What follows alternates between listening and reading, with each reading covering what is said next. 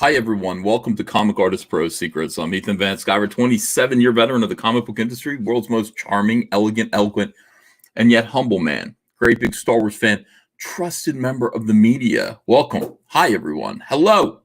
We got some people all coming in here. 22 people, 22 beautiful, beautiful people. Oh, I got to pull this out here. Yes. I was worried about this. I lost the chain. I went to David Yerman. I got 2 new chains so that I will never lose a chain from my Cyberfrog pendant that Pete Callan made for me ever again. It's never going to happen. Hi, everyone. B-Dad is here. Why did you throw him? He's okay. He's fine. He's a frog. Frogs always land on their feet, I think. Woo. What's up, fam? Hail. Hey, EVS, says Adrian Blom. Hello to all of you guys. It's really great to see you all here. What do we have today? Some good stuff. In fact, some very celebratory things. Hail. I said hail. I said hail, everyone. Hail, Comicsgate. Yeah, good news. So we've got enough people in here to get started. Excuse me. Oh, my goodness. Hiccups. Hold on. We got enough people in here to get started already. So let's do it. Let's talk about the big news of the day. Hold on. We got some people to bring in here first. Let me cancel this. Let's bring in some people. We got Patrick Thomas. Patrick, hey, man, guess what? What's that? I got your painting today. Oh, good. I'm trying to figure out where I'm going to put it. I think I might put it over above the couch over there. Even though, Andrea opened it up, she loves it. She's like, this is what the plushie should look like.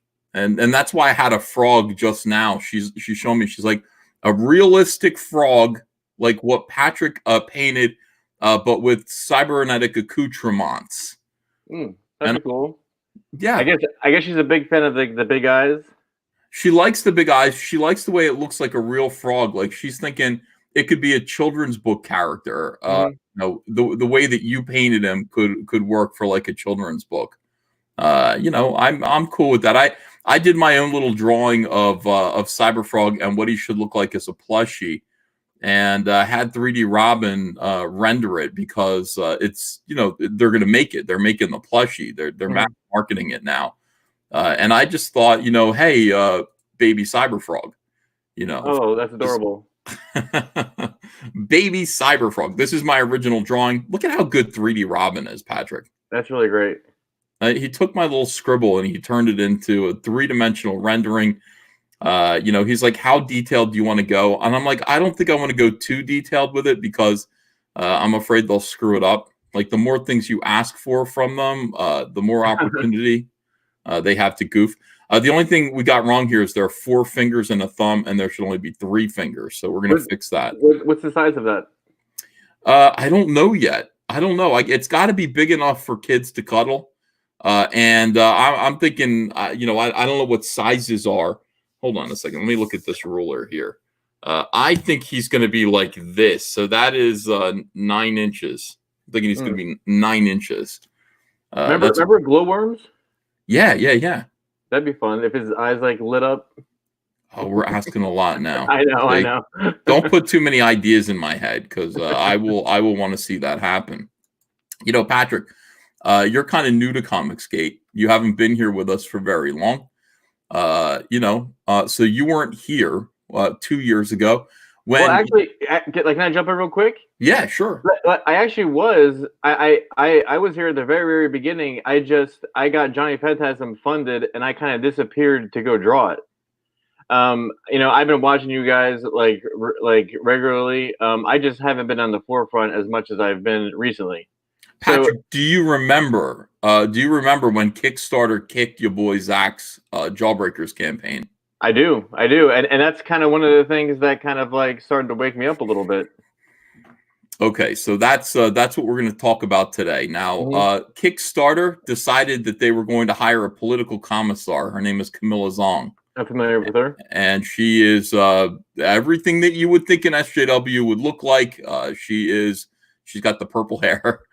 She's just she is the one who decided that anyone who was associated with Comicsgate would not get their comic books funded on Kickstarter. They wouldn't take them. And that is why we had to move over and find a different platform. That is why we chose Indiegogo.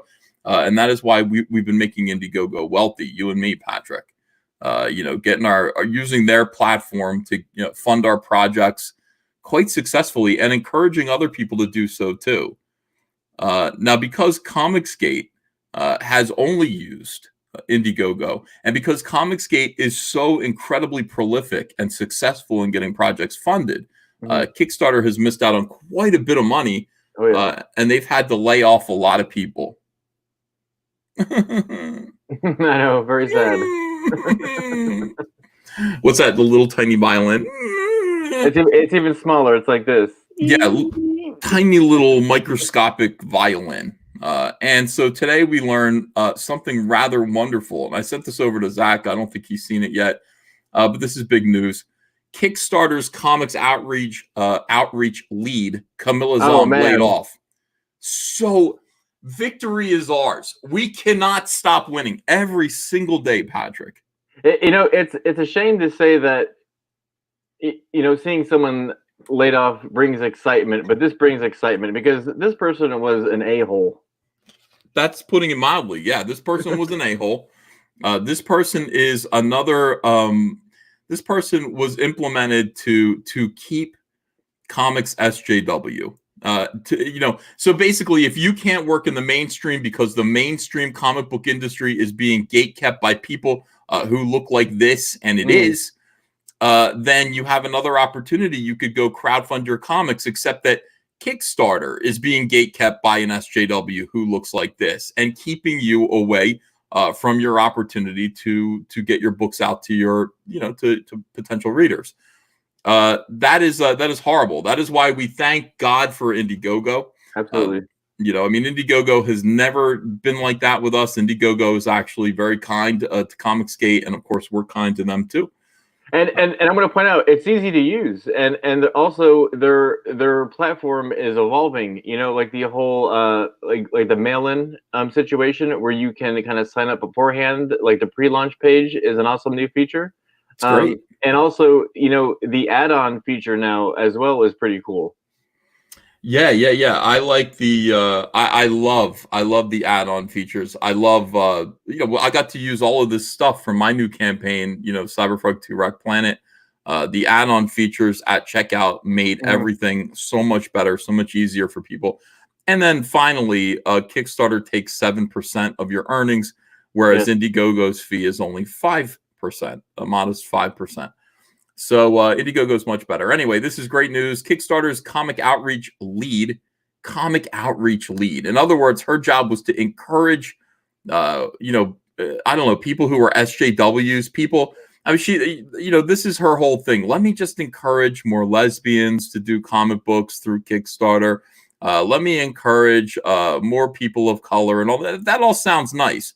But while I'm doing that, I'm gatekeeping people like John Malin and Zach, whose book ended up making $450,000. Why? Because they're white supremacists. No, they're not white supremacists. Well, we're trying to make people think that they are. So, by the way, she also kicked Mike S. Wait, that was actually funny. That was kind of karmic. Mike S. Miller decided he was going to try to fund through Kickstarter. Maybe Comicsgate's just full of shit. And they kicked him too. Called him a racist. So Kickstarter's comic outreach lead, CAMILLA ZHANG, has confirmed she's among the 40% of people who were laid off by the crowdfunding company this month. It breaks my heart to say this will be my last week at Kickstarter, ZHANG announced on Twitter. May 8th marked my second year at the company, and only a day before I found out I would be among the 40% of the staff laid off. Oh, that's terrible. In her 2 years with the company, ZHANG launched the Small Press Big Ideas initiative with the SPX. Launched the company's first ever comics anthology, organized free creator headshots at FlameCon, and was part of the comics category's gain of over 15 million in pledges for 2018 and 2019. ZHANG said that the Kickstarter union, by the way, they unionized these commies, which she's a part of, helped negotiate a severance package. They say this every single time, by the way. They're quick to, there are people who go, wait a second, I thought you guys unionized. Now you're all being fired. Well, yes, but at the end of every one of these essays that talks about Kickstarter giving the boot to a bunch of their employees, the Kickstarter union helped negotiate a severance package for her and those like her, including 4 months' pay and a year of recall rights, which gives me some hope I may return to grow and serve the community I love so much. No, well, go ahead and do it. It doesn't really matter, Camilla. Kickstarter's dead. Comicsgate has basically killed Kickstarter with your help. I mean, you actually helped do this. Yeah, I wonder if she's gonna have any reflection on the way out. You know, like, I wonder if this is my own do. Oh, that face. I mean, if you just saw a picture of her, like, wouldn't you just know exactly like where she stood, like politically? I would make guesses. I'd be prepared to be pleasantly surprised. You know, every now and then you'll find somebody who looks like this, and they're like, "No, I'm a Reaganite Republican," and you're like, "Oh shit, wow." Yeah, yeah. Well, my wife is in that boat. Like my wife has got shaved side head, red hair, and she looks kind of like an SJW, but she's red blooded. Yeah, I mean, every now and then you meet them, but most of the time, yes, this person here is going to deny you access to her platform if she can, so that she can allow more kind of SJWs to I just pop wonder in there instead. if like as soon as she left, if Kickstarter was having a meeting and they were like, okay, now she's gone, like now we can talk about it. Like, let's get some comic books moving. By the way, Zach just Facebook messengered me. He just said, "Shit." That's it. Just I sent him this article like, dude, vengeance is ours. So good times. Camilla Zong's gone. We'll talk about that a little bit more today. Go away, I said. We'll talk about that a little bit more today. And do other stuff as well. I've got 3 more days, Patrick. I know you've just started your campaign, your current campaign. You want to tell people about Johnny Phantasm? So Johnny Phantasm is a story about a hitman in a fictional city called New Detroit. It's basically Scarface meets Beetlejuice. We're doing 3 individual issues. You can get all 3 issues for $15 shipped right to your door. And we are doing this project with the Alterna Printing Partnership Program. So we're working with Peter on this one. And so far, I mean, like slow and steady wins the race. Like we're not rock stars. I'm not delusional. I wasn't a comic book rock star before I did this. We're kind of building a bridge as we go, or building a railroad track as we go. And things are very happy. Like as you see right there, like we're 200% past like what we were looking to make. So I feel like we're in pretty good shape. We crowdfunded this about a year ago. I kind of disappeared because I wanted to go and finish it, and that was when it was in graphic novel form. A lot of people kind of missed the boat and were hitting us up and wanted it, so we decided to redo it. We're redoing it with Peter. And what's interesting about this is, so this is Johnny Phantasm 1977. As we speak, I am halfway done with Johnny Phantasm 1985. So as soon as this campaign is done, like we're going to go ahead and we're going to launch Johnny Phantasm 1985. And we're going to try to stay on a quarterly basis with this kind of producing. Keep it rolling. Yeah. By the way, Zach just sent over one image to describe how he feels about all of this. Let me just show you. Zach's very excited about this stuff. This is actually good news. It's good news for Comicsgate. It's good news for comics. So let me just show you this. Here is Zach's response to Camilla Zong being fired from Kickstarter. There it is. Hail. There you Hail, go. your boy, Zach. Mess with the best, die like the rest. Hail. So this is a great day. Like I said, just a great day. Great day all around for Comicsgate and for the comic book community. As we continue to see these gatekeepers all fall around us, fall to pieces. It's a good time. Now, I've been having an interesting kind of tussle, I would say, on Twitter with a fellow named Tommy. What's his name? Tommy Lee Edwards. Hold on a second. Eric Weathers is here. Eric, welcome. Hello. Hey. Have you heard the good news, Eric Weathers? I'm sorry? Have you heard the good news? Yes. We're almost 20K. I mean, Camilla Zong is fire. Yeah. It's good stuff. You know what? Now is a good day. I don't want to suggest this. Let me see. Well, I mean, it'd be interesting right now if somebody wanted to launch a book called Trump Enforcers or something like that through Kickstarter. See if they could get that in.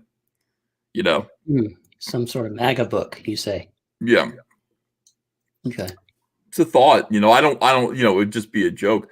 Here's the thing about Kickstarter that's weird, though, Eric. They even as they denied Zach, and I assume they would have denied Cyberfrog. They put up a weird copy of it. You know what I mean? Do you remember this? Yeah. You know, they had this whole thing going on where it was just like we are scrupulous about looking at the campaigns before we launch them. We're very scrupulous, and if we see something there that we don't like, we kick it. We don't allow it to be funded on our platform. And then they allowed a bootleg, like a duplicate of Cyberfrog Blood Honey, that campaign, to show up on their site. How scrupulous could they have possibly been? In cahoots, maybe. In cahoots? Were they complicit? Yeah. Let's see. By the way, everybody's sad. Jerry Stiller passed away. Yeah, saw that this morning. Yeah. Mm-hmm. How do we feel about it? Do we have feelings or no? Well, it's never good when somebody passes away. Jerry Stiller is near and dear to those Seinfeld fans, so I didn't grow up watching Seinfeld, but I enjoy some of the memes of Festivus. Yeah, Festivus for the rest of us. I'm gonna miss Frank Costanza. Yeah, it's like we're losing. Of course, we lose him in 3. So yesterday we lost Little Richard, which to me was a tragic and catastrophic loss. You can't lose Little Richard. I mean, that's awful. And then today we lose, Costanza, Papa Costanza. Absolutely terrible. So who's the third one going to be? There's a few of them that could be on that list. I mean, you've got Mel Brooks is up there. Dare I say it? No, not Mel Brooks. Somebody else, and their name just slipped my mind. But we haven't heard from. Don DeLay used to sign off his tweets by saying, "Wake me up when James Bond is dead." What the hell's his name? Sean Connery? Not Sean Connery. Oh my God. I'm here to bring it down. Let me bring it down. Cybot says Ruth Bader Ginsburg is next. That'd be that would be a tragedy. Oh no. Not Ruth Bader Ginsburg. I had some issues earlier yesterday, I think. Now, yesterday, I announced that I was doing a trading card for War Campaign's book, CG Jumpstart. Here's one of the things that's missing from the comic book industry right now. Wizard Magazine was so helpful in just letting people know, letting fans know what was coming up, what was coming out, but also adding like faces and personalities and kind of a little bit of status to comic book professionals. And Wizard Magazine, of course, was torn apart by jealous weirdos within the comic book industry. Look, we all miss it. Wizard Magazine, if it were around today, I would love to see how it would handle Comicsgate, how it would approach, talking about us. But War Campaign, specifically Steve Dye from War Campaign and others, have decided to build their own magazine centered around Comicsgate called CG Jumpstart. And CG Jumpstart, I've already seen most of the pages for it. It looks like a really good magazine. Steve Dye apparently works in magazine publishing. I like this too. Michael Green, we need Lizard Magazine. Lizard Magazine would be good for Cyberfrog. Wizard Magazine pissed off all the right people. Well, I'm not sure if it did, but it did kind of keep everybody competitive and stuff like that. It was actually really nice. So anyway, they've got CG Jumpstart, and I'm going to do a trading card. I said I'm going to do a Cyberfrog trading card for the first issue of the magazine. How cool was it? Like in the early days of Wizard. Hello, Adam Post. Whoa. Adam Post popping in at you. Every time Adam comes in here, Patrick, it's really noisy. So make You sure you're know. paying attention. I forgot to put my earpods in. It's a new thing. So in any case, yeah, Wizard Magazine, that's right. Umbrella Guy got it down. Umbrella Guy says Wizard made comics look cool. Wizard made comics look fun. The covers of the magazines were always drawn by big stars, big colorful images of superheroes fighting, and then they would come polybagged with like a trading card or something cool, a poster that was fun to kind of collect. So for the first issue of CG Jumpstart, there is going to be a Cyberfrog card. And the problem with the first color job that Kyle did, and I didn't notice this because I was like, that's a peculiar color scheme, Kyle. It was bisexual lighting. Oh, no. Well, you got to bring them in from every side. You got to attract them. Well, I don't know if bisexual lighting does that. It just is it's the presence of pinks and blues merging to make purple. And he did that in the sky in the background. I don't think he meant to do it that way, but once I saw it, I couldn't stop seeing it. And I was like, I made fun of it on YouTube. And of course, Kyle was watching and he was just like, he sent me a message. He's like, I'll fix it. He said, I forgot that you hate bisexual lighting.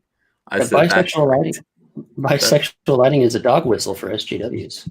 Well, that's right. So he fixed it. Now there's no more bisexual lighting. This is the new version of the trading card that's going to be in CG Jumpstart, right? It's called Brothers. It's beautiful. I'm less sexually attracted to it, but it's beautiful. Well, here's what it is. It's Brothers, so it's just blue. There's no pink. It doesn't merge into pink. You know what I mean? It's just blue. Did you slam your fist down and say, fix this now? I didn't.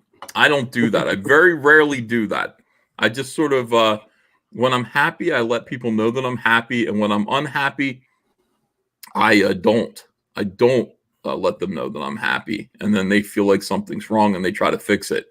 I think the composition a lot. You have like the strong X composition going on here, which is always a winner. Oh, you mean with the tongue and the arm?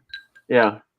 Yeah. I guess look, here's what I wanted to do, and here's what I wanted to convey, because War Campaign is all about brothers and sisters, but it's a brotherhood. It's a brotherhood. Sisters have to be brothers too. Valkyries. Hail Valkyries. It's all about loyalty. It's all about being a part of a team. It's all about being part of a cult, being part of a cult gang.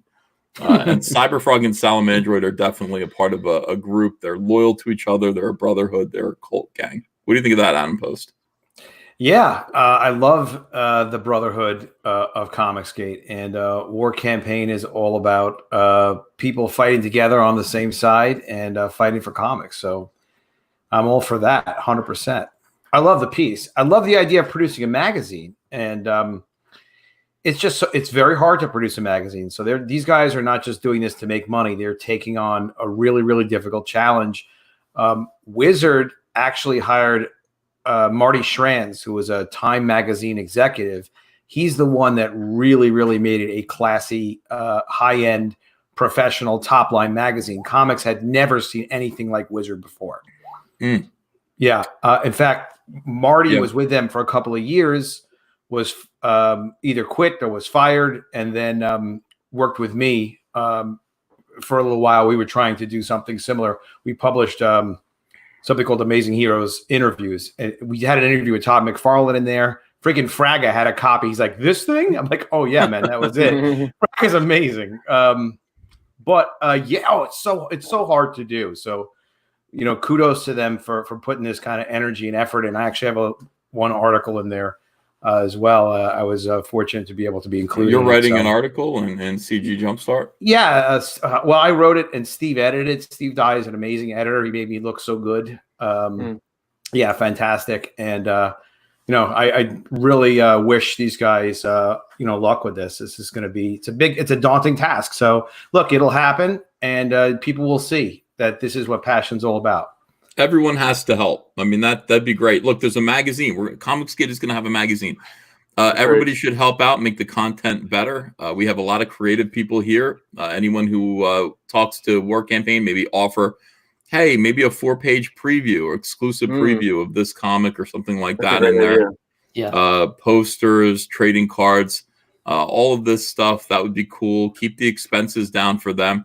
And eventually, why couldn't we get a magazine like this in the newsstand? I think we should be able to try to do that.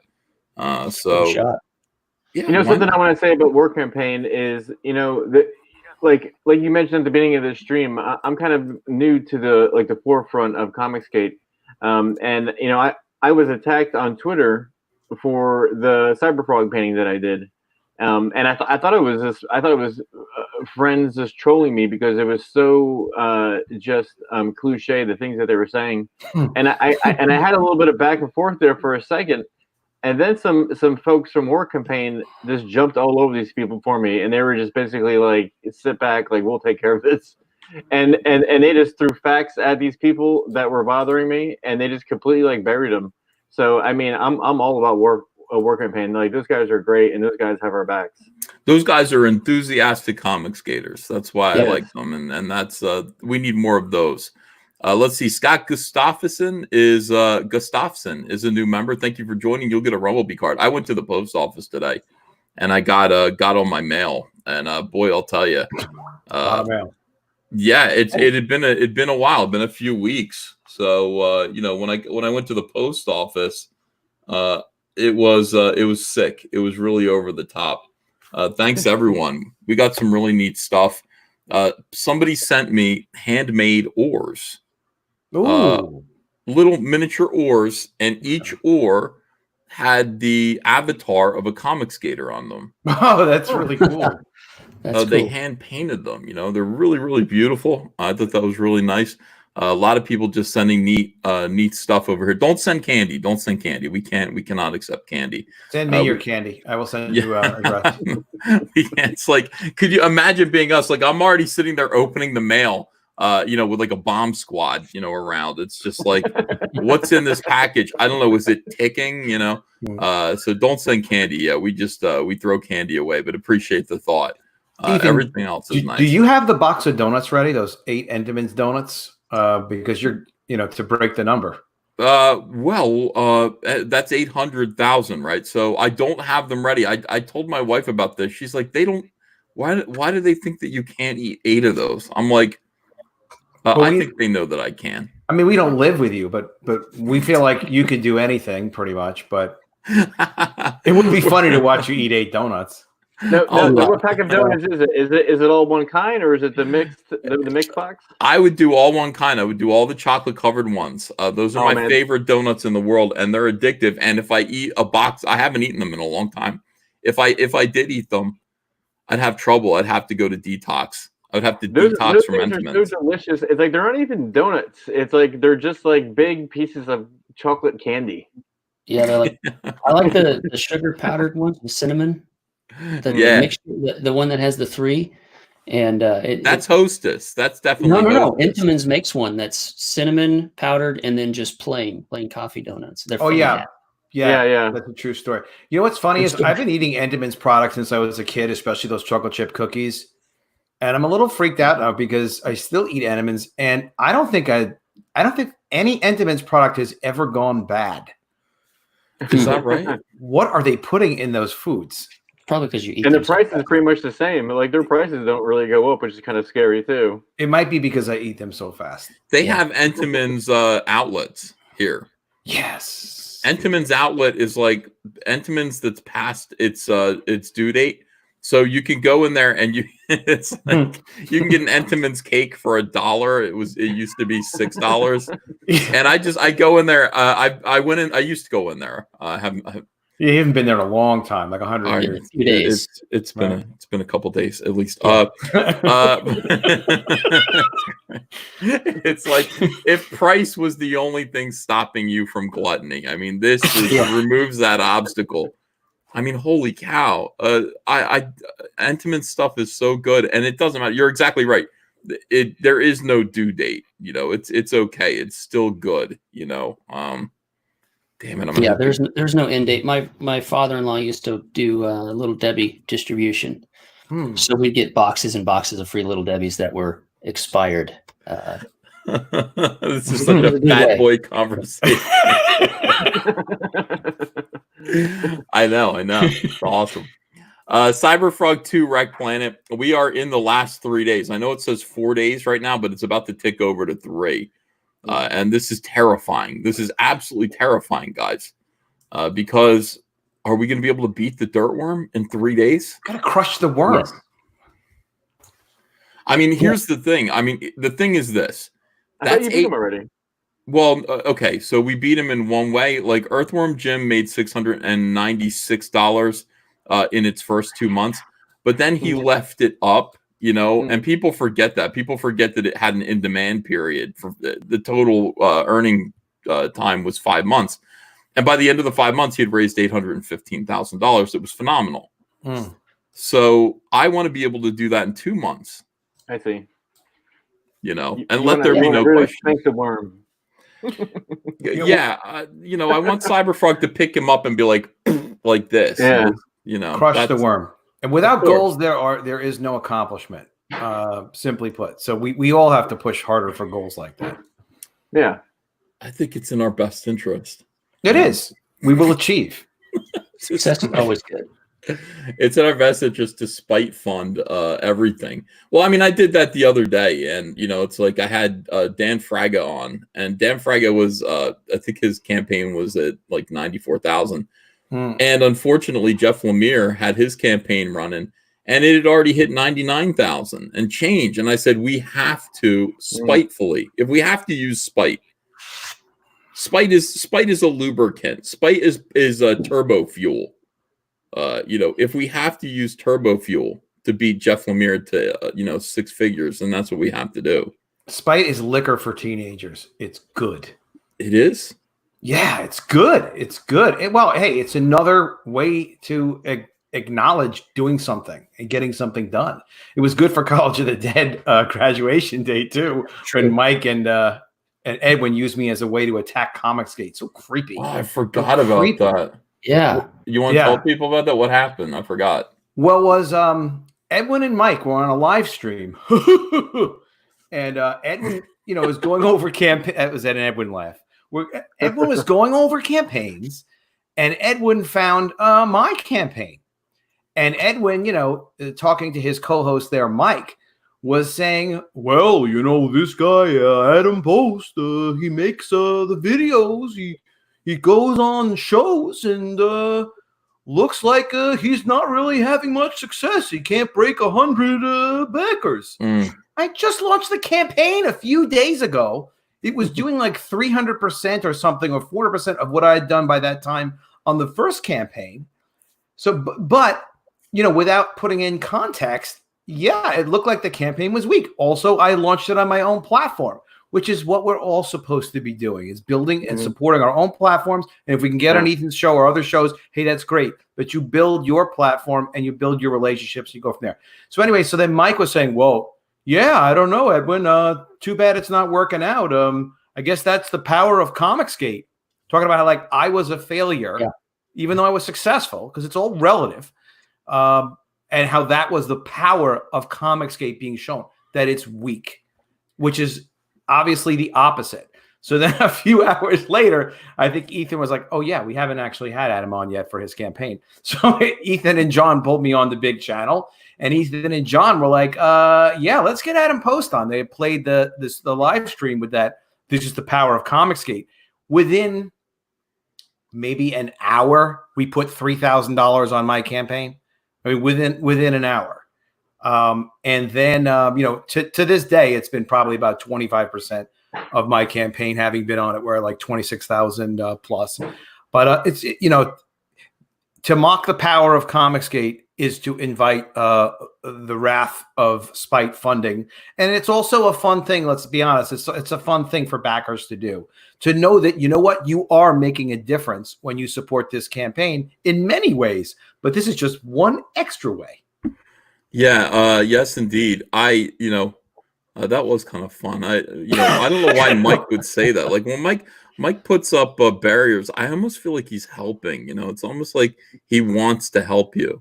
It's like, hey, I feel like Ethan has not noticed you. I feel like you're not getting the push that you deserve. So let me just point that out. You know, it's funny that you said that, Ethan, because in follow-up tweets, Mike had said something like, well, at least I helped Adam get spite funding or something like that. Yeah, he did. But in a way, I mean, it's not like honestly, who knows what's going through people's heads? I guess it's this thing is if you're all about like, you've got to be right all the time and you've got to have like the biggest ego and you don't want to seek help from your brothers in Comicsgate and sisters, of course, and sister brothers. If you don't want to help people, if you don't want to be helped by people, if you don't want to see where you're wrong and maybe you could learn something new, then Comicsgate's not for you. Because us creators, we help each other out all the time on all kinds of levels. And, a thank you is more than enough. I just feel like Mike is just not one of those kinds of guys, unfortunately. That's the network, though, right? That's the network of Comicsgate creators. That's the network. That's the network. That's our public network with private platforms. We each have our own platform, our YouTube channels, our email lists, our social media on a public network because anybody can be Comicsgate and no one's going to stop someone from using the hashtag.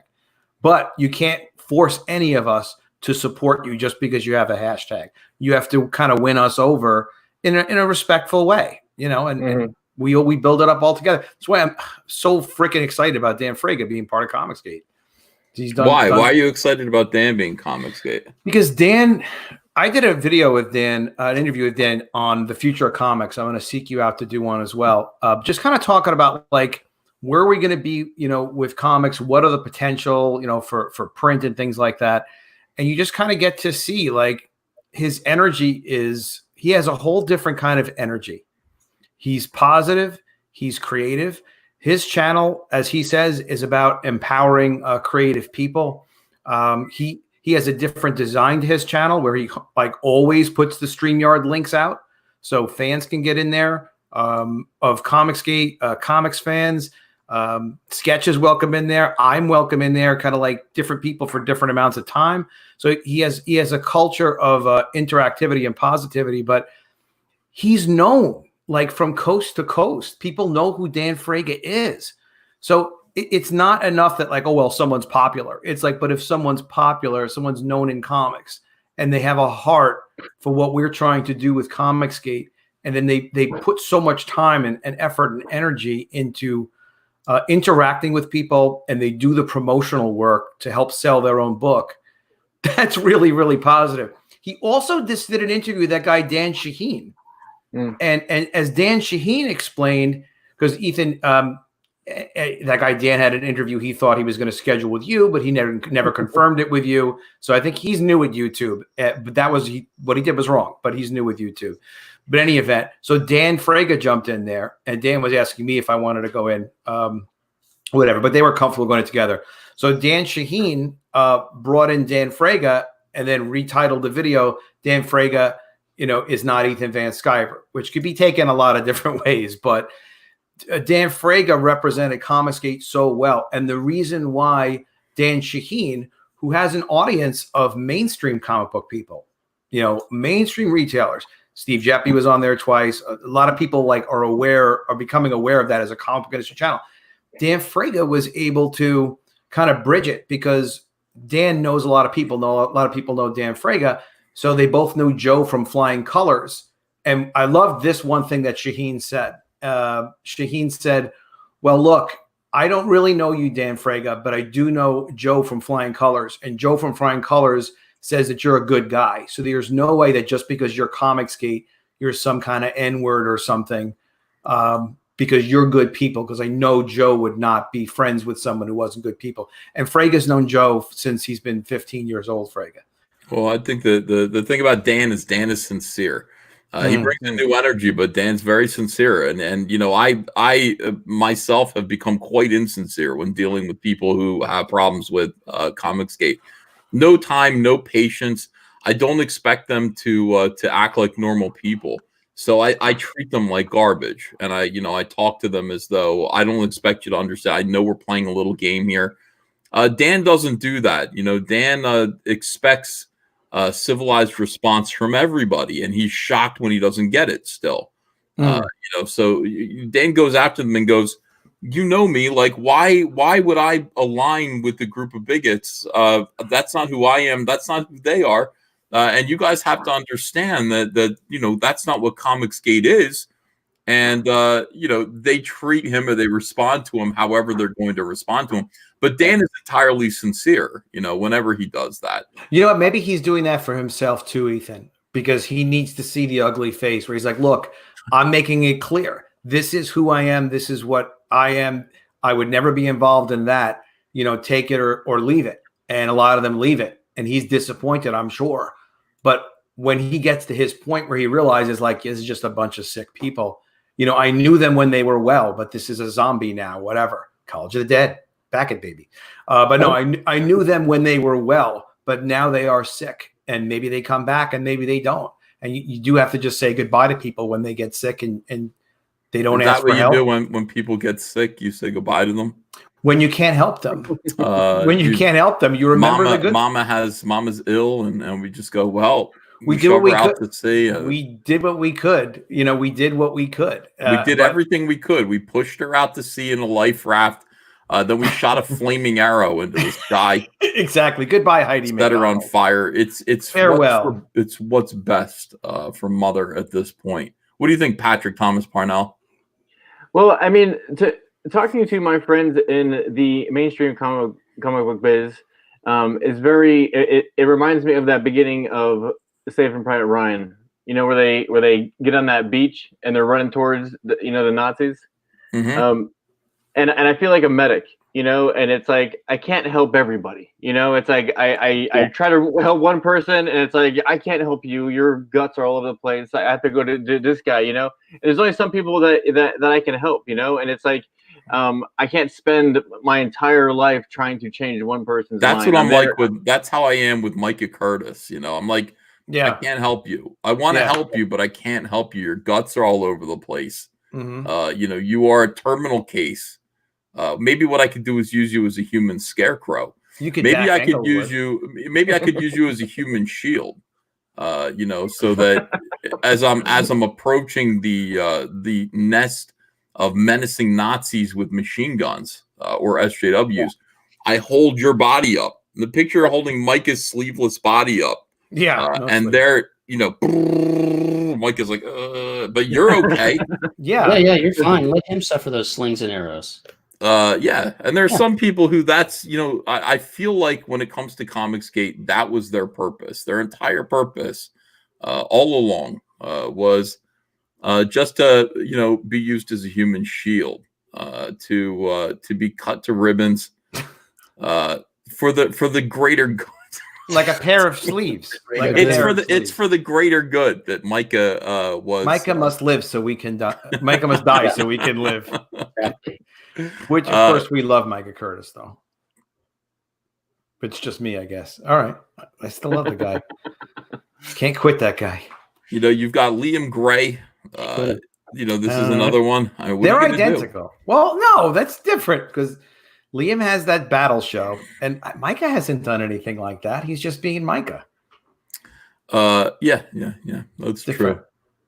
True. We all have our purpose here on Earth. Like God put the Elephant Man here on Earth for some reason. I don't know why. Maybe it was just to make a David Lynch movie.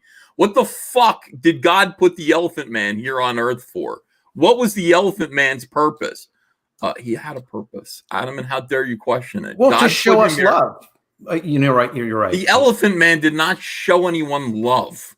Didn't somebody hook up with the Elephant Man, or was that a movie? That was Michael Jackson. Yeah.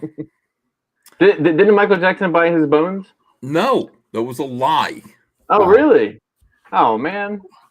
Omeow Comics says the Elephant Man was a genius. The Elephant Man did nothing wrong. What? Okay, all right. Maybe he was a genius. Is Cecil the Elephant Man? Because I haven't seen Under That Mask yet. Why did God put Cecil here on Earth? We know why God put Cecil here on this Earth. Cecil is an invaluable piece of horse flesh. And what I mean by that is not, and Sheila Allen, if you're in the audience, let's not do the horse thing. Again, Sheila has that picture of me on a horse. I've seen that. Well, people put it on a dragon too. That was worthy. Yeah, it's real funny.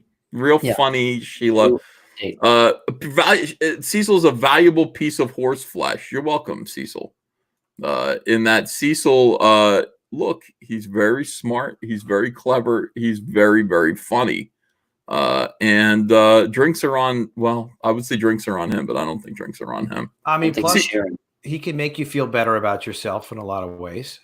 You'd be like, you know, Did you watch Sheila's video? he never does, though. he could, but He never does. He chooses not to make you feel better about yourself. He chooses usually to make you feel worse about yourself. To be honest with you, to be frank, he chooses to make you feel worse. Now, the reason for the season, guys, the reason why we're all here gathered is to celebrate the dismissal with prejudice of Kickstarter's comics outreach lead, CAMILLA ZHANG.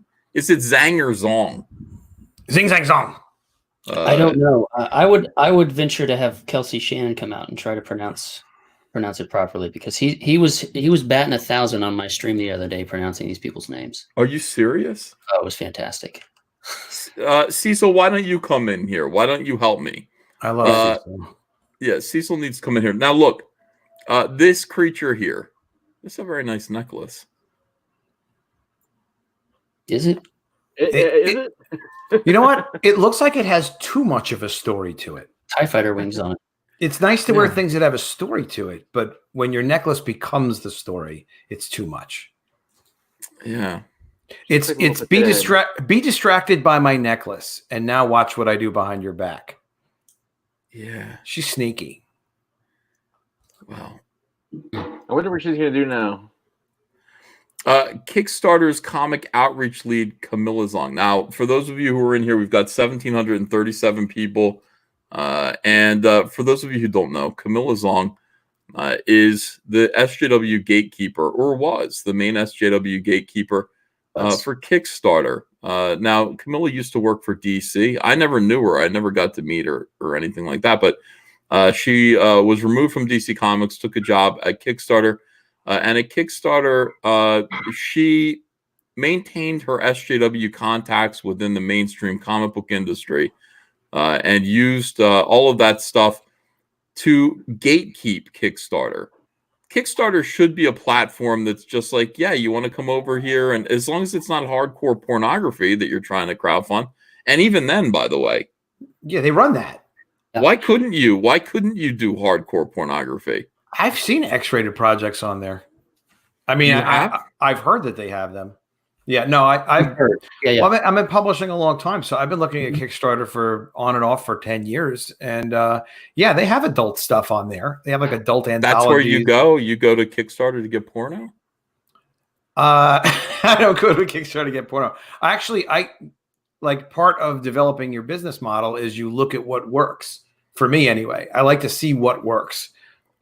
So I've looked at everything. What about 3 guys on 1 girl? 3 guys. That would work. That depends works? on the girl. I mean, if Cecil was the girl, absolutely. Now that's an Indiegogo project. 3 girls on 1 guy. See, that's something that you want to see if that works. Or 3 guys on 1 girl. You might want to see if that. I think work we'd too. rather. I think 3 girls, 1 guy is a better balance. That's what we're trying to figure out with Kickstarter. That's what Kickstarter should be doing, to be honest with you. Kickstarter should have no boundaries. They should be saying, we are a platform to let you crowdfund your hardcore pornography. You know, your perverted, explicit, sexually perverse furry stuff. Throw the word furries in there. No, it makes it worse. There's a lot of that there. Well, I mean, there probably is. I am gatekeeping furry porno from Kickstarter. Okay. And by the way, Kickstarter, if you want to hire me in Camilla's place, first of all, I'll do a much better job. I will keep the furries out. I will definitely gatekeep the furries and the women. The women, to be honest with you. You got the top hat that just kind of creates the right environment that they need. That white top hat of yours. There's an aura. You know, Kickstarter needs to be in the business of making the hot dog cart and not worrying about what brand of hot dog is in the cart after they've sold it. Some of these people have had too many hot dogs in their carts. That's mostly the problem with Kickstarter now. I will say this: if Kickstarter hires me, I will keep all women. They will be gatekept. There will be no, well, unless you're Comicsgate. If you're Comicsgate, sure.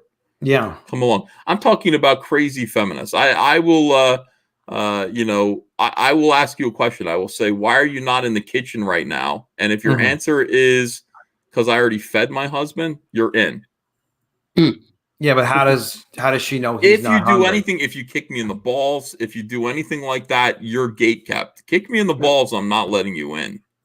100% of the time. That is the deal breaker. You're comfortable with an overly complicated necklace like this? Because I think it's a distraction. No, I'm not. I'm not. This is all the necklace you need right here. Yeah. What I'm wearing. You don't need that. Yeah. Don't try to bring one of those necklaces in here. Get the F out.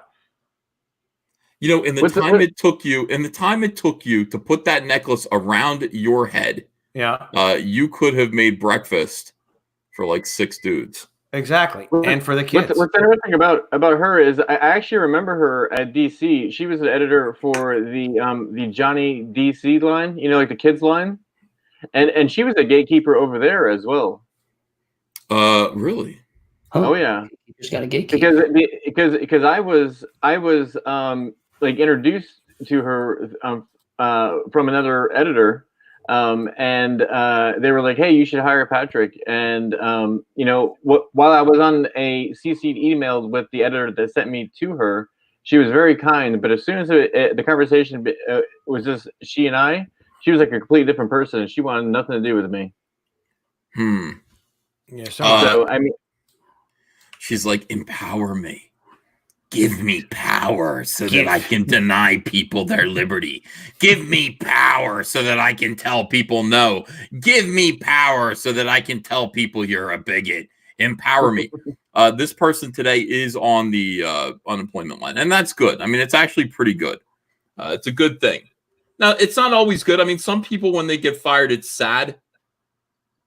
Sometimes when people get fired, it's sad. Can you think of a time what's a time when somebody's been fired that it's been sad? Well, when it's good people, then that's sad. Like who? Good people, I don't know, but good people. Oh, Dan DiDio. Yeah. I like Dan DiDio. I didn't think he should be fired. We still never even heard why he was fired. I don't think, did we? I mean, he's been on a couple of live streams. I've never heard it kind of. I don't like stalk him, so I don't know what happened. What's he doing right now? Taking out his garbage. Check the screen. Yeah, why was he fired? Yeah, why was Dan fired? No. What reason could be good enough? The thing is like people had issues with his approach to editorial or whatever. He had a career at the company, so he was there a while. So just out of respect to him, at least come out with some face-saving statement or whatever, unless, God forbid, there was whatever the reason was, like you kind of have to clean it up out there. It doesn't reflect well on DC, and of course doesn't reflect well on Dan DiDio. I don't know, but maybe their HR is all out of whack over there. Maybe. They're more focused on Camilla's. Maybe she'll go back to DC. It's possible. All right, so from Indiegogo, we'll be all right. All right. Yeah, so she's not going there. Yeah. Sometimes it's good when people suffer. You know, a lot of people are worried about people suffering. I'm not worried about Camilla's long suffering. I think that's funny. Let me see. Who else? Patrick, are we making you uncomfortable at all? Are you okay? No. He's happy. That's his happy face. No. I mean, I think she deserved it. Like I dealt with her trying to get get a job going over at DC, and she kind of brushed me off. And everything that she did over at Kickstarter, she deserved this. I'm just thinking, if the people at Kickstarter are taking note, are they like, hey, like, we actually would like Sean Gordon Murphy to do his book over here. Like, why is he going to Indiegogo? And they're looking at her, like why is this person going over there? You know what? That's a really interesting point you just made, Patrick, because I was interested in hearing Billy on a live stream a couple of weeks ago. Billy was like, yeah, I was on Twitter and I was sent out a message saying I'm thinking about going with Indiegogo or Kickstarter on my next book. That's Billy. And then basically what Billy was trying to say was he tweeted about publishing his next book. Yeah, yes, it is. That's why we call Comicsgate La Cosa Nostra. This thing of ours. You've got to have the right noses for this thing, or you're not going. Anyway, Billy's point was, where's the mask? Billy was out there tweeting how he was thinking of going maybe Indiegogo, maybe Kickstarter, And then the Indiegogo business development guy reached out to Billy, and he was like, "Oh, hey, I'd like to talk to you further," or whatever. So, like, actually trying to do business, actually reaching out to try to do business. And I wouldn't be surprised if they did that with Sean Gordon Murphy as well. I have no idea what the situation was or wasn't, but they actually are trying to do business. They're not trying to change the world. Yeah. Adam. Yes, sir. Give Malin back his eyebrows. No. Do you know how much I paid for these things? Yeah, they look dark enough that they could be eyebrows. But then Malin outdid me. Eyebrows. Malin, I have two people. I killed both of them. I took their eyebrows. Legally, they're mine. Nobody in the chat is supporting your theft of eyebrows. Nobody in the chat. Somebody you thought you could get away with it, but you can't get away with it. And John's forehead has been cold all winter long while you're sitting there. He has the black tape. I gave it. He's got the black tape that he uses on. I could be the victim here. I'll just cover up my eyebrows like John Malin. Yeah. Just cover them up so that Adam doesn't steal them because he's going to. You know what? Mr. Biggins mentioned about Eric's nose, and it's like, now Eric looks pretty. He's an attractive man. What's going on over here? He's drawing attention to the wrong things. He is. Now, let's get back to the subject. Adam, and stop steering me off of the subject. I thought that was the subject. Let's talk more about how talking about the joy of people suffering. There are some people who suffer, and it's a good thing. And this was Patrick's idea. Patrick wanted to talk about this. Patrick, I agree with you. Sometimes when people suffer, it's good. Now let's look at this here. Here's an email I sent myself. Tess Fowler. Tess Fowler.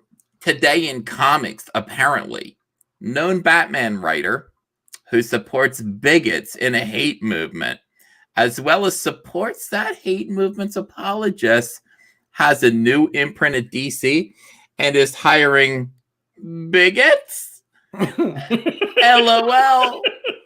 I told y'all in fucking 2017 dude was a problem, but he makes Batman comics. That's ridiculous. She's talking about Jim Lee. Yeah. No, she's talking about Sean Gordon Murphy. Now, this is how the Whisper Network, this is how these gossiping little hens, and this is why I tell you, I would say to Tess Fowler, why aren't you in the kitchen? Why are you in the kitchen? And she'd say, because I already cleaned up my meth lab. And I'd say, fuck, you're not working here. And that would be it. The only answer to that question is because my kids and my husband are already fed and I have some free time. The house is clean. Then I could be like, okay, I understand. You got some free time. Let's do comics. Now, this is Tess Fowler causing trouble for people. Causing trouble all the time. This is what she does. Now, when I say to you guys, it's fun to watch some people suffer. Some of you go, wait a second, Ethan, that's not nice. That's not what Jesus taught you.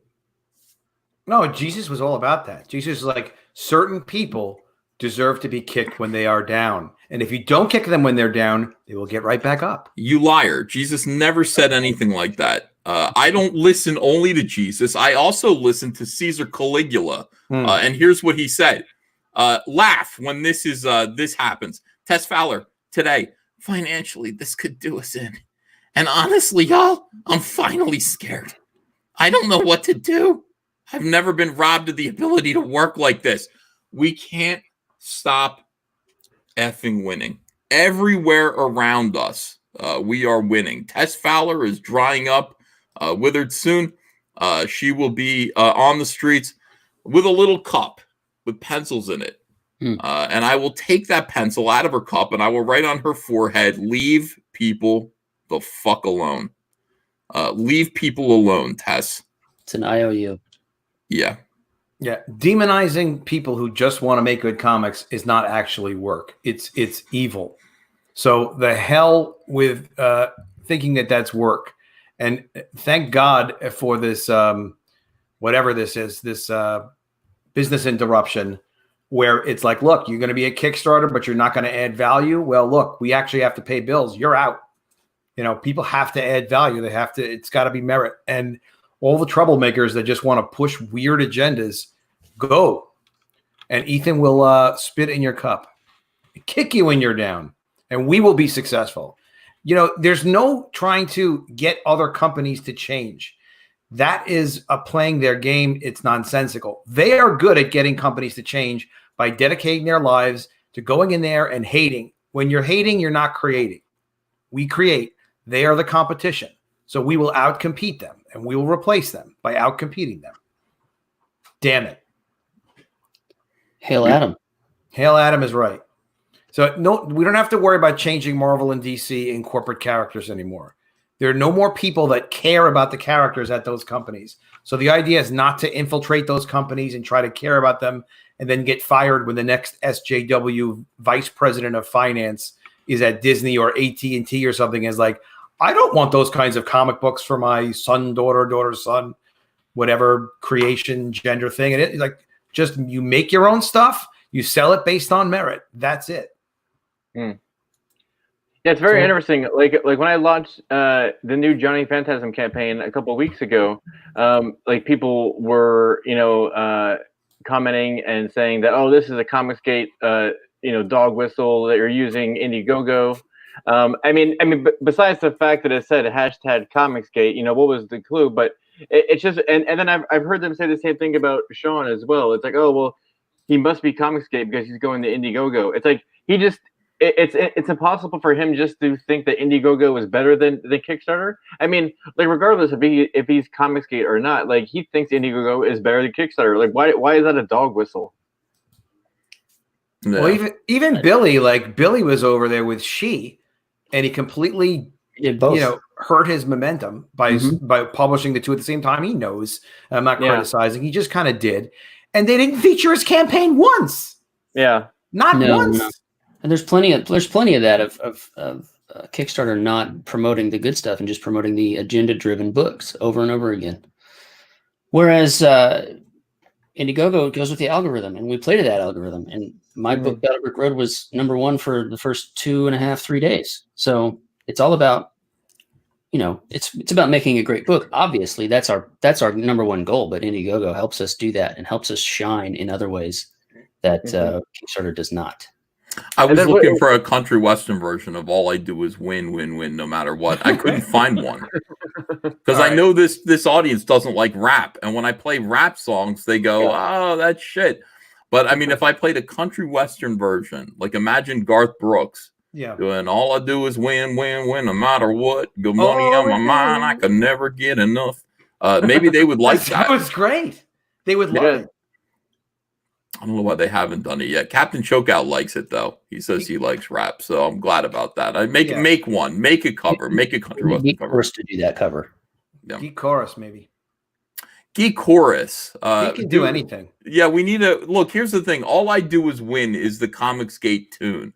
I used it early on for a trailer for your boy Zach. I did it specifically to annoy people who were picking on him on Twitter. And it worked out really, really well. It drove everybody nuts. It made everyone angry. There was that video you made with a white background with a bunch of guys dancing, where there was a great song, and then you had like Tug's head and a bunch of guys' heads. Yeah. But I put like Doug Tenafel in that. So this is what you're talking about. I mean, real quick, it is and this is another thing. This is about rejoicing.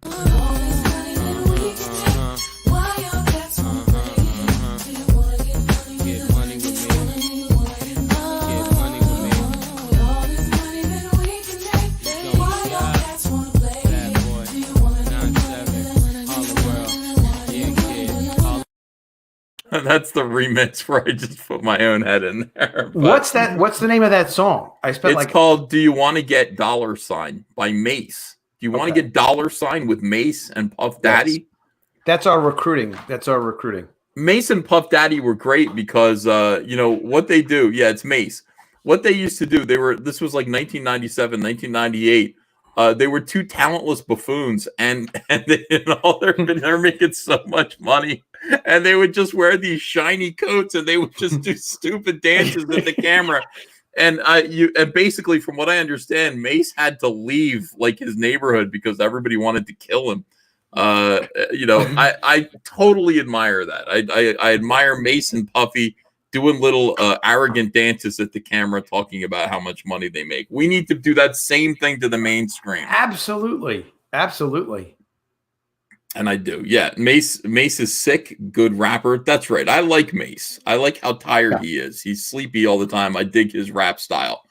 All right. So let's nod like I know what you're talking about. You don't know Mace? No. Well, now you do. I'll send you a link. I'll send you a link to the original song. I was looking for that for like hours. Yeah, I do. Mace is it's called "Do You Want to Get Money?" It's a fun song to listen to. It is yeah, he says some good stuff there. He says, you know, if y'all had dough, you wouldn't be worried about me. And that's true. I mean, what a true thing. If y'all had dough, you wouldn't be worried about me. And then he says, you see, but I can go the whole summer gold Hummer, but I'd rather go Lex Bubble because it's less trouble. He's bragging about having 2 expensive cars. That's the way to do it. 2 expensive cars when some people don't even have 1 expensive car. Some people don't even have 1 car. So, I mean, that's, you know, that's the whole thing. But all right, so if they don't have a car, they have a social justice warrior agenda. But if they had the car, they wouldn't have the agenda. Well, I'm just saying that, you know, honestly, if these people would get to work and actually become productive members of society, people like Camilla Zhang, her entire purpose is not to make money for anybody. She doesn't think that's her job. In fact, if you told her you're supposed to be making money for Kickstarter, she'd say, well, yes, but first we have to make the world a better place. You know, her job is to fight the patriarchy. She is fighting Nazis. Would she even have suggested that, you know, even had said like, well, yeah, I should make money, but first I don't think they even accept that. I don't think they even accept that they're in a financial system. They seem to hate the financial system they're in. Yeah. What do you mean? They hate the I was really bothered by this, and this is not an attack on anybody, but there was a tweet from Heather Antos talking about how America was the worst country. America was terrible. And she's an editor at Valiant or senior editor at Valiant. That bothered me because it's like, listen, don't say that. It's an incredible country. I mean, you have an opportunity to be a senior editor at a legendary, sort of legendary comic book company. Valiant could have been a really, really big one if it had been managed properly. Anyway, nothing about the management of Valiant. Just the idea that America is not a great country, trying to say that this is not a good financial system. We have such incredible opportunity in this country that people do not have in other countries, and to not appreciate it. So anyway, I hope people who have these positions one day recognize, like, yeah, you know what? It's a privilege to work at Kickstarter or Valiant or any of these companies. I think Camilla is realizing it, but she's too late, because now she's walking out the door and she's realizing that she should have changed her ways, or maybe she's not. You know, like that's the thing that I'm constantly wondering about these people is, are they watching what's happening? Are they learning their lessons, or are they just sticking to these SJW values? Well, this is the kind of thing where they hire her to do this. So she came in, she did this. They can't afford it anymore. So now it's like, we don't need this anymore. And now she can go do that somewhere else or not at all. Yeah. Right. Okay. I'm going to get back to trying to read the article, Adam. If you don't mind, let me try. I don't want to be rude. I don't want to have to do that, but I would like to read this article about Camilla Zhang here and her. Look at this terrible. Oh my God! Look at her. What is she looking at? What is she thinking about? What is she smirking at? What is going on in her head right now? She took control of you with her necklace. That's what she's thinking. She's thinking, how can I defeat the patriarchy? How can I dominate? I wish you read this article. I want to punch Nazis. Punching Nazis is always okay. It breaks my heart to have to say this will be my last week at Kickstarter, Zhang announced on Twitter. May 8th marked my 2nd year at the company. Is it May 8th now, or is it, what's today, May 10th? 11th. Only a day before I found out it would be okay. So she didn't make it to 2 years. May 8th marked my 2nd year at the company, and only a day before I found out that I would be among 40% of the staff laid off. In her 2 years with the company, Zhang launched Small Press. What is Small Press Big Ideas? What is that? Does anybody know? A way that they could give too much attention probably to terrible projects. Mm-hmm. But that met with her political ideas. Yeah. Organized free creator headshots at FlameCon and was part of the comics category gain of over 15 million in pledges for 2018, 2019. We can do better than that. Here. We can do better than that. We can do better than that alone, just with Comicsgate. In 2 years, $15 million. Yeah, we can do better than that. We're on the path. We can do that in 2 years. We've got 10 already, don't we? Didn't we? Or 7? We're already about halfway there. Well, in 2 years. for 2020, we're about 2.2 million in retail sales, in sales through the platform, and are on track to do at least 6, if not 7 million by the end of the year. And the previous 2 years, I think we did 5 million, and that's without any help from Earthworm, Dirtworm, or Mike's, whatever, or whatever. So yeah, we're doing great. We're doing phenomenal. Yeah. Siri, is it possible to die from laughing? Yes, Zach. Yes, it is. That's how I want to go. I'm going to go dying from laughter as all of our enemies right now. Zach, I don't know if you saw this, but just enjoy. Financial. This is Tess Fowler. Tess Fowler's entire purpose. And by the way, oh my God, dude, this is a flattering painting of her, and it's terrifying. Her entire purpose is just to make people upset, to cause people distress, to spread rumors about people, to cause people trouble. Look at this. 54 likes on this. Actually, I would hit like on this. Financially, this could do. You want to share this? Yeah, we can. Oh, I'm not sharing it. I'm sorry. Yeah, I thought I was. Okay, my bad. Let me share this. And thank you for reminding me that. All right, 54 likes on this, and I would hit like on this too. Financially, this could do us in. And honestly, y'all, stop it with y'all. Stop saying y'all. Stop trying to sound folksy. You're horrible, horrible people. You're not from the bayou or the bayou, like Kelsey is. Is it the bayou? Yeah. What do people say, y'all? Florida. Here in Kansas. You're not Dolly Parton. You're a diseased little weirdo. You're a mentally ill, diseased weirdo. Stop saying y'all. All right, let me read this again. Financially, this could do us in. Good. Oh my God. We needed COVID-19. We needed it. There are some of you out there that are like, COVID-19 is 100% terrible. Well, I do not join you in that. COVID-19 is kind of good. Was the flood in the Bible all bad? No. Some people thought it was bad, but it was necessary.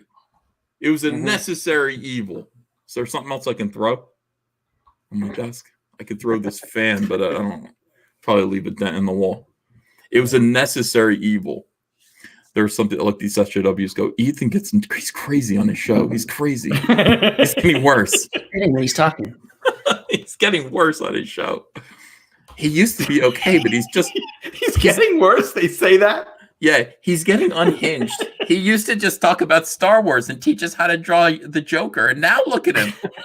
Yeah, I know. And this is just the beginning. It's going to get way worse than this. That's a promise to you. As we continue to win, and I will become more of. I am a sore winner. I'm a sore winner, Patrick. I see.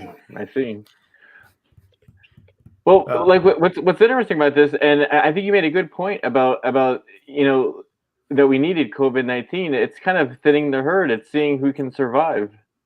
It's almost like a immune system responding to a cancer inside of a body, and we are the cells that are surviving. Yes. All right. Here's what's happening. Tess Fowler. By the way, the comic book industry has shut down. They're not. By the way, for somebody like Tess Fowler, why can't she just do commissions? Just do commissions. What do you mean financially? This could do us in. What were you working on before? Everything that you do, you cause trouble and then quit. What do you mean? No one ever gave me a job in comics, and I've sold millions of dollars of comics because you just make them and you sell them. Zach is selling tons of comics. Everyone here is selling comics. No one's robbing our ability to work. You got to work. You really actually have to work, and it's merit based. You're going to get paid for that. I've had a good month.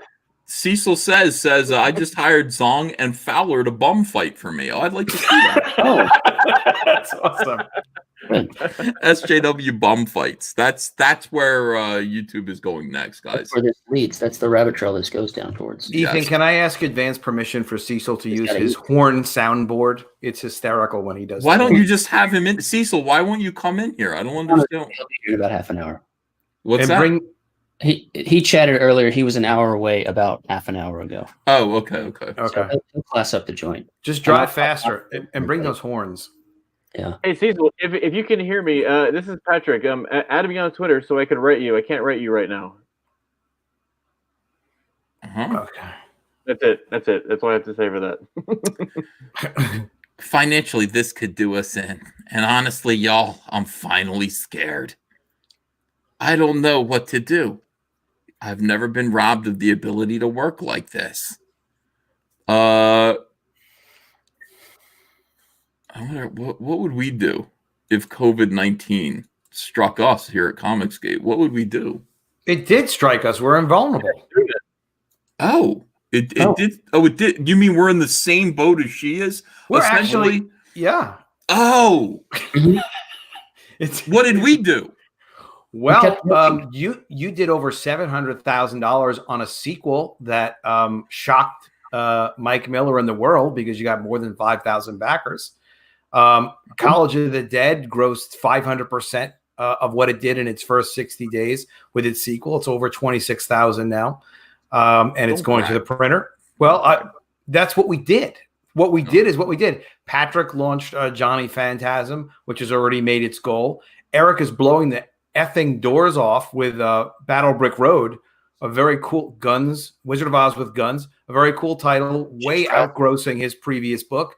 And it's not, and look, we have hardships. It's hard for me to go and leave the house randomly when I want to and do stuff to people randomly. So that's a hardship. That's a hardship, but we're working. This is work too. Entertainment is work. So, we're working just like everybody else. I would never hire anyone that tweets more than 4 times a day. Shit. Damn it. I mean, I tweet that. I tweet like 20 times a day. Is he counting retweets? Yes. I think it's if you're adding content to your Twitter, I think you, yeah. But have you seen some of the stuff that people tweet? It's really funny. I did a tweet about sniper monkeys. That's right.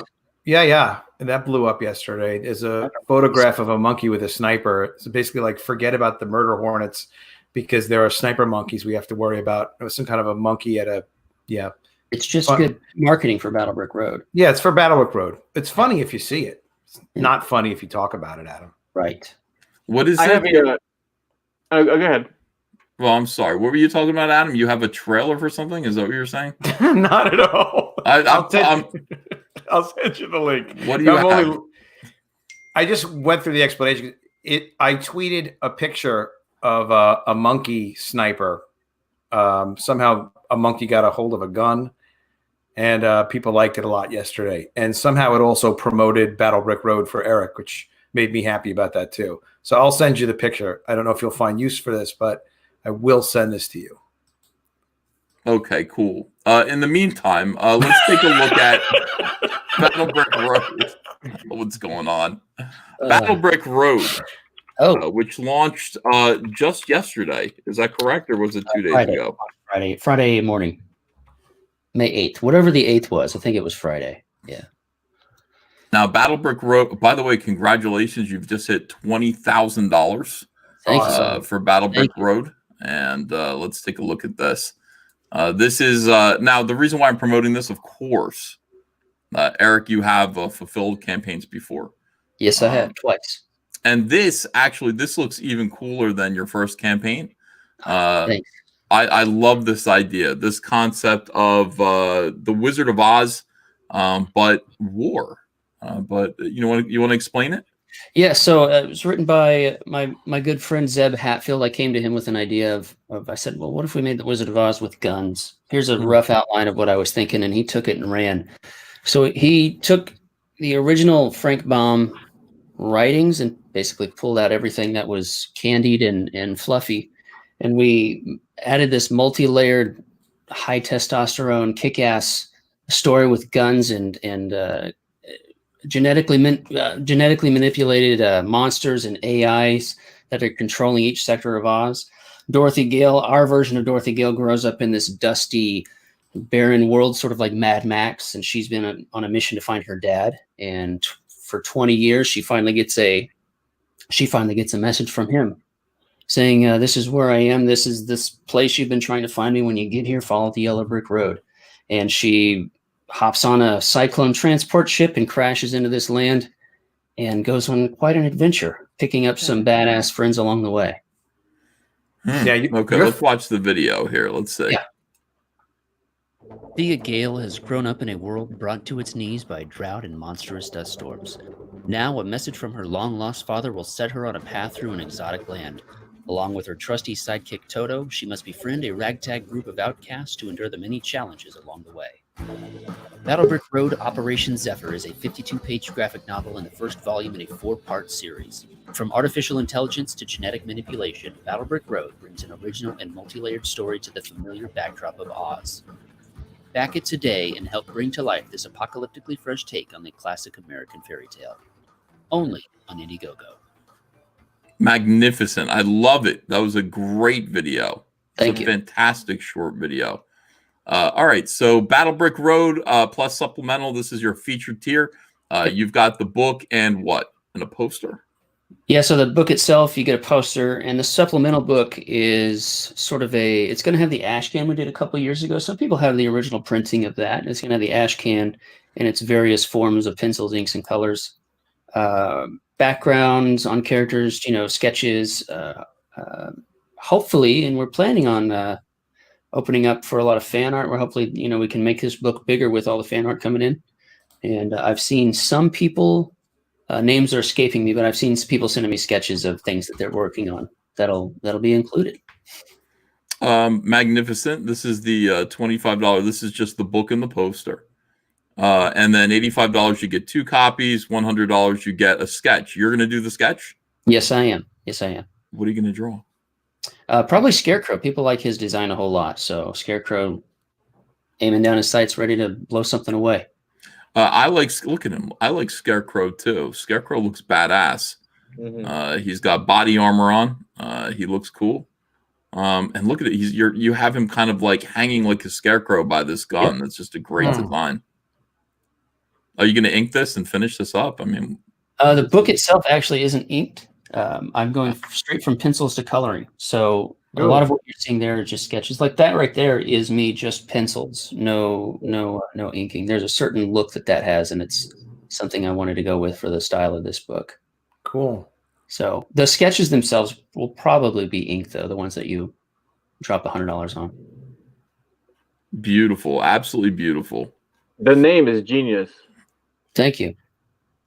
Yeah, originally it was going to be called Operation Zephyr. All right, so and that stands for that's Oz, OZ. Right. But the thing about that is as clever as I thought that was, like it took a while to get. Like I didn't understand that it was a reference to Oz, so I think Battlebrick Road really just kind of gets people there right away. All right, so Thea Gale. Now, is she raised by her uncle and aunt in a world immersed in dust and gray? Is this Dorothy? Yes, this is Dorothy. So Thea is a shortened version of the name Dorothy. That's how she is known. Her name is Dorothy Gale, but outside of maybe her dad and her uncle, everybody calls her Thea. I thought she was like a relative or something like that, like a descendant of Dorothy for a while. But yeah, Dorothea, I guess, is the full name for Dorothy. Yeah. All right. So she's raised by her uncle and aunt in a world immersed in dust and gray. Does this take place in the 1930s, or is it modern times? It's actually it's like it was in the 30s, but it's set in maybe the 2030s. The world has been a dust bowl for a while. I mean, not the whole world, but at least the Midwest as we know it right now is called the Great American Desert in our world. Like it's all just been wiped away. Right. Okay. So let's see. In order to further her tireless obsession with finding her missing father, Thea joined the United Defense Coalition, where she excelled as a tactical strategist, proficient weapons handler, and unsurpassed computer hacker. Disenchanted by the UDC's dictatorial methods, Thea left the military to pursue finding her father on her own terms. Where's her? I guess that's the mystery. That's the mystery. So the book will open with you seeing that her father is missing. Like you see him taken, and she's a young girl. She's about 4 or 5 years old. So he gets taken, and he is he's important to Oz. To the city. And I'll bet he is. I think I figured it out. I don't think you have. Are you sure? No, I will say this: he's not the wizard. Okay, all right. See, that's where I thought we were going with this. Loyal companion to the end. This is Toto, but why is Toto all capitalized? Target Objective Tactical Overwatch, or Toto for short, was created by Thea's father, Howard Gale. A veritable Swiss Army knife, Toto possesses various tools and weapons to meet almost every threat. Most importantly, Toto was entrusted to protect Thea and act as a trusty sidekick through thick and thin. Where's Toto? Let me see. Toto is that orb that you see. He's not on the cover, and it makes sense in the story itself. But that's him right there hovering. This is Toto. Yeah. Okay. Wow. So he's got those sort of wings on the end of him that are what he uses as his Swiss Army knife features, and I designed him that way so that I can sort of still give him a dog look, with like their ears. So he'll animate. He will emote with those more, and when he's in killer mode, they're straightforward, ready to blast people. Yeah. All right, very good. And let's see. And so the Scarecrow is the one that everybody likes the best. When an unquenchable obsession for vengeance goes unchecked for long enough, a person tends to forget who they really are. Rumors have spread throughout Oz of a masked vigilante known as the Scarecrow, consumed with destroying Watcher West. Mm-hmm. The Scarecrow is devastating with a sigh, and even more deadly with his rifle. Watcher West? So in our world, the architect of Oz in the books, the wizard has a real name. It's like 7 names long. So we picked up the 3 that were good. Oscar Emmanuel Diggs is his name. He's like our Elon Musk.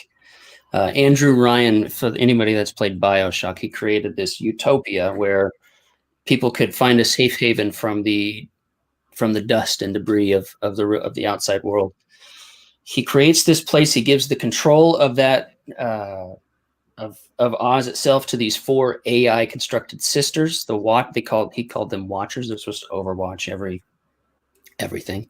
2 of them are good, and 2 of them went bad. And the West sector was the worst of all. She's the one who kind of went crazy and started doing genetic manipulation and building armies. And she started this war within Oz itself because she wants to control everything. The other sisters weren't willing to let their sectors go so easily. So that's why the Oz itself has been torn apart.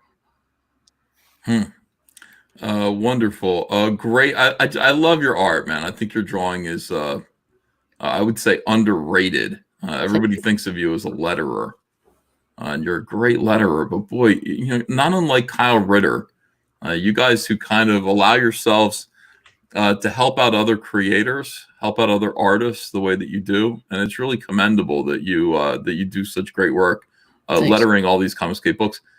You hide all of this artistic ability of your own. You're one of the best pencilers around, and so is Kyle Ritter. So I recommend this book, guys. Look up Battlebrick Road, Operation Zephyr on Indiegogo, and give it a shot. It's only been open now for 2 days, 2 or 3 days. Yeah. 20,000. I mean, is this moving faster than anything you've done before? Yeah, it has.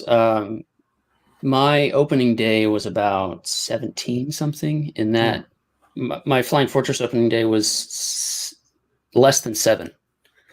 So it's already over halfway to where Flying Fortress ended after like 5 months of campaign plus in demand. I mean, things are going good. People have known about this book for longer than I even had done Flying Fortress, because I was sort of talking about this.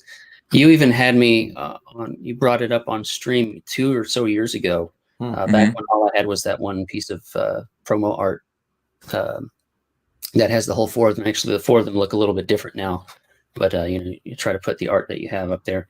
Original art will be added to the campaign. I'm finishing up pages right now, so there will be new goals for people that want to get artwork as a perk as well. Beautiful, absolutely beautiful. All right, I want to show another campaign. I want to show Vestige, the graphic novel, which is right near 95,000 right now, very close to 95,000. I want to see this one get to 6 figures ASAP. So I've been promoting it every single day. I mean, when we're this close to 6 figures, you've got to keep pushing it. I ordered this book 3 times. I faxed these guys 3 times, and they sent me all 3 of my orders already, staggered, because I ordered different tiers. But boy, I really, really like this book. Gat Hanzo was a revelation as a writer, and of course, Donald DeLay is reliably excellent as the artist.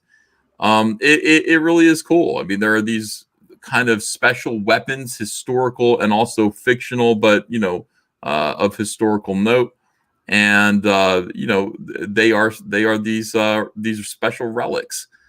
This woman here, her name is Maddie, has to fight to collect them, and it's a really cool story that takes place during the era of Jack the Ripper. Jack the Ripper was 1888, but this book takes place in 1892, and the odor of Jack the Ripper is still over the streets of London, as it would be. So that's kind of what this book is about. Maddie is a cool Old West rock and roll hero who goes to London and looking for one of these kind of relics. I can't recommend this book enough, guys. It is a really good story with really good art. I hope you'll consider backing this and helping push Vestige #1 past $95,000 tonight. I mean, the next few people who back it are going to make that happen, and I'd really appreciate that. I think that would be cool. Yeah, that book is a beautiful looking book, and of course, people probably know this, but that's your cover. That's only going to be able to be acquired on this first printing of Vestige #1. So that's your beautiful cover. It will not be reprinted. That's what the guys have been saying, which I think is a great idea. So it's a limited print run. The books are in stock. Gat is shipping all of them himself. And I just got my copy of Vestige as well. And it's beautifully packaged, beautifully printed. And again, another Comicsgate original, first book out, first publisher's book. That's a gorgeous, gorgeous book. Really, really great book. What did Jack the Ripper smell of? Evil, Art. Evil. Welcome, RT Bear. Welcome to the show. Haven't seen you in a while. And all I have to say is Eric Weathers delivers. Look at this thing. Holy shit. I got so many and so many stretch goals items. It was crazy. And this was a great read, man. So Battle Brick Road is next on my backer list for sure. That is beautiful. All right, we've got 1,800 people watching. Let's go over the reason for the season. And let's review CAMILLA, ZHANG, everyone. Ethan, before you get started, I got to jump. I got another show I was supposed to be on in a little while. So good to see you again. And Patrick and Adam and Art. It's always a pleasure. See you later. Go see you, brother. Another show. But thank you very much for pimping the book. Appreciate it. All right. See you later. See you guys. All right. Kickstarter's comics outreach. You okay? Can you let them know India is rejecting our mail? Okay. Because I'm getting returns. You're getting returns from India?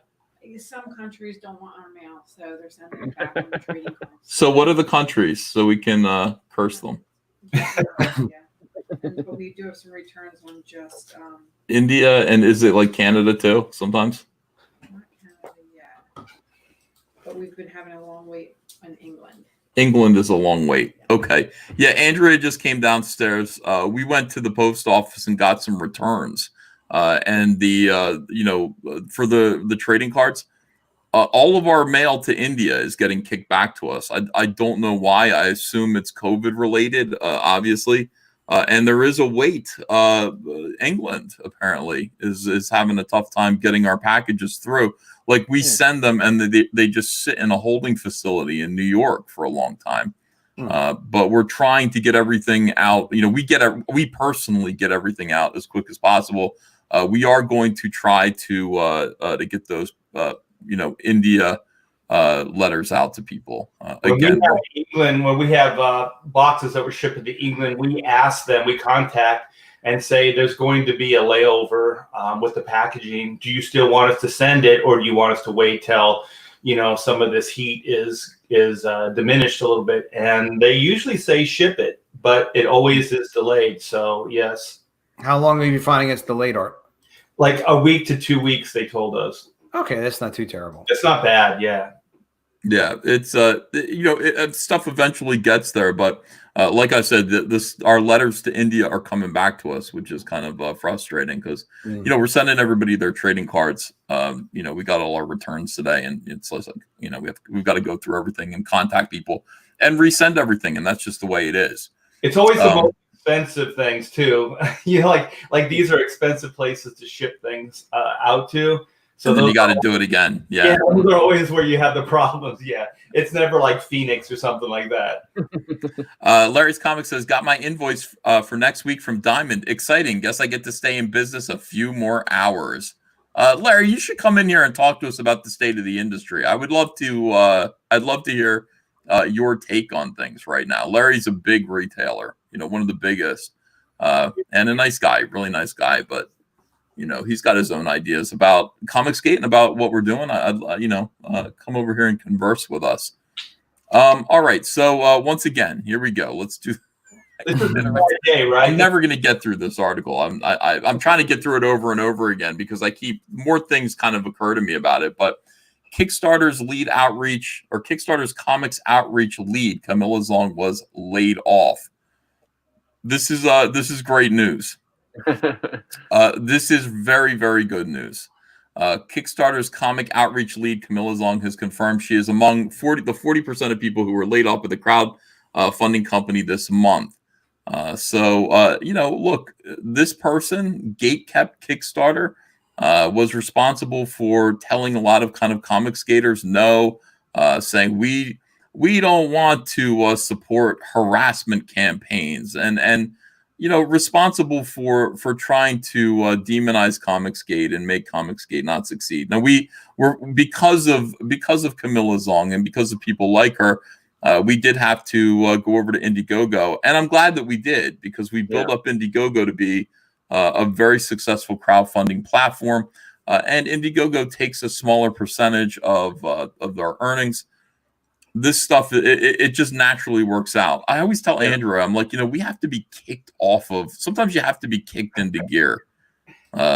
It's difficult. It's, you know, you always want to take the easy way out, but sometimes you have to be forced to take the harder way out. And Kickstarter seemed like the platform everybody knew. It almost feels like it's all predestined. Like all these bad things just kind of lead to better things for us.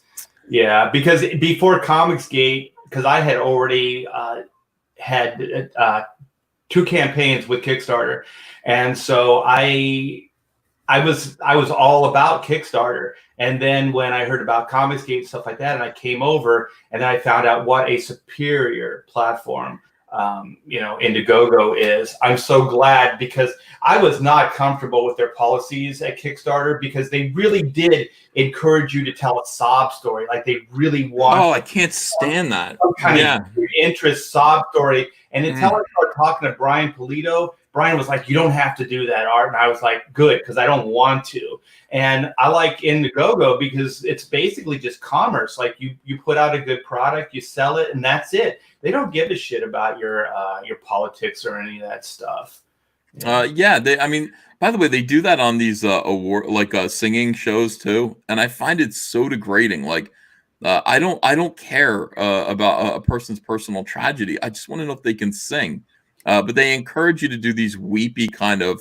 My mom is a diabetic. She weighs 700 pounds. I've had to keep her, you know, at home. I'm 14 years old. It's been my entire life that I've had to take care of my mom and my brothers and sisters. I have 11 of them. And it's like, and you hear tinkly piano music, and it's just like, can you not emotionally manipulate me? Can you just sing, and I'll just decide if you're a good enough singer? And yeah, Kickstarter has that same kind of thing where they try to like pluck your heartstrings, rather than give you a boner. And honestly, giving someone a boner works way better. It works way better when it comes to crowdfunding. You show them something that looks cool, looks fun, looks awesome, that they want to be a part of. And, you know, you don't have to have a sad story. Well, you want to know how unprincipled Kickstarter is? When I started Kickstarting, they were like, absolutely no sex, no nudity, no whatever, right? And so Brian Polito starts running these successful Lady Death campaigns, and then all of a sudden there's like nude variants and stuff like that. And it's like, how fucking principled are you, Kickstarter, really? You know, I know a handful now that are just like, it's basically, you know, there's nude variants and all this other stuff. It's like, really, like you're gonna bump, you know, your boy Zach because he's got, you know, like a, you know, like kind of like an A-team concept, but you're going to let people, you know, do nudity. What kind of principles do you really have? Well, we were talking about how Kickstarter should just become like a crowdfunding site for hardcore pornography. And, you know, that seems like a good way to go from here. But anyway, she says, she's responsible for this. Her actions and the actions of people like her, their attitudes that during COVID, you know, you shouldn't be trying to crowdfund, you shouldn't be trying to make any money. You know, cost Kickstarter an enormous. I mean, you know, they've had to fire people because of her and her unionizing. You know, her attempt to organize Kickstarter's employees against management. I mean, all of it. This is a small company, evidently, very small, very small. I mean, you've got a tiny little company like Kickstarter that profits $1.6 million a year. That's pathetic. And you guys unionize. They let these rats into Kickstarter and they immediately unionize against the company. And here you go. Because of the Kickstarter union, congratulations. You guys unionized your own golden parachutes as they fired you from the company. That's what it all amounted to. And that's what they say at the bottom here. Zhang said that the Kickstarter union, which she is a part of course she is. She probably really helped organize it. Helped negotiate a severance package for her and those like her, including 4 months' pay and a year of recall rights, which gives me some hope that I may return to grow and serve the community I love so much. No, I tell you, no. These parachutes have holes in them. Oh my God, put holes in the parachutes. Double tap. You got to double tap. Do not let this person back to Kickstarter. Do not. No, they don't want to make money. In fact, since you've negotiated this wonderful severance package for all of your unionized employees, do them all a favor. None of them really actually want to do any work that's valuable. Fire them all. Yeah. Pay them their severance packages and then hire normal people. Hire normal people like Adam Post. Put him to work. I don't want to work. We just got to make comics. I'm just trying to understand. Like, she's negotiated this severance package for her and those like her, with the haircut, with the hair color, or the necklace, or something, including 4 months' pay and a year of recall rights. What does recall mean? What a year? Like, we'll bring you back? You have to Google that. Like, what do you mean recall rights? Like I don't know. I don't know either. Does anybody in the chat know what does it mean what are recall rights? Mr. Biggins knows stuff like this. Because right of recall. Okay, I don't know. Wikipedia. Oh wait. Layoff and recall policy. Removal from the recall list terminates all job rights the employee may have. While on recall list, the employees should inform human resources. It's very complicated, I guess. What does that mean? Reinstatement of a laid-off employee to active status within the period. Hired first if restaffing, people are saying. So if they decide they're going to restaff for a year, if they restaff in the next year, she has the right to be rehired. Because God forbid she should actually go get gainfully employed someplace where she can't just terrorize people. Yeah, in a year she doesn't go anywhere else. She's just hoping that that Kickstarter will have her back. Who would even, like, you pay them 4 months severance. Okay, here's 4 months for doing nothing. You've contributed nothing. You can pretend you did, but you know you didn't. Here's 4 months pay, probably health benefits on top of it, and recall rights. So, but they can't get rid of her for not being productive. They've got to say, yes, if we ever get money again, we promise not to hire someone else for your position who might be competent and bring business in. I like that they also negotiated union rights and all this other stuff, and they were probably only working there for maybe 6 months, 8 months. You know what I mean? It wasn't like these guys were working under these horrible working conditions for right. It's like dangerous. It's so dangerous to have to open my email. Yeah, they unionized in 6 months. It's like, oh man, we can't handle this anymore. You got to figure too, like, come on, if you're supposed to be doing outreach, meaning like it's business development, it's sales, business development.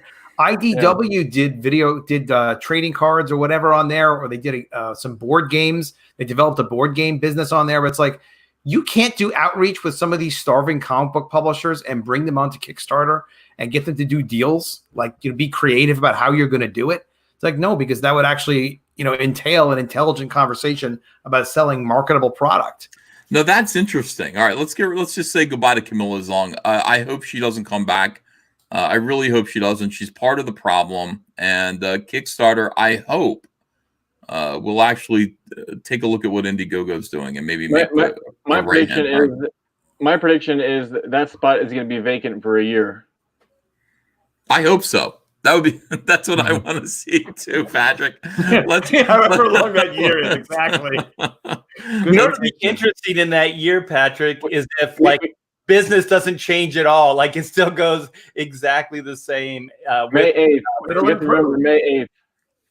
But here's the thing. I mean, wouldn't this be interesting to actually, for Kickstarter or Indiegogo, to actually work hand in hand with Marvel or DC Comics to Kickstart or crowdfund? Never mind. You know what, Ethan? Here's what's happened. Yes, is that a business? Is that something that could be done? Absolutely could be done, right? The guys, I forget the toy company that made a Jabba the Hutt, like Play Center, Hasbro, I guess it was, and they did their own crowdfunding right directly off their site. Hasbro Plus.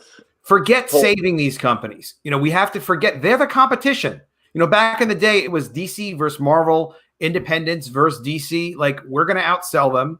Let them fall apart. We're going to let them fail. If they want to do great comics or they come up with a good business model, good for them. But basically, we're going to outcompete them into the ground.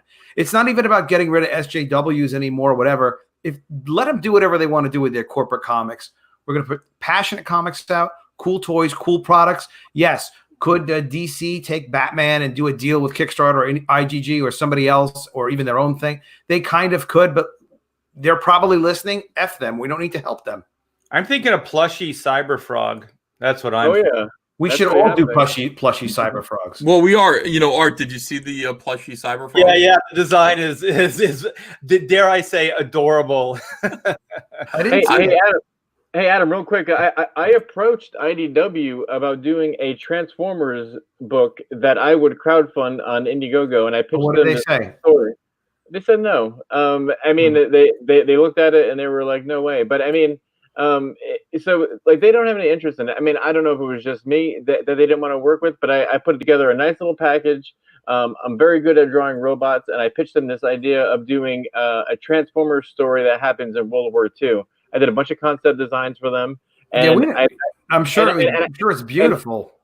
And I told them, I was like, let's crowdfund this. If it goes through, it goes through. If it doesn't, there's no skin off your back. And they said no. Yeah. Let them be stupid. Let them all be stupid and burn. And we're going to use it as the fuel to take over the industry. There it is. This is the design for the Cyberfrog plushie that we're working on right now. If I squeeze it, will it go beep? Wouldn't that be cute? Yeah, sure. You gotta. That could be the same kind of like rubber design. Oh my god, that is beautiful. It'll go ribbit. Yeah, this is a little the scribble that I did. I just said this is what I want it to look like, and 3D Robin brought it to life in 3 dimensions here. Oh my I said we got to keep it simple because it's a plushie. We don't want it to be too intricate, too expensive, right? So I said I do want the spine on his back. I want the big belt around his fat tummy. And I want him to look like baby Cyberfrog. Like, this is the thing. He looks like a little baby. Oh my god, you could do a whole line of baby Cyberfrog. Oh, you know who you could do that with? Samedi. Samedi would find like the perfect creative team to do a baby Cyberfrog. Really? Peter? Oh yeah. Well, I don't know. I can't speak for Peter, but just judging, he's a strong editor. He's a very strong editor. He knows a lot of people. Yeah, he could do that like in his heartbeat. This is a very cool. Shouldn't the legs maybe like for plushie? Wouldn't they be stubbier? I don't know. I just picture all the stuffing. Maybe they could bend and stuff. They could like have wire in the legs and bend a little bit. Plushy is kind of like a bean bag, I think. Yeah, I'm picturing maybe a bigger Beanie Baby kind of thing. Like yeah. But we'll see. These will be kind of just fabric that'll hang off, but I think we can do this, and I'll look at what we can what we settle with, but this is ideally the product that I would like to sell. You have a manufacturer for it? Somebody sent me a link to somebody. They said we're good. What's good? Someone sent me a link to somebody for plushies who I trust. Yeah. Okay, I'll send it to you. Send it my way. I'd be interested in Is seeing. the metal part going to be metal, like a metal fabric? I picture this being kind of shiny, plasticky fabric. That's why it's got to be very simple. I'm going to see if I can get these bands around the leg like this. But you've seen silver. It's like sticky kind of. I can't even describe it, but it's pleather almost. That's what the substance that I want to use for his metal parts. Hey Ethan, we're gonna have a young girl's review on the Plushy Cyberfrog. Spot.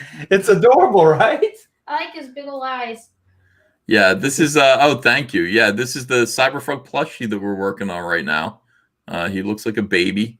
I was like this. If you were younger, I would get it for you, but I'll probably get it for you regardless. That sounds about right.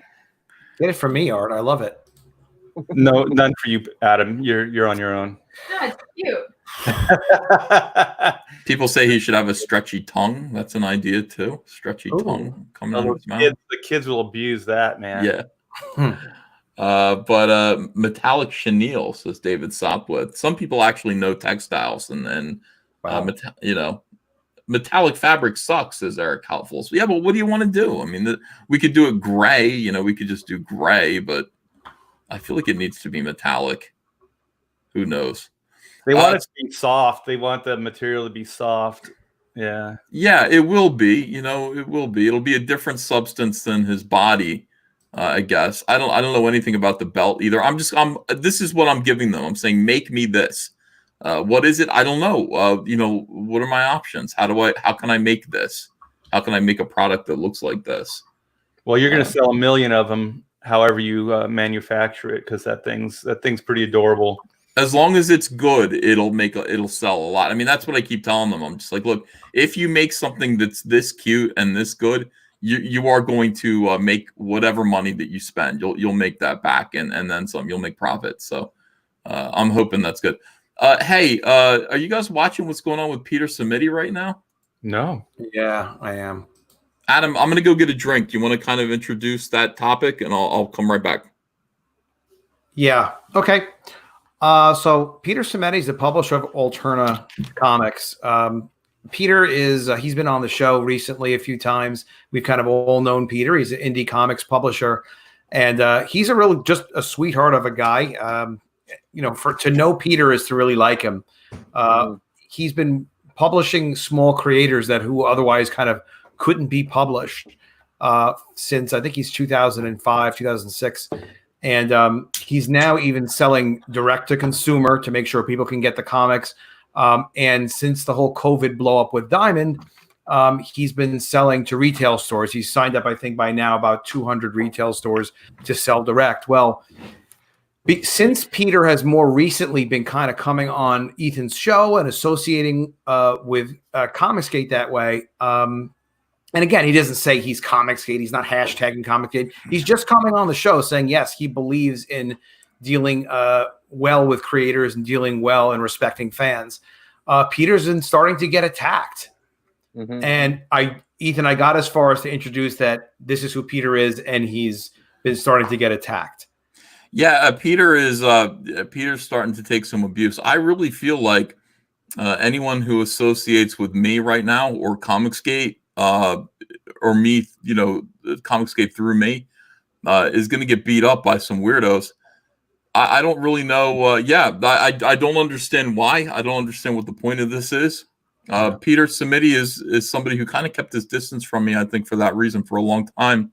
And then it just kind of became clear to him that he just said, look, the people who are discouraging me from kind of associating with Comicsgate are people that are not good people, are people that are not good for my business, and I don't trust them. And I am Comicsgate. He said, "Look, I'm here. I'm aligned with Comicsgate. They're good people."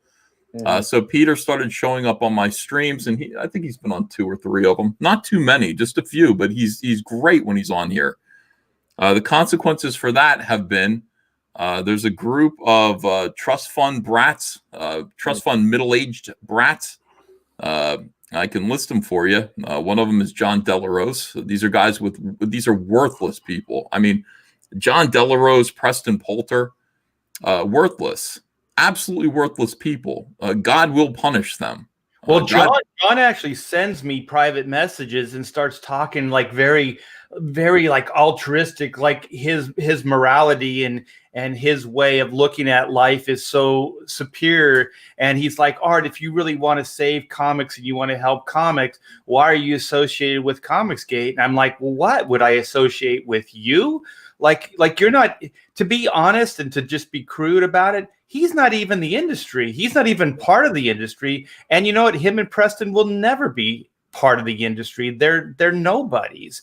They can be part of the industry, but I mean, these guys have a political agenda. They have like this much of a part of the industry. It doesn't matter. Everybody's allowed to be in comics, and that's fine. But I mean, these guys have a political agenda, and John Delarose has a political agenda. He wanted Comicsgate to be far right.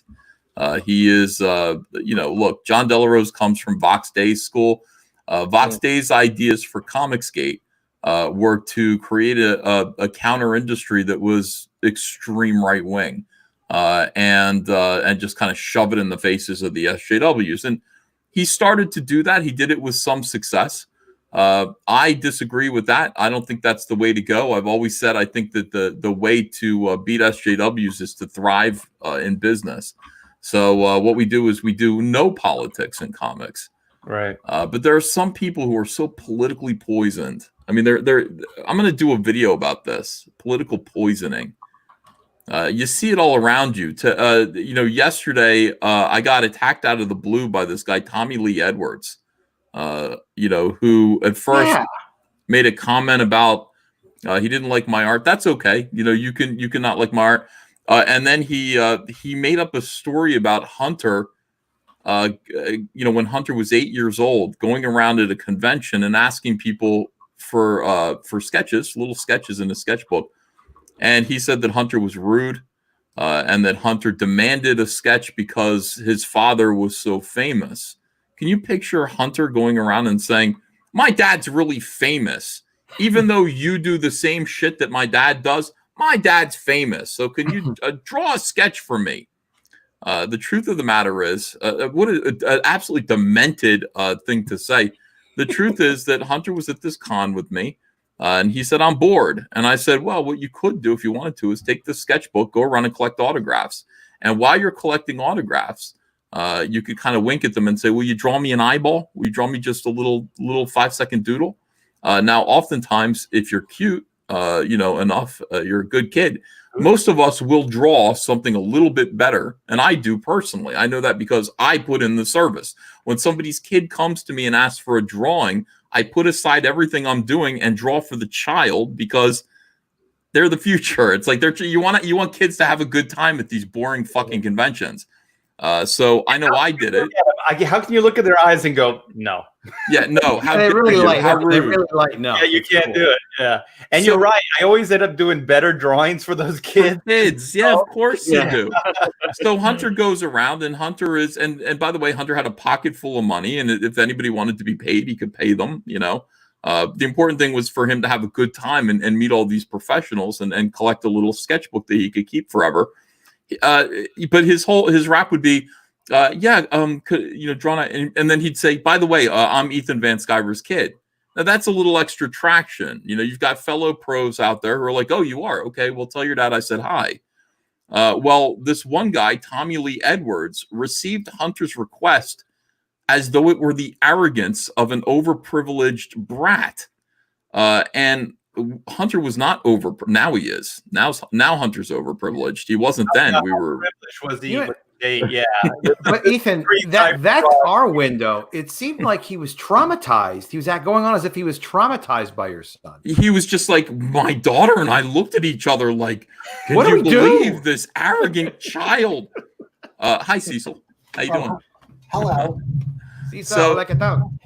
Speaking of arrogant child, Cecil, how are you doing? Cecil, Yeah, I'm doing good. So anyway, Tommy Lee Edwards is going off about how he told my brat to go kick rocks, and this is a lie, and it's demented. It's so weird. I remember it did happen. I remember Hunter coming back and being like, one of those guys was really mean to me, and I was like, the fuck, and it was no big deal. But most people did sketches for him. Most people did, and he still got the sketchbook. He considers, he's glad that he did it. But how fucking weird. So Tommy Lee Edwards recounts this, and then you question him about it, and it immediately devolves into, well, your son's evil just like your shit stain of a president. And it's immediately, that's what it's about. It's about Trump. It's about political derangement. It is about, the tribalism of, look, you're a Republican, you're a Nazi, all this stuff, and we hate Trump. And his whole timeline is just hating Trump. And the closest thing he can get to hurting Trump, I guess, is hurting a Trump supporter, and he knows one. So that's who this is. These people are taking a shot at your child and saying that your child is privileged and spoiled. Like that, imagine a child of a comic book artist who's going to, imagine a child of a comic book artist who's going to conventions to survive.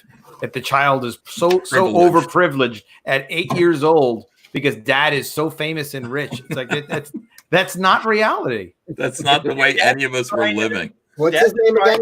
Entertain a child, give him a sketchbook, go hang out, see what a convention's all about. I've done the same, Ethan, with my daughter. Baron Trump. Yeah, that's the image he's trying to conjure up. Like, my kid is Baron Trump. I wish he was. I love Baron Trump. That kid's awesome. But no, and just this utter. So I'm talking to Andrea about this in the car, and she's like, "You used to watch Fox News and Rush Limbaugh all the time, but I don't anymore." And I got to say, I don't know what's going on in the world, and I'm quite happy. There's a virus. There's a virus. There is. So my life hasn't changed one bit because of the virus, not one bit. That's the sad thing. Yeah. But there's something about it, like when you're constantly being pumped full of us versus them poison over politics, and you get this daily thing like the other side's trying to do this, the other side's trying to do this, and it doesn't mean anything. It really just doesn't. It never amounts to anything. It's just a daily bit of vote this way, vote this way, vote this way. It makes you angry inside. I'm not paying attention. I don't know anymore. I know who I'm going to vote for. I'm a Republican, but I'm not on that merry-go-round anymore. You're writing an ad and post like everybody else. I'm quite happy to not be paying attention to that. Most of the pros in comics do. They listen to talk radio all day. They listen to MSNBC, and that's all they know. What's interesting about the derangement is, like with Camilla or whoever her name is that just lost her job, like instead of like worrying about like what's in front of them or worrying about their job, like this guy should be drawing a comic book or worrying about his next job, but instead he's attacking your son from like 15 years ago. And this is the same situation that all anti-Trump supporters have like landed themselves in. Like now they're stuck with Biden. Like they should have been focusing on getting a good Democratic person. There we go. But they're still deranged. I can't even finish my sentence now. Oh man, nightmare fuel, Cecil. Well, I think what it is that you end up with books that came in the last week. That's all Comicsgate stuff. Can I give a shout out? Yeah, do it. Whoa, what is that? Is that the first? That's number one, though, right? Yeah. Okay. Yeah. Kyung I Launch number 2, Battle Maiden Knuckle Patrick Bunto. Thomas sent me this. Oh, I got Vinny. I got Chimera SOS. Mm-hmm. I got Vestige. Yep. I got Iron Sights 2. Samurai and Dinosaur. I got that today. Six Gun Gorilla. And Flying Fortress. Yeah. Amazing. that's a good haul. Yeah. No College of the Dead though. Not No, yet. I didn't get it yet. I mean, I ordered it. I'm a backer. Yeah. Adam, let's get that College of the Dead out to people. Adam left. ASAP. Hey, Oh, Adam Cecil, left. did you see that poll that I have going on right now? No, I did not see your poll. So I have a poll on Twitter for who I'm going to paint next. A couple weeks ago I did that Cyberfrog painting. Oh, yeah. But right now I have a poll. It's between I'm either going to do a painting of you, Black Flag, or or a Graveyard Shift, and you and Black Flag are running neck to neck right now. Really? Yeah. So I don't think I don't think it is. There's Well, I no- mean, Cecil vote off and vote twice. Yeah. well, I mean, even Dan's voting for you. But I don't think you follow me on Twitter. But you should follow me on Twitter and repost that if you would. All right. Now that you're putting me on the spot. I never was going to, but all right, fine. Yeah, do it. What are you at? It's I'll Patrick send you. Thomas C1. Okay. We need verification from Cecil. Got it. I would say paint Cecil only because it'll be easier than painting all of the team of Black Yeah. Flag. I mean, that's a lot of work. Cecil's pretty easy. You just get a circle template and then draw a mustache on it. No, I you know? want him to paint me like one of his filthy French whores. That's how the line goes. By the way, just checking in on the campaigns here real quick. Settling in. Jawbreakers, I just refreshed. It's now at 81,000 and change and 1,703 backers. That's great. This is the thing. Zach, I think Zach and I are going to do a live stream tonight. I just feel like doing live streams today. Yeah, this is fantastic progress. Let's see what else is going on here. Vestige number 1. Did we get this to 95? Any chance we did? We did. Yes. Yeah. All right. 95,000 for Vestige. Now we're working on 96. This is the thing. Like, this is an in demand that has been sitting there for 6 months. No, June. This has been there for 10 months. So getting this to really roll, what happens is when you leave an in demand alone and you don't promote it, it just kind of cements itself into the ground. We're trying to push this mossy boulder up the hill because now that it's shipping, some momentum is there to be gained by people backing it now. Well, it's a big milestone to hit 100,000 people get excited. Gotta do it. You know what I mean? That's a big. And also, that's good advice for anybody that's thinking about closing their campaigns. Because I did mine just before Black and White shipped, because I thought it would be a good idea to show faith. Like this is an actual division, so they knew that there was progress. But then what happened is once we shut it down and started launching and shipping out the books, it just fed on itself, And then people are like, "How do I get this book? How do I get this book?" So at the end of the month, we're going to do a Black and White Volume 2. So in lieu of doing that, just keep them open. And then when you start shipping, then start marketing it heavily again. And because look at this is almost doubled. Like Vestige is almost doubled since it closed down. Of course, yes. Leave it open. Leave it open as an in-demand store because this is just, of course, more people need an opportunity to buy the book. And this is just dropping money, literally just giving them money every single month. So we're so close to 100,000. Let's get to 100,000. I will continue to push this every day. Battle Brick Road by Eric Weathers. Let's see, is off to a great start. Yeah, we're getting close to hitting 21,000 there. So back Battle Brick Road. Johnny Phantasm, 1977 issues 1 to 3. If you haven't backed this one yet, this is our brother Patrick here. Sorry. That College of the Dead. Yeah, I was actually like, I haven't looked at the campaign in a day or so. I'm graduating, yes. Sorry, guys. College of the Dead. And something I want to point out is No, Johnny Phantasm. We're we're actually printing this book with Peter Samedi with Alternative Leg Press as well. So we're working with Peter on this one. Awesome. That music is called Pomp and Circumstance, and it was also the Macho Man's entrance music. Absolutely, it was. We used to have to play that in the elementary school band, you know, for the 8th graders who were graduating. Something I want to point out real quick, because we were comparing Kickstarter to Indiegogo earlier. You know, one of the great things about Indiegogo is the in-demand store. You know, as soon as you meet that goal, you basically just have an online store. It's a very convenient online store that stays up and just racks up points. Yep. Yeah, they pay you once a month. You get the money. They give you the money, and you can keep it open forever if you want. So you know, when we were looking at that Vestige book, you know, it's like that's great. Like for the past 10 months, they've had the store open. They've been shipping books out. I mean, and especially when they ship those books out to people, you know, like Ethan, and he opens up the book on live TV. You know, that's free advertising. That's great. Yeah, and you know, I try to do that. I try to show people reviews of these books as I get them. I love it. I'm so proud of everybody who actually is putting their books out, and I condemn those who aren't. Cecil. Well, thanks for your support. You're a very generous supporter. Let me see here. I'm just kidding. All right, so this is my book, Cyberfrog 2 Wreck Planet. Thank you guys for supporting this. We've got 3 days left of this. I know it says 4 days, but it's really just 3. And you know, Cecil. You don't have to fix it. It's 4 days. It's not the scale where you're arguing that it's wrong. It is wrong.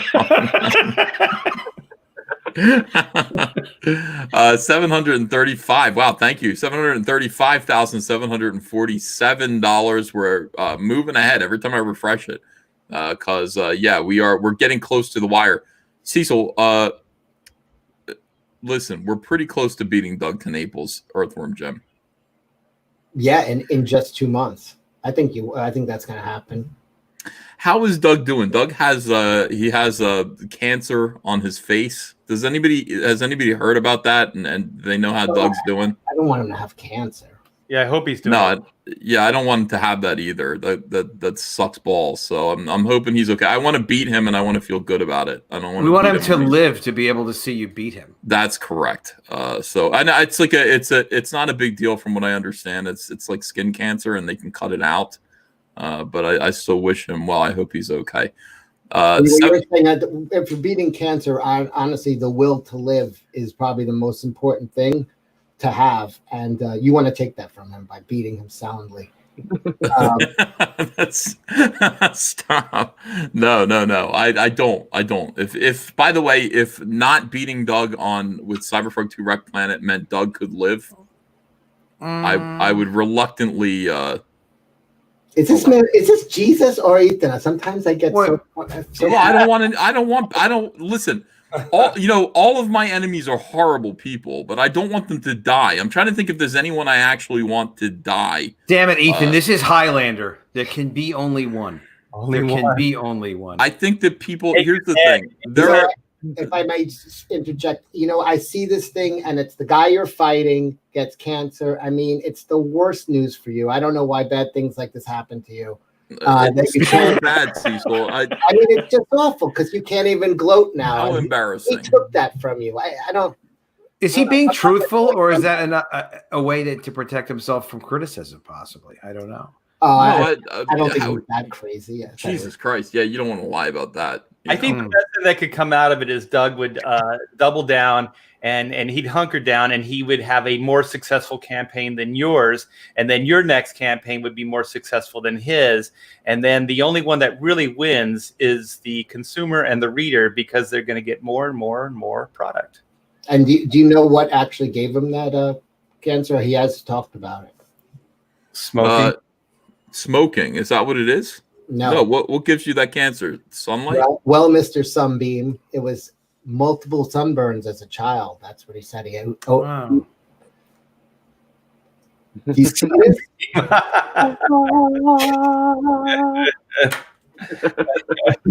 The sun will come out. That's why tomorrow. I wear a mask. That's why I wear a mask when I'm with Ethan. You guys are fucking out of mind. See, so I had a girlfriend because I live in Southern California, and she loved the beach. But man, she was as pink as a pig. She's a gorgeous girl, but man, she loved the sun. And that girl would never tan; she just fried. But it didn't stop her every season. You know, she's the first one at the beach, just getting baked, and then spending the rest of the summer like putting lotion on her skin. Cecil, it's those UV rays. UV stands for Unbelievable Van Sciver. You know, no. So we hope Doug's okay. I don't, you know, if anybody has any update on Doug, that's okay. I mean, look, I want all my enemies to suffer a spanking. Life needs to spank them. Right. You know, a little bit. Life needs to spank them. With a stick? With whatever. You know, COVID-19. We were just talking about how COVID-19 is God spanking these people, and it's good for them. I mean, it really is good for them to get a little bit of a spanking. Are we talking smiting? I don't want anyone smote because that implies death. No smoting. Yeah, nobody should die, but people should have to rethink their actions. Not me though. There'll be no comeuppance for me. Oh. Those people who are hoping there will be comeuppance for me in some way, there won't be. I'm just going to continue succeeding, Patrick. So these people who hate me and are like, "Oh, I can't wait until Ethan." One day, Ethan's going to be in the gutter, and then it's never going to happen. That guy Tommy Lee, whatever the hell, I keep thinking. Yes, Tommy Lee Jones. Tommy Lee Edwards. So he was talking about what is Hunter? 13 years ago, basically, right? Yeah, Hunter was 8 years old. And he's like 21 now, around there. Yeah. Okay, so he's been holding on to that. Angry. I pointed that out. I said, you've held on to that angry memory. Like, I don't remember anything. You've hung on to an angry memory that is wrong about my child for 13 years because you hated Trump, and Trump wasn't even president then. Trump wasn't even president. You know how it was him, Ethan? It really obviously how it was him, and it wasn't even Hunter. How? Because how many other comic book creators have come up to you and said, "Look, Ethan, honestly, you know, your son came up to me. He said this, and I felt it was inappropriate. I just want to know your son wasn't, you know, he wasn't doing what you'd want him to do. Or there would have been a way to say it." So if this is the one complaint that yes, Hunter at 8 years old sought out this guy Tommy Lee to terrorize and traumatize him for the next 15 to 20 years, I find that a little hard to believe. Like nobody else came up to me. Nobody else said, yeah, he was like that. Because Hunter walked around the whole show with his little book, you know, and he was just like, could you please? You know, that's what kids do. Kids are bored. So they're like, let me trick or treat this comic convention. And by the way, to people who do that, when kids come around with a sketchbook, take a minute. You don't have to. I mean, Tommy Lee's like, what was I supposed to drop everything that I was doing for your kid? And Nerdrotic, Gary from Nerdrotic, God bless him, said, fuck yes, you're supposed to. That's exactly right. I give him prints. I give him like free comics. Man, I go crazy with that stuff. There was only one person that was actually kind of a jerk when my daughter was doing it, and it was San Diego Comic-Con, and she's walking around getting her, you know, autographs and stuff like that. And then she comes back with Hunter Van Sciver, right? Yeah, he's hanging out with Ethan's kid, getting bad, yeah. So anyway, she's walking around, and then she comes back. She goes, "Dad, I need $120." And I was like, "Why?" She goes, "Because I'm not going to name the artist. He charged me for the drawing." And I was like, "Okay, what?" So then I walked over there. And I was like, hi, she's my daughter. I'm Archie Bear. I knew this guy, Ethan. I knew this guy. And he said, yeah, $120. Oh, shit. Wow. Yeah. He still charged me. And you know what? We framed the shit out of that. And it was up on her wall in her room because I paid $120 for that thing. My first wife used to come to all the shows. And, you know, this was like in 2000, 2001, 2002. And she'd bring a sketchbook because, you know, we'd be hanging out, and then she's like, I'm going to collect sketches. Her fucking sketchbook. And by the way, she didn't even like comics. Oh, I know. I've seen these. Frank Quitely, Frank Miller. Like, I mean, just fucking, and I don't know where it is. And I don't know why she could have left me that in the divorce. I mean, I would have been like, take everything that you want, leave me the sketchbook, and I'll just scribble over the part that says to Sharis. She had sketches from absolutely everybody who was anybody. She had a Jim Lee sketch. She had a few Jim Lee sketches in there. Oh my gosh. Oh my! And I'm sure she just tossed it in the garbage. No, don't say that. I'm sure she did. She's like, fuck this. The comic book life's over for me. I'm selling cars now. Sketchbooks. I've seen these sketchbooks. So the husband comes up and he's a big fan, right? He's talking comics, and then the wife has a book, and then she's like, "Could you sign this?" And you're very like shy, and you're like, "Well, sure, no problem." And then you start looking through it, right, Ethan? You're like, "Holy crap. These are the best." Wives get the best sketches every single time. I mean, and you know what? I think it's subconscious, because then I did do a drawing for her, and I did one for the guy, and you know what? Her drawing was better. I hate to say it. She had a Brian Boland Zatanna sketch in there. Oh my god!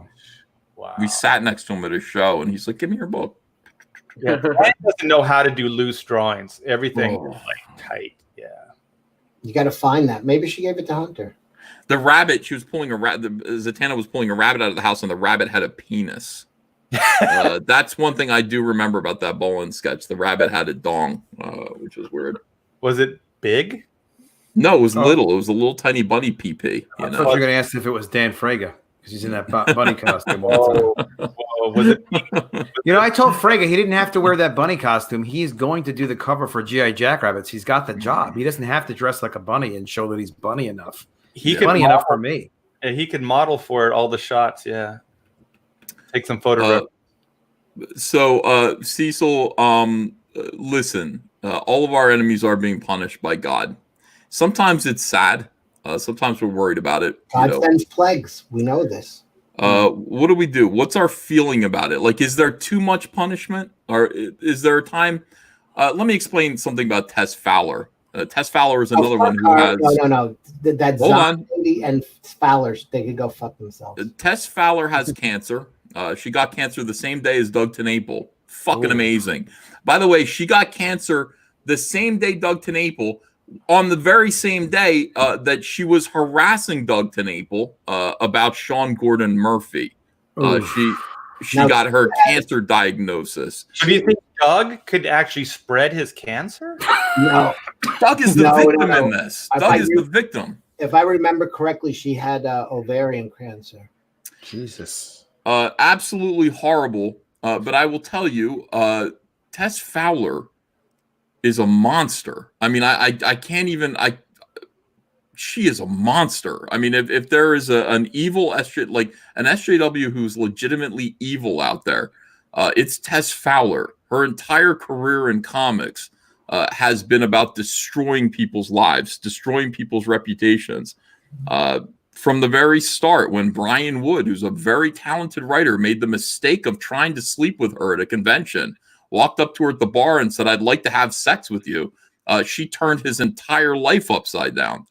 Called him a sexual abuser, harasser. And because of Women in Refrigerators and Gail Simone and this whole influx of feminism and cucked out males in the comic book industry who were willing to do whatever these crazy bitches said, they destroyed Brian Woods for the mistake. And it was crazy. Brian, what do you want to sleep with this woman for? But you did. And that's it for his career. His career is over with. Tess Fowler plotted with weirdos like Susan Auger in private to destroy me during the whole Nazi craziness of 2017 in my life. And by the way, she called me up on the phone and gaslit me. She's like, "I need to talk to you on the phone." She called me up and she said, "I want you to know something. I've got something secret to tell you. Melissa Morgue, I know who she really is. It's Susan Auger." And I was like, "Oh, really, Tess? Is that right?" "Yeah. Susan Auger's in the group that I'm in. She's a little bit crazy, and we figured it out that it's Susan Auger who is Melissa Morgue." Now, we already knew, Cecil, who Melissa Morgue was. It was a fellow named Martin. His wife had already contacted us and said, look, Melissa Morgue was this fictional character, feminist weirdo who was threatening Comicsgate. It was a man. It was a man pretending to be a woman. A very, very detailed, duplicitous scheme. And here's Tess Fowler trying to get in touch with me to let me know that one of her friends that she had a falling out with is the one that she would like to take the blame for Melissa Morg. Tess Fowler gaslighting, lying to me. And then, of all people, Sean Gordon Murphy contacts me. This is 2017, 2018, and says, I don't know what this means, Ethan, but my girlfriend tells me that whatever Tess Fowler just told you is a lie. And I said, well, what? And she goes, I don't know what it means. I don't know what this means, but I'm supposed to tell you that whatever Tess Fowler just told you is a lie. So what the fuck is going on in the comic book industry with these SJWs? What is going on? What is going on with these people? And they all work together. They work together to hurt other people, to gatekeep people, to make people's lives hell. And it's really cloak and dagger, and it's weird. You know, Tess Fowler has cancer now. I don't know where these people get the time. Like when I was in the middle of DC Marvel deadlines, I didn't have time to do anything but work and get my job done. Like, where do these guys get this time and energy to? They don't have time to do it, and that's why they're not working right now. Yeah. Go ahead. They're not about working. They're not about making comics. They spent so much time doing this for so many years. Now all of them are out of jobs. Yeah, that's true. So Tess Fowler has cancer now, and Tess Fowler is unable to work. Tess Fowler tweets out that she thinks this is it. She's never had the ability to work taken from her before. Me neither, Tess. Fuck you. You know, absolutely. What am I supposed to feel sorry for you? Fuck you. You know, this is the thing. I don't wish cancer on anybody. But you did nothing but spend your time in this wonderful but frivolous business trying to hurt people, including me. You know, how is that right, Cecil? Am I right to say that? Oh yeah, no, they want to destroy you. They want you to kill yourself and not be able to feed your family. I don't think I don't know what kind of cancer she has. I think I got her confused with Mags. I think she had ovarian. You got it confused with Mags? Yeah. I see. Okay. Who knows? 3 people getting cancer. It is sad. It is sad. Boo hoo hoo. You know, look. Ethan's got fucking powers. Don't you know this? You fuck with them and bad things can happen. That is God. This is a weird thing. God will strike you down. It's not within my control. It's just something that tends to happen, Cecil. I've seen it. I've seen it. It's craziness. I need to hear this story. You've seen it, like actually, like this miracle. Well, I just see anybody who goes against them, and within a short time, they're begging on the internet for fucking money, and they can't. They're destitute. There's fucking illnesses. There's just he's like the fucking the plagues of Egypt in living form. Well, isn't it amazing, like the things we've been talking about for years, especially, more public than, privately, and they're all kind of coming true. Don't you feel kind of like Nostradamus in a way? Like we saw the writing on the wall, and now, with the pandemic, it's actually just kind of hitting the wall right now. It's so obvious, all these observations that we've had for the last, I've been doing this for 35 years, so I've had these observations for decades, and it's raining frogs on them. It's the plague of frogs from Exodus. Yeah. God, that would be great if it would just rain frogs. I'd be so happy. I saw that video on YouTube of the woman who woke up with like 300 frogs in her pool. I was just like, you're so lucky. It's just like they're clogging my filter. I'm like, I'll get in there and swim with them. I'll be like, nah, nah, nah, with the frogs. Oh God, that'd be fantastic. Yeah. Did you see the one? What was it? In John Malin's, they were talking about alligators, and there was that alligator that jumped in that pool while that couple was in there. The dude left the ground like that. Oh, was it on your show, Cecil? God, that freaked me out. Hold on, Andrew. Do you want to show it or no? You can. I'll show it. Okay, hold on. Oh, by the way, Tess Fowler just tweeted that her home is being attacked by locusts. Good. Andrew's prize T-shirt came from the Doris Day estate. They signed this for Doris Day, and we bid on it. And she's like, "That's all I want." So this is the entire cast of Grease. Isn't that cool? The movie? Yeah, the movie. It's the word. She's delighted. She's very happy over there. Very cool. Yeah. So I don't know, guys. We got through that article at least, right? We did get through that article a few times. The problem is that when you have a title like we've got right now, like some people come in and go, wait a second, why did I miss the subject? And so you have to go back and review the subject again. It's like you're doing a news cycle, you know. You have to recover the news again. Yeah, Camilla tried to kick me out. Good luck. Really? Yeah, so Indiegogo is the place to be right now, guys. You know, the whole thing about it is that we are on the side of righteousness. This is what my dad says. Be on God's side, be on the side of righteousness, and no enemy will prevail against you. You know? Sure, you're doing God's work. You will not be undone. Yeah. All right, let me read some super chats, and then we're going to go over and look at the campaigns again. Cecil, are you promoting Cash Grab? I am. You're not. That's what I'm saying. So I got to, you know, now that you're here, you can promote Cash Grab on my show. Okay. By Cash Grab. That's not enough, Cecil. That's not enough. All right, hold on a second. Eddie Deason rules, they're saying in the chat. He does. I spent an afternoon with Eddie Deason and his mom. It was very strange. Zero Depressive says, didn't even get a notification, just had a feeling. Danny Rendon says, hail Caesar. Esh says, what is your favorite Wreck Planet variant cover? I like them all right now. I when I do the villains cover, that'll be the thing. I'm interested to see how that looks, how that turns out. Scipio says, holy crap, I got a notification. Who did you kill to make that happen? I think we just discussed that. Nicely done. Dorby says, hail Frog Father. Grand Theft Watto is a new member. Thank you for joining. You will get a Rumblebee trading card if you follow the directions that are located in the community tab.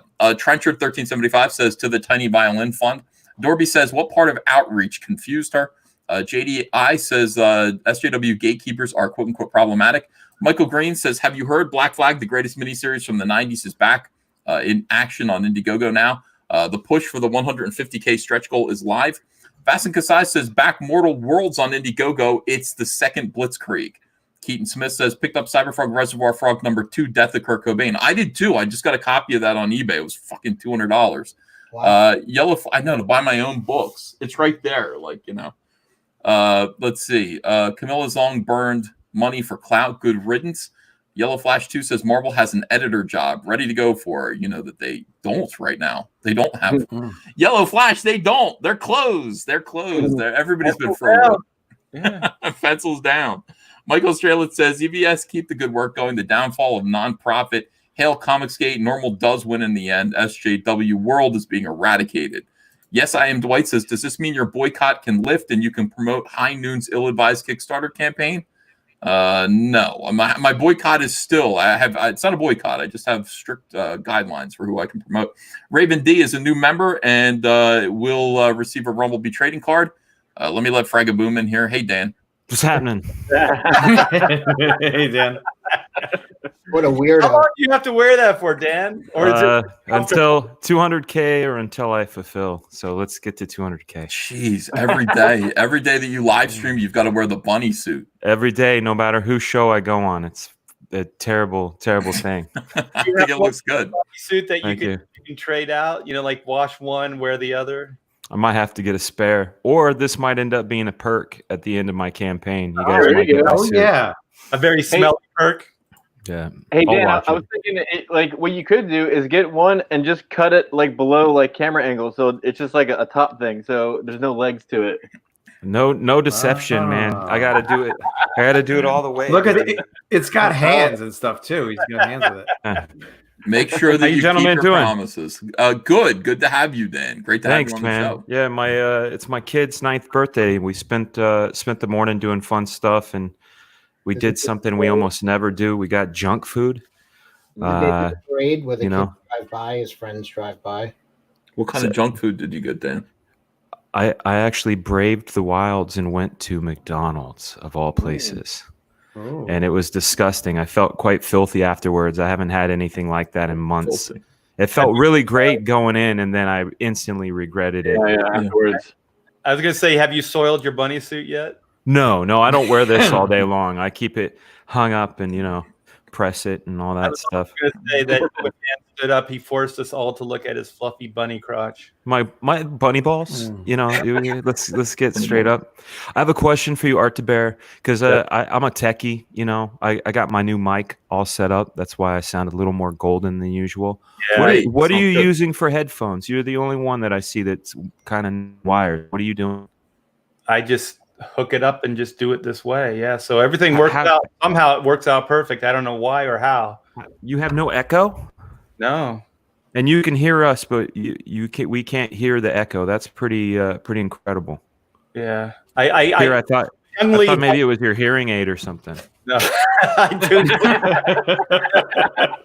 By the way, when you just quoted a line from Brokeback Mountain just a minute ago, it felt great going in, but I instantly regretted it. That was a Jake Gyllenhaal. When they were... you know what, man? Well-crafted movie. Well-crafted movie. Ang Lee knew what he was doing there. Not my favorite movie, but Cecil, I just can't quit you. It's you that I have a hard time quitting. I heard you're going neck and neck with me for a Patrick Thomas Parnell painting. That's what I hear, and I voted for you. I'm thinking of my friend Patrick there. I'm of the mind that painting you, not only will it be a magical pleasure, even if you change faces like you have, you can't escape me, Cecil. I know it's you, but much easier to paint than any of the characters in Black Flag. I think you'd be able to pick me out of a crowd just by my musk. That's how close we've become. You know what, man? That's why I want that mummy fingers, because I know you touched it. And I'm going to make a tea out of it, and then I'm going to bathe in it. This is smell-o-vision. We can smell Cecil. Yeah, musky musk. But yeah, don't go changing. I smell like testosterone and motor oil. Pretty good. My house smells like Axe. My stepson. He goes to town. I'm like, bro, you need to stop. That stuff. I love that Axe deodorant spray. I use that constantly. Yeah, that's young guy overpowering. Yeah, the chicks don't dig it. I had a guy that worked at the studio, and he'd put it on before every day, and he'd come in the studio, and it's like, oh god, dude, come on, man. Yeah, whatever happened to one? Like I wear cologne, I wear Versace. Versace. Yeah, I wear Versace, but I do a little spritz, and I hit up the parts of my body that my pulse is at, and that's it. I learned that from a lady. It's a lady skill. Yeah, but these people with Axe, man, they just do the rodeo, and it's just not right. They're bathing in it. All right, so what's up with Cash Grab? Where are you at right now? I'm going to be adding new pages soon to the campaign. They'll be ready to show. As just you got to pretend they're getting something. It's the better sell that way. So I add, I have a few pages that they're going to come in. And I'm going to add that. And if somehow we hit 200,000, you're going to hit 200,000. You mean when you hit 200,000? Somehow, by hook or by crook. I mean, I've been trying by crook this whole time. You need to put a pink bunny in there, man. Put a pink bunny. Yeah, you need a hook. You got the hook. Yeah. The crook part. So I'm thinking of something. There's another card set, by the way. I think the Human Centipede was the hook. No, Dirtworm Doug is very popular. That's what I'm about. I want that Looney Tune sort of humor where I can read it to my kid. Daddy, that corn's so cute. That's that what kind it of is. thing. Yeah, it's for kids. Yeah, I need it. So Cecil, everyone back. No, I can't say that. So I'm sorry, Cecil. You say it. Hey, I can say it. I could say it. Everyone Cecil. back Cash Grab. Back Cash Grab by Cecil. It's in demand. We're at 166. Let's get him to 175. Get that stretch goal. I don't know what the stretch goal is. I see the Human Centipede, and I'm sure a lot of stretching is going on. Get it, especially for the Dirtworm, Doug. What else you got going on your campaign? I haven't even added. We got the Jack Show trading card set. We got the foil and bust cover. We got the fan art section. I think I may make an entire separate book for the fan art if we hit 200. You also have sketches, right? You're doing drawings? I'm doing drawings. We got the pull-out centerfold of Anna. Everybody's getting a blockhead, like a card, one of these. The first 30,000 were just people trying to kill me because I would do shots for every 5,000. But everybody's gonna get one of these that fold up. And I gotta add some more stuff. Yeah, if we hit 200, it's gonna be a full book of a whole separate book of just the fan art. Cecil sucks at selling. Yeah, that's what people are saying. But anyway, back Cecil's cash grab. Today, I got a couple things in the mail. The first thing I got was, and thank you. I was complaining about not finding a good Elvis statue. Some people helped me find this Elvis with this likeness of Elvis is unreal. His 69 comeback special. I mean, look at that. That kicks so much ass. Hey, do you need that? Do you have the comeback special on DVD? Oh, yeah. Do you have the stuff with all the outtakes where he's looking at camera? Do I say Yeah.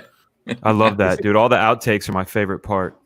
This is so rad. The guitar has even got strings. Yeah, that's killer. Man, that's awesome. I mean, this is beautiful. This was very expensive, but I'm very happy to own it because did he smell like bacon? Peanut butter, banana, bacon sandwiches. Now this is the best thing ever. I got my mail today, and somebody sent me oars, many oars, because comic skaters need to grab an oar, according to John Malin. This is, as you can see, at the end of every oar is hand painted yellow flashes oar. Here's a Comicsgate oar. There's a tug. Comicsgate. Let me see who's that. Oh, it's Diversity Comics. Zach, another Comicsgate. Let me throw this over here. Who's this? Oh, Anna. That's Star Wars? Yeah. Okay, there's Kelsey. That's great. They can double as SJW paddles.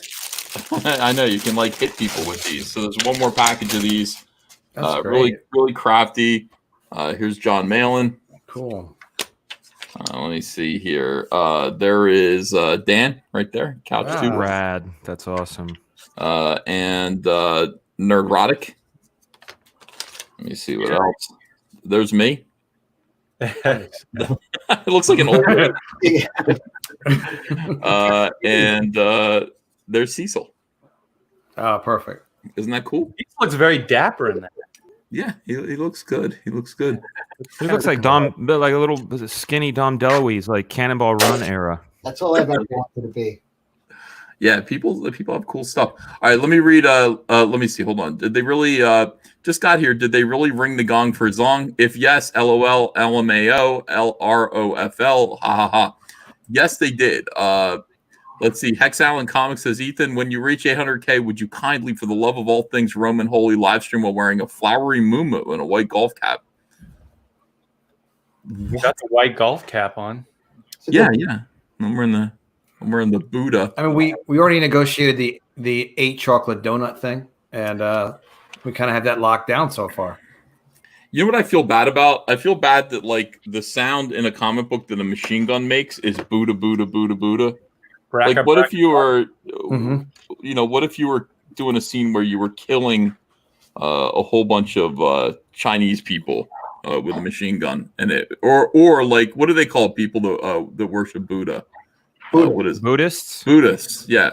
What if when you did a scene in a comic book where you're that's a long way to get to this. It's not like Buddhians or something. The Buddhians. Well, when you're killing Buddhists and then it's Buddhist. Buddha sound effect, that's what's called a happy accident. Or raised. Or killing ants as Pink Panther and saying dead end, dead end. People are saying machine guns go brrr. They don't go like that. That's something they go. Rat-a-tat-tat-tat is fine. But I mean Buddha, Buddha, Buddha, Buddha while you're machine gunning down Buddhists in a comic book. Like a bad guy would do that. Frank Miller perfected the Buddha, Buddha, Buddhas, man. Yeah, it's true. Yeah. People are shocked at my behavior. I understand. Look, don't bring me home to mama, okay? Let's see. Was finally able to back Honeycomb. Can't wait, says Butter Biscuit. Butter Biscuit 92. I want a Butter Biscuit. Yeah, so do I, with honey drizzled on it. Yeah, you're not kidding. Give me that. Raven D is a new member. I'm sorry, I want to repeat my joke about Donnie. Donnie is now in a Aussie cover band. You hear him? Yo, I saw some of that bathtub stuff on Twitter. Is that legit? Yeah. Well, ask Donnie. Donnie, is it real? Donnie, answer. He must be in a younger generation Get to because, the point, Donnie. God damn it! I gotta kick him. when we were kids and did stupid shit like that, we didn't film it. Well, Donnie did talk about that. See, the great thing is that everybody watches this show, and you see 1,816 people here, and you're like, "Wow, Ethan, that's 1,816 people who love you." No, it's about 1,700 people who hate me, and about 100 people who are They say that they used to say that about the Howard Stern show. They say the average Howard Stern listener listens to half the show, but the haters listen to the whole thing. They all watch. Everybody watches this show. Everybody who's anybody watches this show. So, of course, Donnie Cates saw the show where I was drunkenly going through, and I was drunk, Cecil. I had a great day yesterday. We just had a great. Andrea was drinking with me. We just had a fantastic time. And then I live streamed, which is never a good idea. You got rid of that live stream. I just put it on. What's it called? Not when you private it, but just unlisted. It's still there. If you have the link, you can watch it. But I was watching Donnie's YouTube channel. Donnie followed me again. Even though we're having all of this stuff, I don't know why you need to follow me anyway. If you want to watch my videos, you don't have to follow me. But he does. He wants to be notified. He can't you just like Brokeback Mountain. Yeah. So there's this whole account called Donnie Cates. It has 3 videos on it, and one of them is a really strange ad for one of Donnie's comic books, and the other one is him in a bathtub with a fat guy, and they're recreating Fiona Apple's Criminal video, and drunk, I guess, off their asses. And Donnie Cates confessed that was indeed, his video. He says that isn't him in the bathtub. That's him filming his 2 friends. So is that like a weird reflection of him in the bathtub? It's I don't know. Naked, filming naked. Like I don't understand how that worked because that was him. Yeah, do you have that video? Yes, the video is. I've shown the video. It's really upsetting. It looks like the people get murdered in the end. It's a little bit like a snuff film, Patrick. Oh God! It's a remake of Fiona Apple's Criminal. Yeah. So they call it like a bathtub criminal. Great song. Snuff films, it wasn't that bad. Snuff films aren't that bad either. Snuff films aren't that bad. Compared to that shit. Snuff films aren't that bad. Snuff films aren't that bad. Snuff films aren't that bad. Hey, they're talking about snuff films now. I need let me see. Donnie Cates Criminal, or Criminal. All right, let me see if I can find it again. Criminals. Bathtub Criminals. Smooth Criminal. That's how Let's hope there aren't a lot of bathtub criminals. I wrote Bath Rub Criminals. That's not it. I hope not. The heart wants. Yeah, Bathtub Criminals. You just went in a bad place. I heard people talking about this, but I haven't seen it. I'm kind of scared. Well, you should be scared. I don't know if it's still there. Oh, here it is. I found his channel. He's got 10 subscribers now. He had 9. He took them down. Donnie took the videos down. He? So here, oh my goodness. So here's the thing. First of all, Donnie denied. He said that this is not even my channel. It's my friend's channel. Oh, really? Your friend has a channel named Donnie Cates, does he? that promotes your books from 2016. Why is Donnie a liar? And here we go. This is the channel now. Donnie Cates. This channel has no videos. Home. This channel doesn't have any content. Now what are we gonna do? What about the clip? There's a clip on Twitter. I did download all 3 of his videos. Oh, that's good because he took them down and destroyed them. I guess the other thing that we could do is just go back and watch my video, which I will now take off of unlisted because I played all of his videos in my video. Internet. Oh, internet. When will you learn? So do you think internet? So do you think Donnie learned his lesson? That's why he pulled it down. Do you think eventually he's going to learn how to create good business practices? No, I don't. He's been a bad boy. Yeah, I don't. Fuck, Cecil, you're fucking He's my been brain up, bro. careless with a delicate man.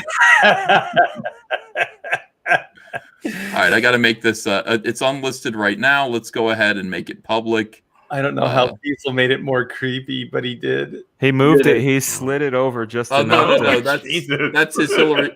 That's his Hillary Clinton mask. Oh, is that what that is? Because it's like Texas Chainsaw Massacre when you're like when you turn the head slightly. That's nightmare fuel right there. Yeah. All right, let me see. Why is Comicsgate 50 points ahead right now?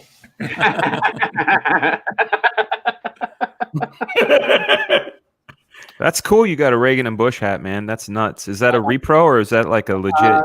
Well Hung and Dung sent me this. That's I can't super stop cool. looking at Cecil. Every time I try to divert, I kind of keep coming back. It's like the Aphex Twin. Remember that Aphex Twin music video where everybody's got his face? Yeah, I think the Aphex Twins look like what's her name? The little Swedish chick that's yelling about the planet. They do, but way, way, way back. Yeah, that's crazy. Yeah, those dead eyes, Cecil, are captivating. It's like they're following me. Yeah, It's so Linkovich upsetting. Linkovich has it right. It's really weird. Does anybody want to watch in the chat? Should we watch Donnie's video? Yeah, because I mean, I called it up on my. I gotta see this now. just to remind them that nothing is gone. It's there. It's once Now, people find out. Did they do a remake? Like, did they re-sing the song, or is it just a video? No, to dude, that song? it's so fucking awful. Here we go. This is this video was unlisted from yesterday. Donnie Cates continues to stalk me from his secret gay YouTube account live. I don't think that title is pushing it. I think that's probably true. Here's me examining the account. Drunk. Why is he going to stalk me from this channel? I don't know, but I'm interested. I want to know what else is on this. What else is going on with this channel? Here's another video. This video is called Bath Criminals. Now I got to turn the volume down because the song associated with this is Fiona Apple's Criminal. So I don't want to get struck. But this other video that's on here is Donnie Cates naked in a bathtub with a fat man. Let's watch this together, shall we? Yeah, there's Donnie Cates with a fat man naked in a bathtub. What is this? Donnie, what is this? Why are you naked in a bathtub with a fat guy? Why do you have a secret YouTube channel with no, this is Wanger. It is Why Wanger. are you naked in a bathtub with a dude playing Fiona Apple music?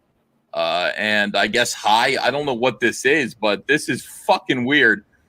Donnie, Bath Criminals. Oh God, what is going on?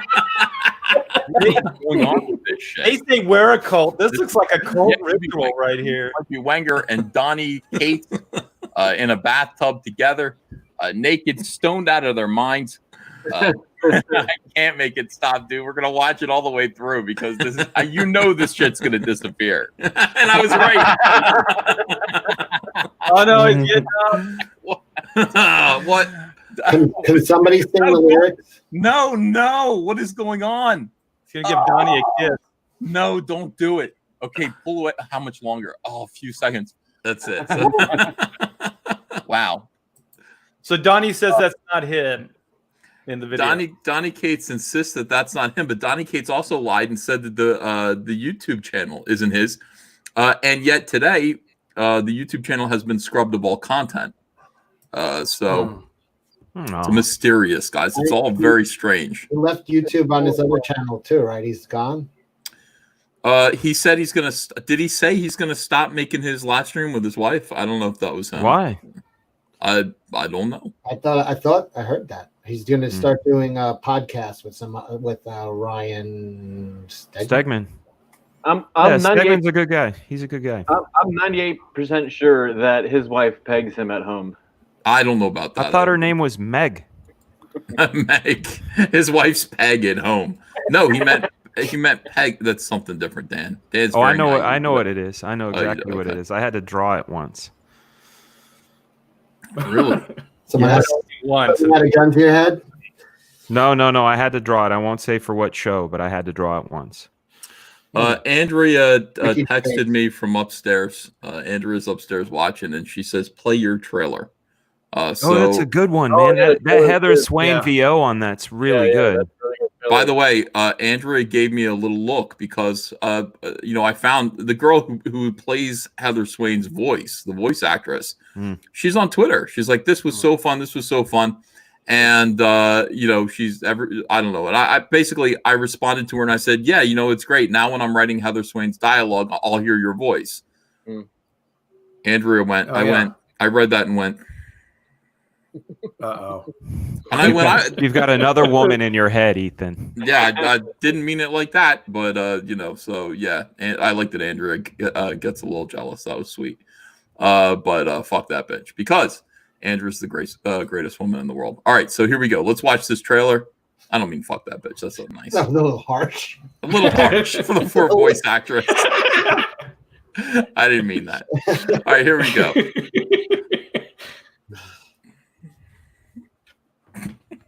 No audio? Oh, did I not do audio? No. We need audio. Yep. That's how much Okay. he dislikes this woman now. He's doing the voiceover. Yeah, I'm sorry. We're not going to be listening to the voiceover. Let me see here. Again. I could have sworn I hit the button. This is Heather Swain. No. Yeah. This is Yeah. Heather Swain. It'll be Ted Knight. Well, this is Heather Swain. Janice from Friends. Staying alive in the woods, using smoke as a screen, and always wearing red. Meanwhile, at the Hall of Justice. I got to scroll all the way down my page now and find it. Hold on a second. Ethan, I'll send you the link to the YouTube. if No. you want. I got it. All right. Here we go. Are you my pal, Danny? How about the fresco? My name is Heather Swain. Philadelphia has always been my home. Life was good until it happened. I'm friends with a cybernetic enhanced human-like frog created to save Earth. Nobody appreciated or understood him, but I did.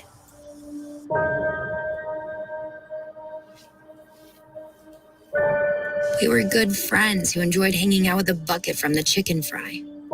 Just me, Cyberfrog, and his very large brother, Salamandroid.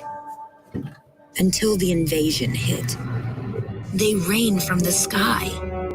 These space invader giant hornets attacked everyone, killing more than could stay alive, and covered the earth with giant blood honey hives.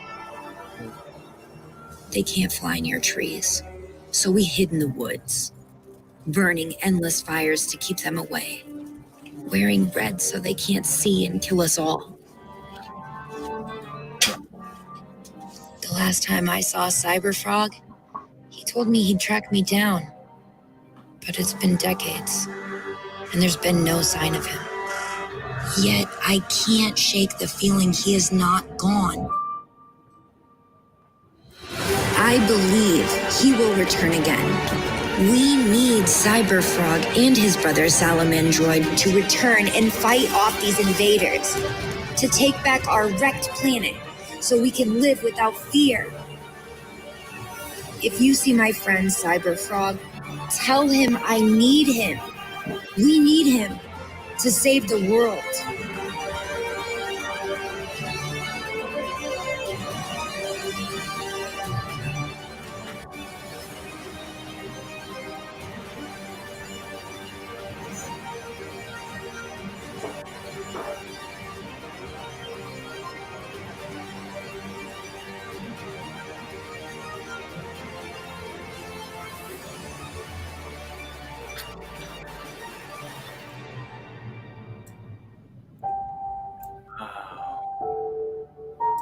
This is Cyberfrog Wrecked Planet.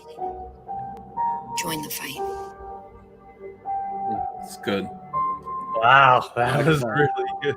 I would just add one little bit of dialogue at the end, because she's talking about Cyberfrog as though like he's an abstract kind of bigger concept. She knows him personally. The last line of dialogue should be "Froggy, come home." Oh, that would be the shit if that were just added at the end. Did you write? Ethan, No, I didn't write that. Somebody else wrote that. So that's a completely like independent thing. They just did that and they sent it to you. Yeah. That's amazing. Yeah, fantastic. So if they added that Froggy, would you say Froggy come home? Yeah, just in a weak voice. Like after the we need Cyberfrog. That's not Heather's.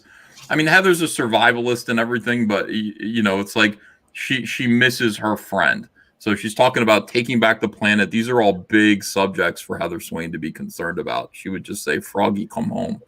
So maybe if there was a way they could just add that, maybe you could post it on your YouTube channel, and it promotes Essential Media too. Yeah, their website. Yeah, they reached out to me today. They wanted to talk or something, but yeah, beautiful trailer, beautiful. I mean, you can't beat that. It's awesome. What do you got there?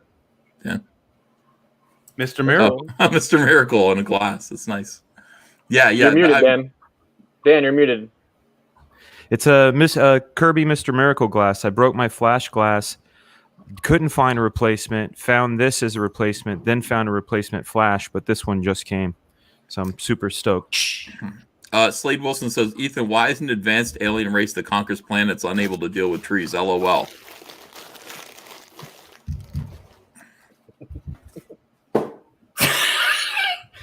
You want to find out? That's that's Cyberfrog 3, right? You guys, you think that I don't know what I'm doing. I do know what I'm doing. I might have told a couple of people the answer to all of this, the big answer to the story. And, so.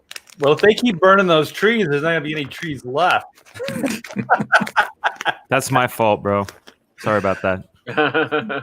Giant Hornets, is Ethan a modern day prophet? Yes, Jack Random. Someday they will say that. They will say all of God smote all of Ethan's enemies, and he predicted the murder hornets and a bunch of other things too.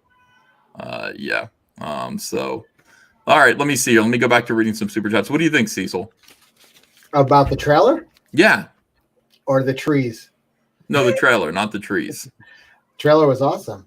I mean, even though that woman is clearly a total fucking. I'm going to look past it for a minute. She doesn't sound like she's from Jersey, though, does she? I mean, that's not a Jersey accent. Andrea was pointing out, she's like, her A's are all wrong. Like, I'm not sure where she's from, but she's like, for example, here in New Jersey, I'm Andrea. You'd be Andrea anywhere else. I know where she's Andrea. from. I know where she's from. Where? I can't pinpoint exactly where, but she's definitely from Marlboro country. Smoker voice, yeah. My name's Heather Swain. No. Well, great VO though. I mean, there's character, which is good. Cyberfrog Unforgettable Tales 1 and 2 are still available now. You guys eating on this stream. What? That poor girl that did the voiceover got a beating on this stream. She's awesome. She's awesome. We're playing. Yeah, she's yeah, awesome. Oh, his wife was watching, but she sounds incredible. Yeah, vocal fry is definitely heavy. Cyrus in the chat said that it's that fry. Vocal fry. But it gives her a worldliness. You know what I mean? Like she doesn't sound like. She sounds like John Connor in Terminator 2. Yes, she seems rough.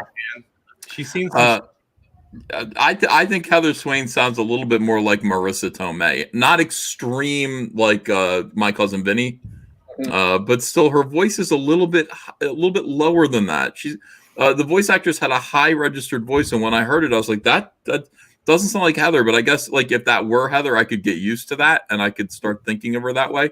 But she's been living in a forest fire for 20 years. Of course, her voice is going to be a little. Well, her voice, yeah, but I mean, even as a teenager, her voice was low because her home life was so bad. I mean, it's I can picture her speaking in kind of a more kind of dulcet tones, I would say.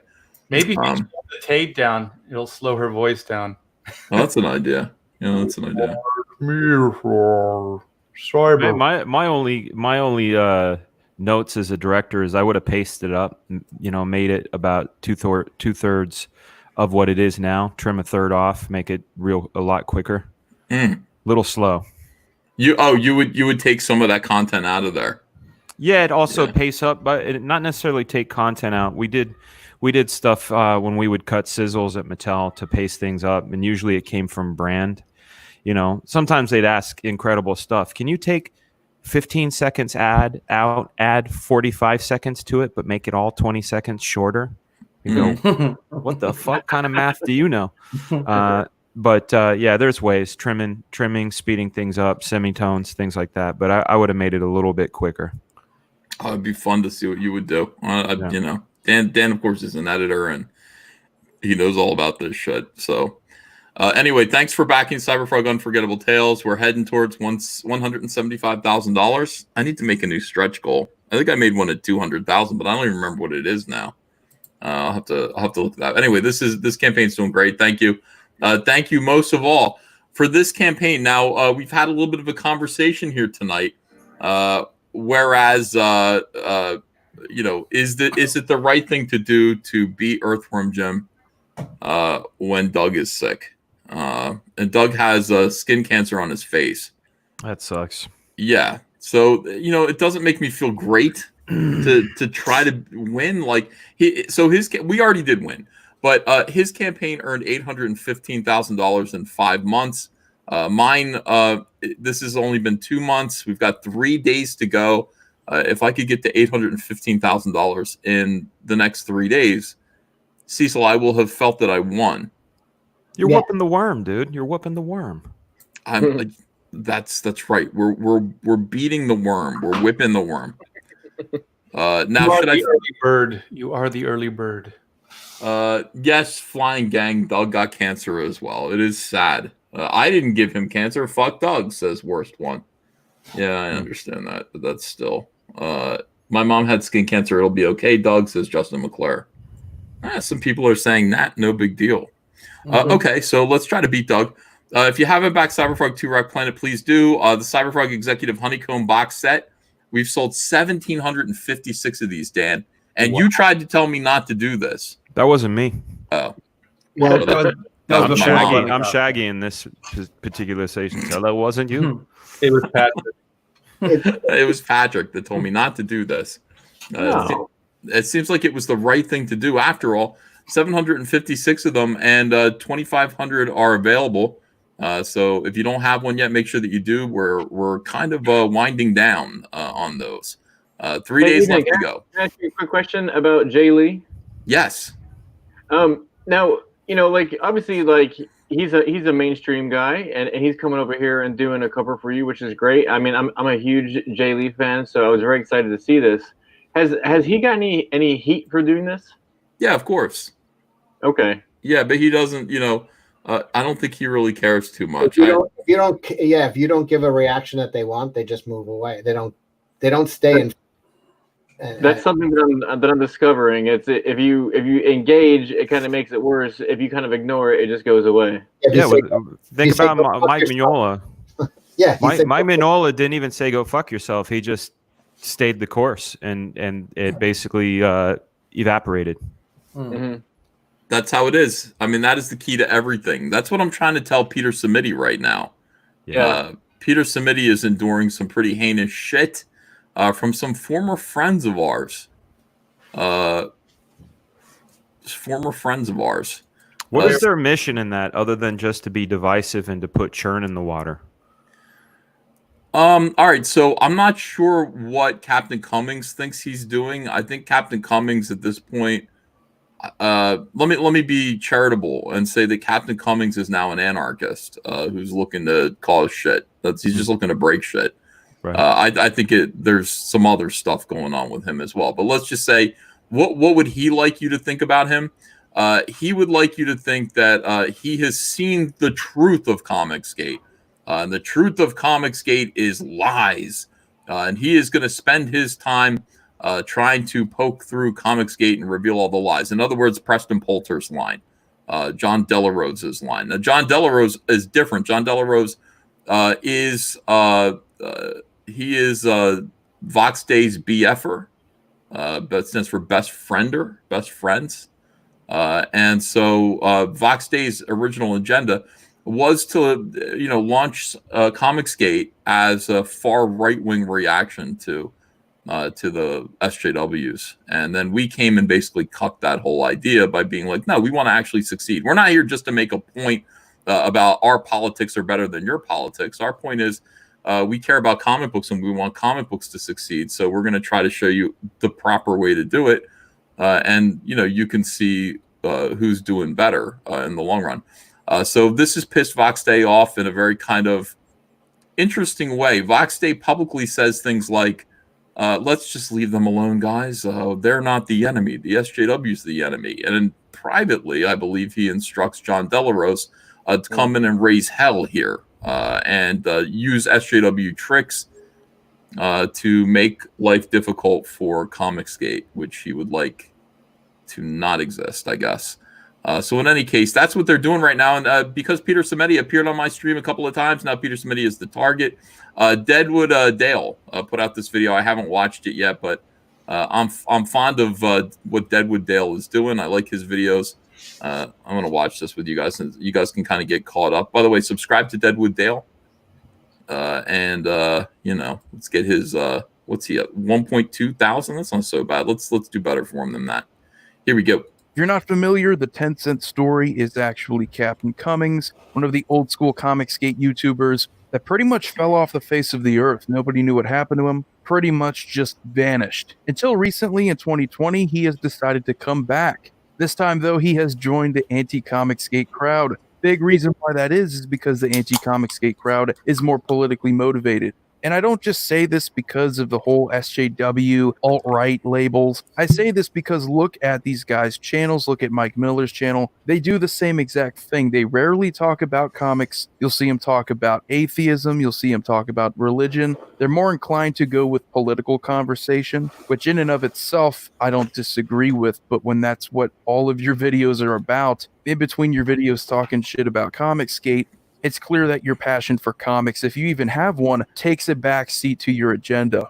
And this is something you need to notice about people, not just SJWs, but people on the right. That Comicsgate is primarily a community about the content, about promoting campaigns, about promoting brand new books. And you're going to see a lot of different political opinions within. I'm even starting to notice an increasing number of liberals now in Comicsgate, or people that are at least not right-leaning. But anyway, we're going to talk about Captain Cummings, because this guy has now been going on for 4 days about Peter Simeti of Alterna Comics. If you're not familiar, I believe it was last year when during a live stream he had the police come to his house. Someone had made a phony call to them claiming that they were Peter Simeti and that they just killed his family. That way you get the police going to his door with loaded guns, ready to act and take him down. This swatting thing is pretty despicable, and it happens to a lot of people, which is why people tend to want to remain anonymous on the internet. And once they do find out where exactly you live, your home address, it can really fucking ruin your life. So for 4 days, he has pretty much been harassing Peter Simeti, and I think it really started with this tweet here, jumping into a thread, offering his 2 cents, the 10-cent story. Exactly, Peter Simeti is so against SJWs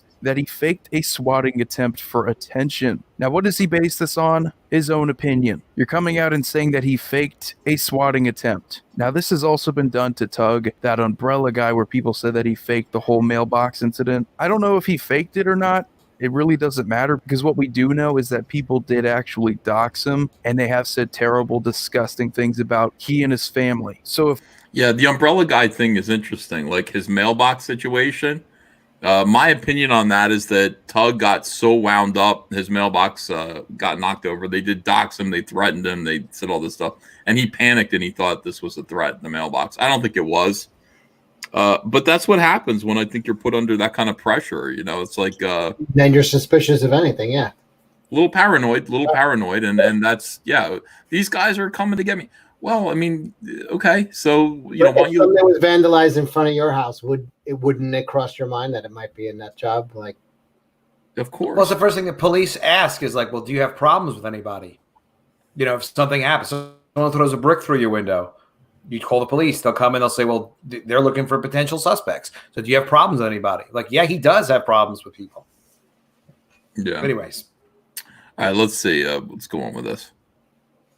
If a lot of those things are true, and we know they're true, it's not really hard for me to believe that someone would go out of their way to act on that information and try to actually intimidate him even further. So with Peter Simeti, there's no doubt in my mind that something similar has happened to him. People are constantly bitching about Alterna Comics, leaning in favor of Comicsgate, and Captain Cummings is going to voice his displeasure. I think it's kind of hilarious, though, that the perfect allegory for this story of obsession is Moby Dick, fittingly about a guy that kind of looks like Moby and is a massive dick. And that is Captain Cummings right now. So this is from 4 days ago.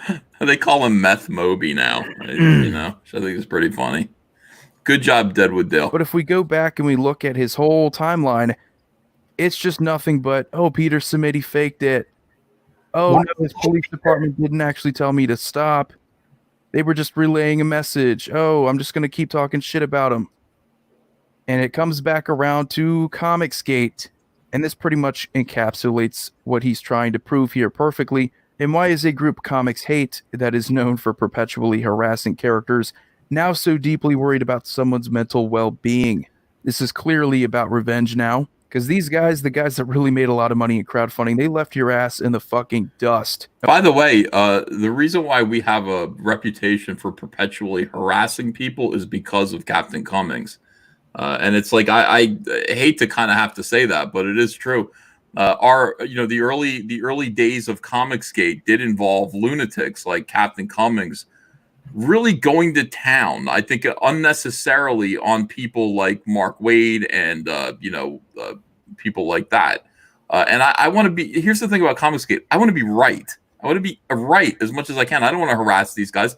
I just want to point out that what they're doing is wrong, and I want to prove that they're killing the comic book business.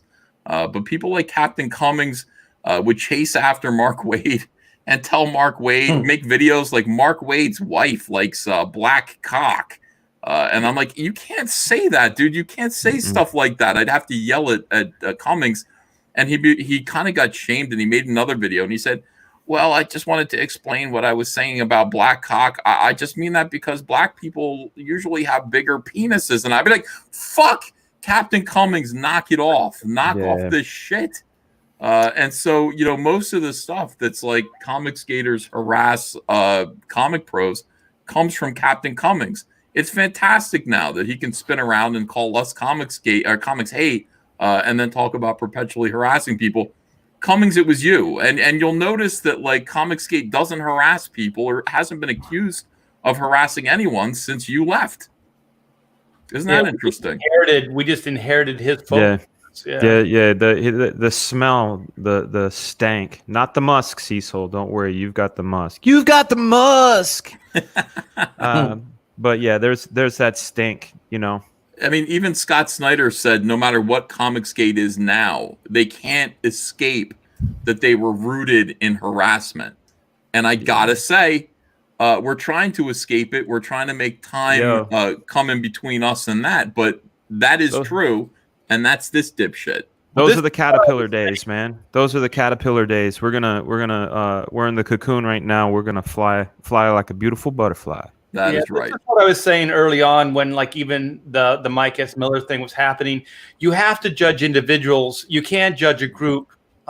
These are individuals that are in a group. So that's the problem, is when they lump everybody into one category and then say, because this one person is this, then everybody is. And that's just very childish way of looking at life, because that simply isn't true and will never be true.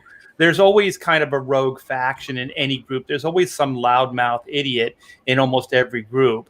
And the thing is what you do after. And look what we've done after. I mean, we're trying to play down this bad legacy or this hand that we've been dealt, but other people just keep bringing it up. So we can't really move forward because they keep bringing up the past. We need to be right. I think Comicsgate needs to be right at all times. And if we, yes, it is true that like the professionals were harassing Comicsgaters all the time. There was bad behavior from Comicsgaters towards pros as well. Yes. There definitely was. I just told you one. I just told you one instance of really fucked up behavior that I had to just talk to Cummings and say, that's not what we want to stand for. That's not what this should be. But nobody that's in Comicsgate now, you know what I mean? Like, I mean, there was a change of guard leadership, and those people went the wayside. But they're not happy with that. They want to tear everything else down. Yeah, that's right. Kamara says, but what if Wade's wife does like Big Black Hawk? Well, I don't know. Yeah. I don't know. And neither does Cummings. And I think that's the point. If she does, via con Dios.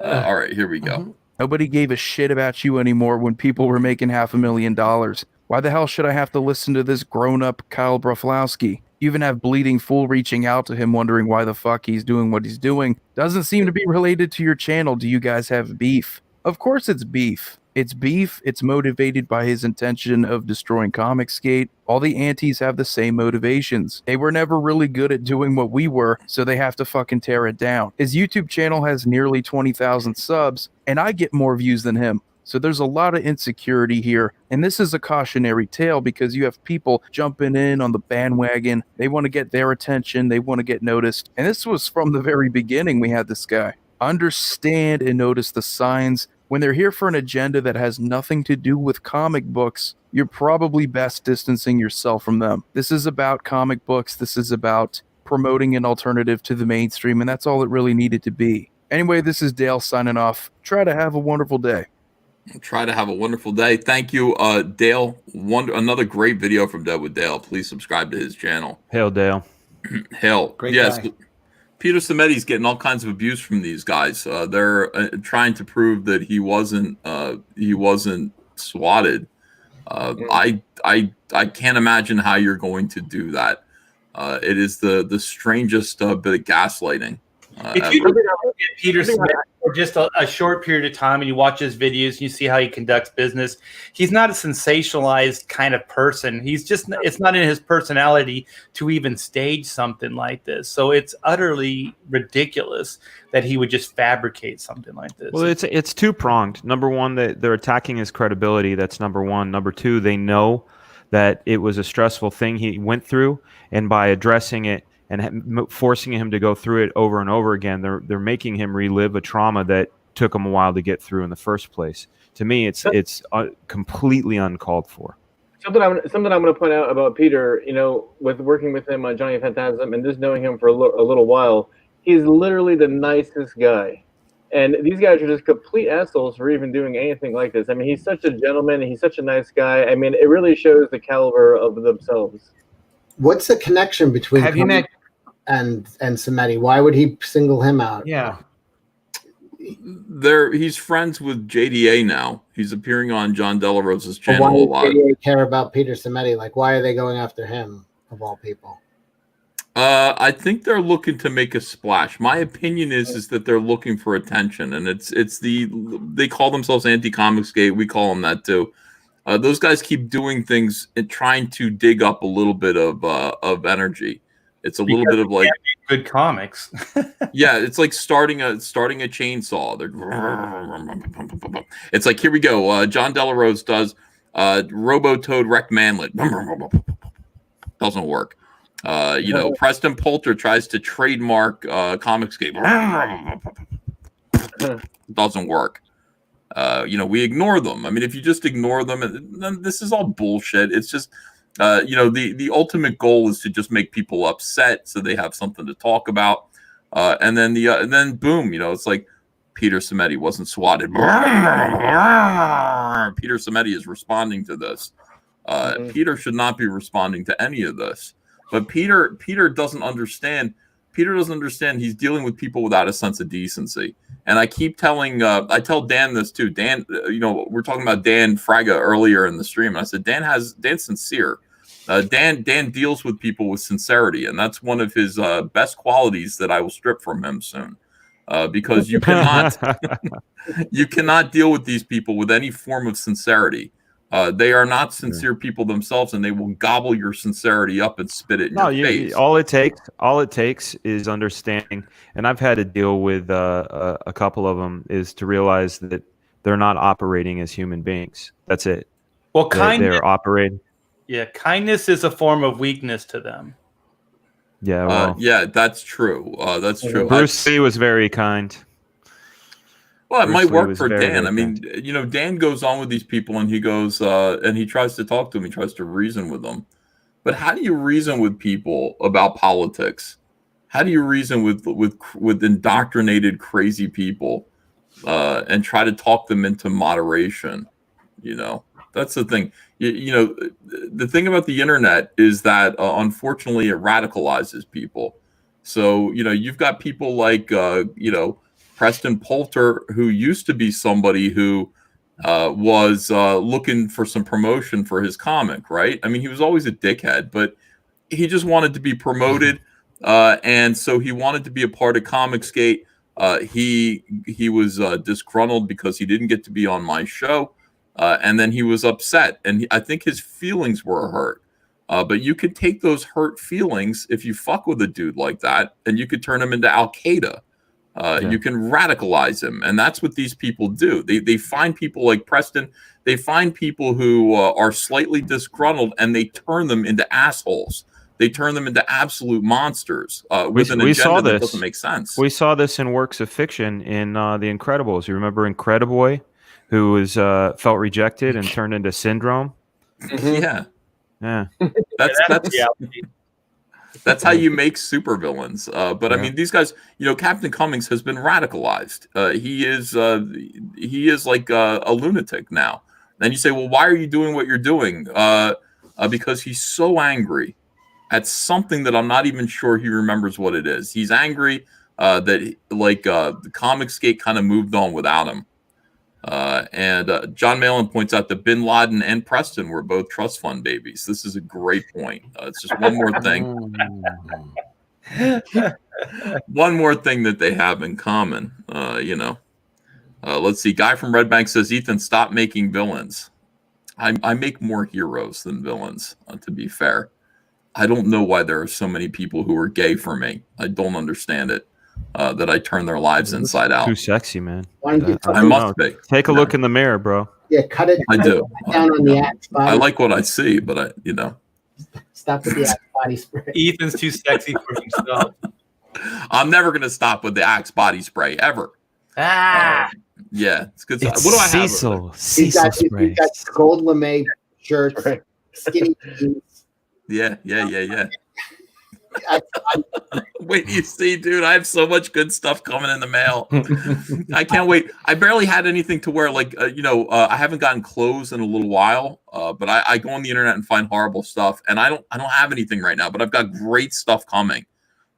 Fantastic. I love it. Absolutely love to turn on my camera and I'm wearing something bizarre. And did you order it smaller because you plan on losing weight for the summer? No, I ordered it bigger because I'm, planning the other way around. You want to grow into it. Yeah, but you could tomahawk habits. Can I break in for 2 seconds just to ask your guys' opinion? And this is probably the worst way for me to bargain with this guy, but somebody sent me a set of Jack Show Cyberfrog cards, and I'm thinking about making this the 175, make a card set. I'm going to show you. I didn't work out a price yet, so if everybody says yes, then he's got me over a fucking barrel. Can you share my screen? Oh, yes. Sorry, yes. So, that's some good planning, Cecil. It sounds like you planned it out. A set of Jack Show Cyberfrog cards. There's Malin. Stay in the trees. There's Anna. Wearing red. Oh, that's awesome. That's me. There's Kelsey. Sexy. That's sexy. Beautiful. And there's Ethan. Some of these are pieces that he already did. I know this artist. He's a great artist. It's Igor Bondar. Yeah, Igor is a great guy. I think I might print him up and make a card set at 175. What do you guys think? Yeah. Yes. Absolutely. Well, if we say yay, what's the disadvantage that you'll be in? Well, because I haven't paid him for any of this. He just hey, and you know what? You know what you should do, man. But now he may up the price now. Special bonus random uncut sheets. Ooh. Those will be hard to ship, though, but that would be cool. Yeah, you could roll them up in a roller. That's true. Yeah, I put that shit on a wall, bro. I get the okay from you because this does have your. Yeah. I think that's great. I would love you to do that. Okay. Man, Kelsey looks like a badass. Yeah, we all do. Look at me. I look awesome. It made me just as fat as ever, and fucking because it makes sense. It's 20 years. There's no fucking food to eat, and why am I fucking so? That is you, dude. I mean, that's the thing about it is that that's not the cartoon version of you. That literally is you. I know everybody. Look, everybody's fucking got superhero bodies. Except you. I think it's just an exaggeration of who you really are. You're like Velma of the Scooby-Doo crew, in that. I mean, they say jinkies. You've got a little bit of a gut, but you got these giant shoulders and traps. I mean, everybody got fucking. That's me. Yeah, that's what I look like. Igor, maybe a sexy Cecil version or something like that. I mean, what do you mean? Maybe Fabio? this is a sexy Cecil version right here. Well, that's true. Cecil in a bathtub with a bunch of Vespas. You think after 20 fucking years of all the stores being closed, I'd be able to drop a pound? No.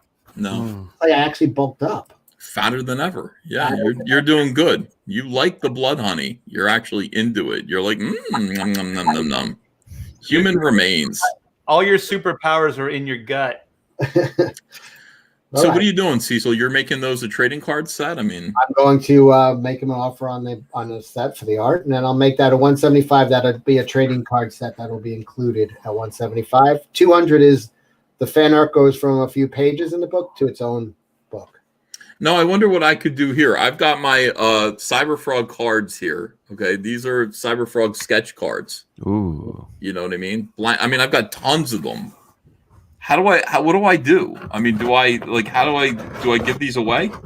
Yes. Do I draw on them and give them to people, Cecil? That's a lot of work. I've got like 3 crates of them, like blank? this. Blank sketch cards. You're going to send out a blank. People would normally like a sketch on them. That's what I'm saying. I would sketch on them.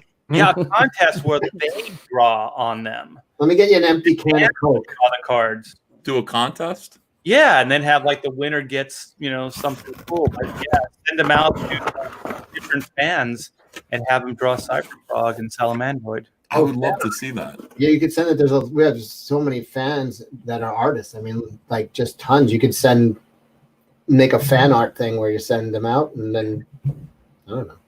That'd be fun to see. Yeah. Johnny Do Good says, "Did Mike S. Miller ever send you back his sketch cards?" He did. Yeah. I think we've seen him, right? Yeah, we've seen him.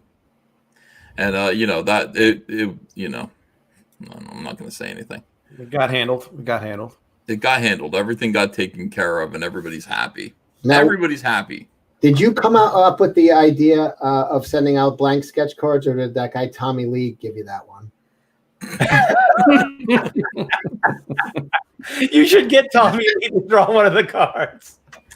Checkpoint says, "Did you really pay him $10 for it?" I didn't pay Mike anything for it. I didn't pay Mike a dime. But yeah, the sketch cards were $10 per sketch. You're supposed to do quick sketches on them. Of course, people do want to show off. EJ Moore just did some absolutely beautiful sketches. $10 a piece, to do sketch cards. But I didn't pay Mike because Mike didn't pay me for a cover. So I just went, we're even, okay? We're even, pal. At that point, it's a trade. Yeah, it's just a trade. And I think he was happy with that. All right, Dorby says, the original color was better. Maybe I'm bisexual. He's talking about the new version of the Kyle Ritter trading card for War Campaigns, Comicsgate, or CG Jumpstart magazine. Do you guys know about that? That's a beautiful card, man. But I haven't seen the card. It's gorgeous. Let me see here. I pulled it up. There it is. Look at that. I was jealous of this card. It's so good. And what the original had pink in it, and you had it removed? Yeah, like he had this fading down into purpley pinks at the bottom here, and it was bisexual lighting. And I of course, everyone made fun of it. And Kyle and I went, I'm not thrilled about that. I just noticed it. Kyle, of course, was watching the stream and felt bad about it. So he's like, I'll fix it. And I was like, okay, good, because I'm not paying you until you do. And then he did, and I paid him, and all's well. So is the tongue working for you? Is that how you're supposed to do the Cyberfrog tongue? This is how Cyberfrog's tongue works. Yeah, it's just straight out like that, and it's just instantaneous. So take notes, you guys, when you do your sketch cards. This is how the tongue works. Yeah, it shoots out like a projectile and grabs something and then comes back to his mouth. So there are people who who draw Cyberfrog with his tongue hanging out like Venom, and I really don't like that because frogs whose tongues are hanging out are dead frogs. Frogs don't let their tongues hang out like that. They grab flies with them real quick, instantaneously, and they shoot back into their mouths again. No swirly tongues. No venom tongues on. Now Salamandroid has a venom tongue in his mouth, so you can do that all you want. But Cyberfrog's different. This card is called Brothers, and it's going to have a little essay on the back about Salamandroid and Cyberfrog's relationship to each other. It's going to be made to look like the other cards. It's going to be card number P6, I think, or something like that. And it's only going to be available if you support or back the CG Jumpstart magazine campaign. This is just a stretch or a chase card. I love doing chase cards. I love the idea that, you have to do something to get one. You have to go somewhere to get this particular card. Is the campaign running now? No, next week, I think. Oh, okay. Yeah, next week. And, I'm going to do the same thing for Comicsgate Con. When we do For the Fans Fest, I'm going to have like a couple of chase cards, one per day or something like that, that if you're there, you'll get one of these cards for free. You come up to my table, and there'll be a new one for every day of the show. Let's just make it fun, give people something to collect. I'm going to start writing out T-shirt launchers because I'm going to bring my T-shirt launcher to the show. Are you really? Are they going to be yeah shirts? That's I rad. know what the shirt is as long as it's Comicsgate. Yeah. Yes. Is that planned for Florida? That's planned for Florida, but we haven't talked about it in a little while, frankly, because of the way things are right now. But we're still planning on it being in 2021, I guess. We are definitely doing it. It's just, COVID kind of slowed down our enthusiasm for planning it, because who knows? When you imagine it in your head, like what size venue are you thinking? I'm thinking we rent one of the big hotel ballrooms, like at a Hyatt or something like that. And then if, depending on how we do, we maybe open up a room that's next to it. My ideal situation is we have one big room, and what it is it's all tables for like Art T Bear gets one, Frege gets one, and then we have a kind of a table that's up on risers where we'll have the Jack Show is broadcasting live right now. Instead of a panel discussion, so you could sit there and watch the Jack Show, you could sit there and watch Nerdrotic, you could sit there and watch Geeks and Gamers, and then, there's another room where it's just an artist alley full of Comicsgate creators who are selling books. Like, Adam Post will have a table, Patrick Thomas, Parnell will have a table, Frege will have a table too, and Cecil will have a table if he ever puts out a book. He'll be there anyway. Yeah, he'll be there. Of course, he'll be there. The DoubleTree across from Universal Studios is a pretty sweet venue. Oh, okay. I actually know where that is. It's the DoubleTree across from. It used to be the well, you know this, but it used to be the hotel for MegaCon. But Transformers Con, TF Con was supposed to be there in March, but they canceled because of the virus. But it's a pretty decent sized venue. Yeah, I would go there, I guess. Is that on Kirkman Road? I mean, yes. Yeah. Yeah. Oh, okay. I mean, I'm familiar with the area. That would be fun. That'd be fun. So we'll eventually just take over the whole the hotel in its entirety, like Rockstar, start throwing things out the windows. That's what happened with the old hotel with MegaCon. Was it used to be at the Crown Plaza, and people were throwing chairs out the windows into like this courtyard. So they had to move it over to the DoubleTree the next year. I'm going to do what Keith Moon did, and I'm going to nail all the furniture to the ceiling. Then we can go across the street and go to Universal Studios together, which would be fun. I would love to get drunk with Cecil. I'm going to do the videos coming out of the amusement park. Dude, it would be a blast. It would be so much fun. So, oh my gosh, yeah. That's the plan, and I'm going to make it. Everybody has to kind of make sure that they've got cool stuff to sell, cool giveaways, cool promo stuff. I'll do something. God. Well, I'll have more than enough. I'll have both my books, Chrono Mechanics and Black and White, will be out by then. So, Black and White's already out, but Chrono will be out. I'll bring tons of those books and the T-shirt launcher. That sounds great. And Adam will have all his zombie books. Adam will have a zombie boot babe. That would be killer. Zombie girls. Bring girls, zombie girls. Yeah, zombie girl in the bikini. Gotta have booth babe. You should, you know what, Adam? You should have an edible booth babe, like where you can go and take a bite out of her. Oh, Keep it going. Keep it going. Oh, that's a great idea. Maybe like a cake or flesh something. on her or something. Like you can go bite a piece of her thigh. I might be able to find a really pretty girl that's got a missing limb, and then she could make something out of cake and meat or something like that. Everybody got well. can you worth it. imagine, Actually, Fraggo, would you make a costume of one of your characters and have a booth babe? The booth babes need to come back. We got to. Yeah, no, I used to love the concept of the booth babe. I thought they were great. I used to enjoy going around the shows and meeting them, and wonderful people. Well, Dan, in the day we had a rock babe, remember? At Extreme. Oh, we had Rams cheerleaders that used to work our We had booths. Bad Rock, remember the big Bad Oh yeah, Rock? Bad Rock and Kodiak, and we had a whole spaceship, the Youngblood spaceship. Yeah. Yeah, those were the days, man. 1995, that was crazy shit. We could get back to that. I mean, we could actually get back to that with Comicsgate. I mean, we really could. We could. There's no limit to what we could do here, and it would be great. It'd be so fun. You know, it'd be great if we had protesters out there. That would be awesome. That would be horrible. I hope there are no protests. Well, here's what I'm going to do to bypass it. And then my booth babes are going to be Zahn and Tess Fowler.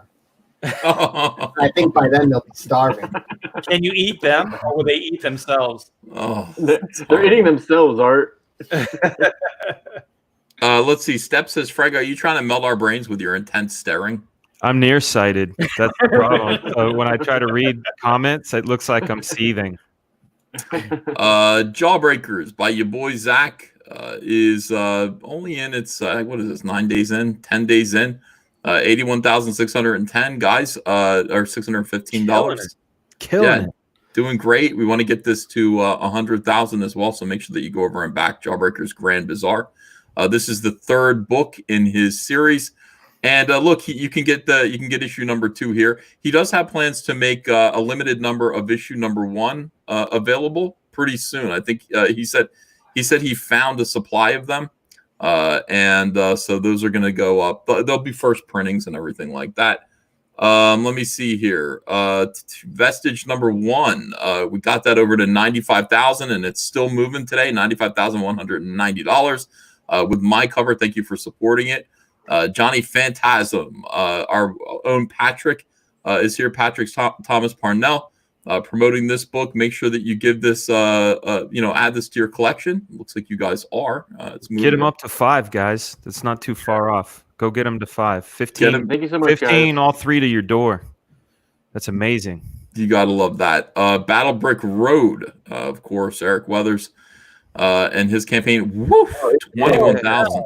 Good job, I Eric. love that he's succeeding so well. That's going to be a great campaign. And the video is great. A great 30-second video. Really Let's watch beautifully it done. again. Let's see this again. Do it. Thea Gale has grown up in a world brought to its knees by drought and monstrous dust storms. Now, a message from her long-lost father will set her on a path through an exotic land. Along with her trusty sidekick Toto, she must befriend a ragtag group of outcasts to endure the many challenges along the way.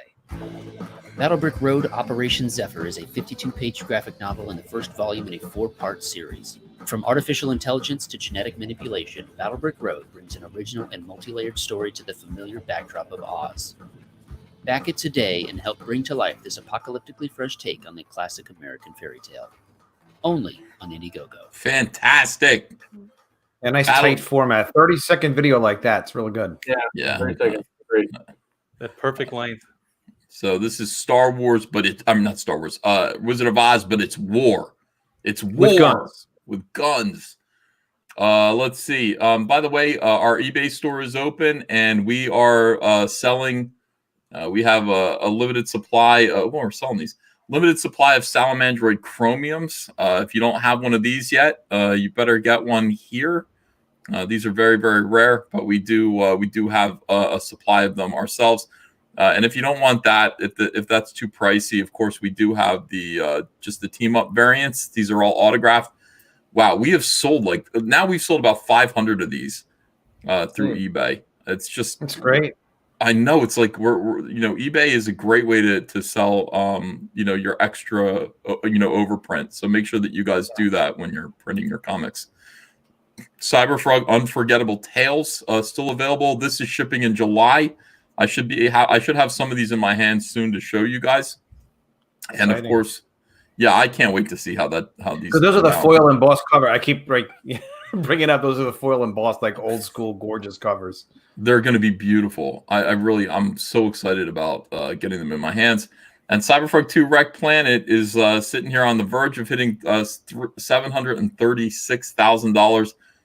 We're just trying to see what happens. We've got 3 days left, and our goal is to get to 815 or 816,000. I think we need to do in order to beat Earthworm Jim. Will we be able to do it? Crushing the worm. I don't know if we can do it. Comicsgate can do it. You think so? I mean, I know so. Over 6,000 backers, man. There's a lot of small print, like press companies that can't even sell 6,000 copies. That's pretty amazing. Yeah. And they're selling them cheap. All right. Well, I want to thank you guys for being here this afternoon. We've been on now for 3 hours and 44 minutes. Patrick's been here the whole time. Gangster. Yeah, Patrick's kicking ass. Yeah. Back all these comics. Back College of the Dead. Bathtub of the Dead. College of the Dead. Back Sonic Phantasm. I got it. Yeah. And it's a really good deal too. I got to back that right now. I got to back that and Eric. Yeah, Patrick, your books are done, right?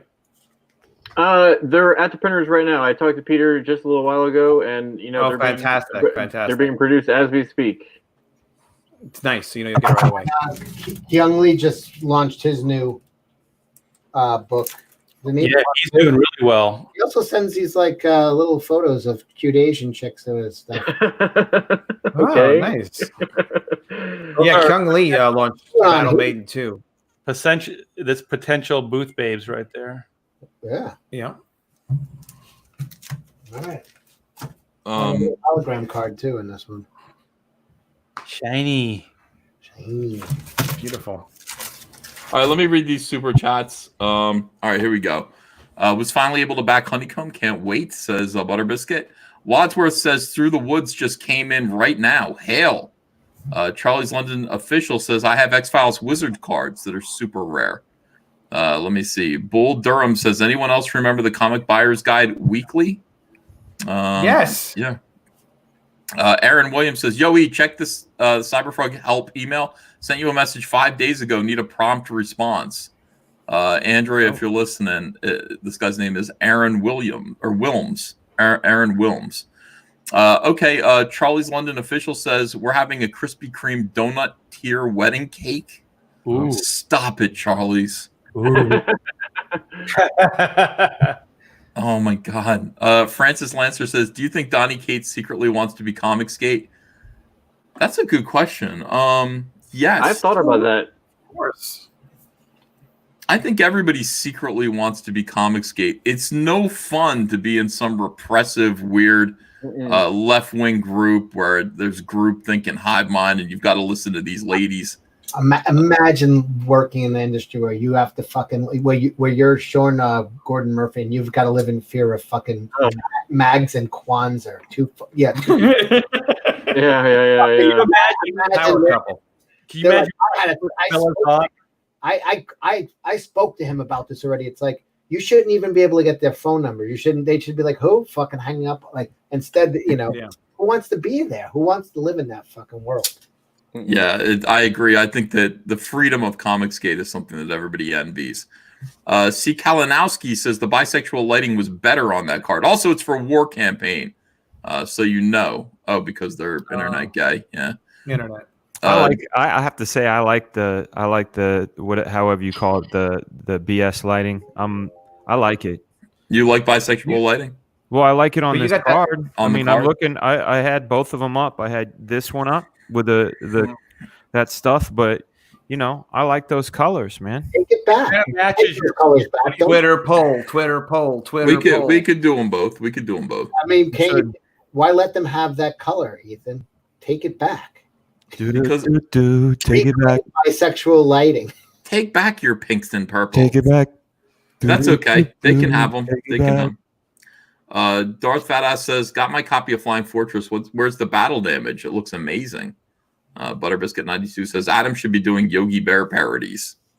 Adam, why does everybody say working you on it. sound like Yogi Bear? I don't think you do. Well, maybe it's G.I. Jacko related, but I don't know. Could be. Did you say, Gonna have to boo look boo? into it. Where's Oh. the picnic basket?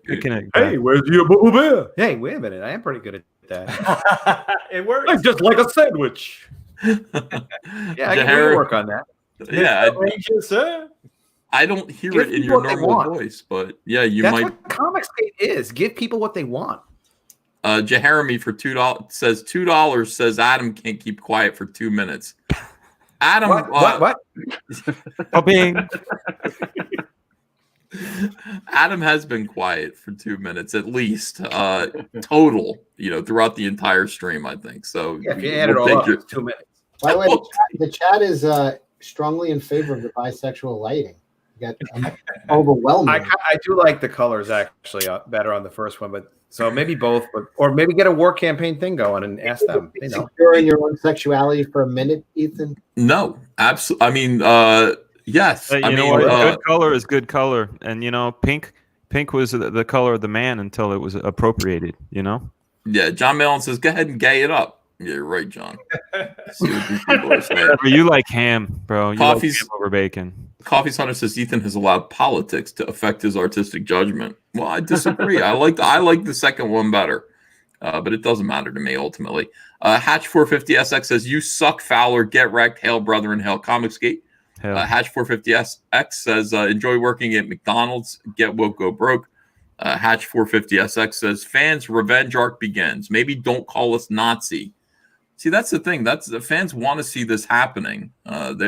It is kind of fun to watch these people have trouble now that the industry has collapsed. The industry just doesn't have the muscle anymore.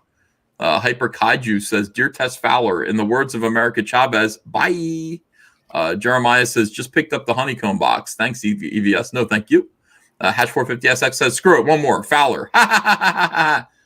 Christopher John says, "Hi, Caesar. Hail, Comicsgate. Mechacide has been destroyed."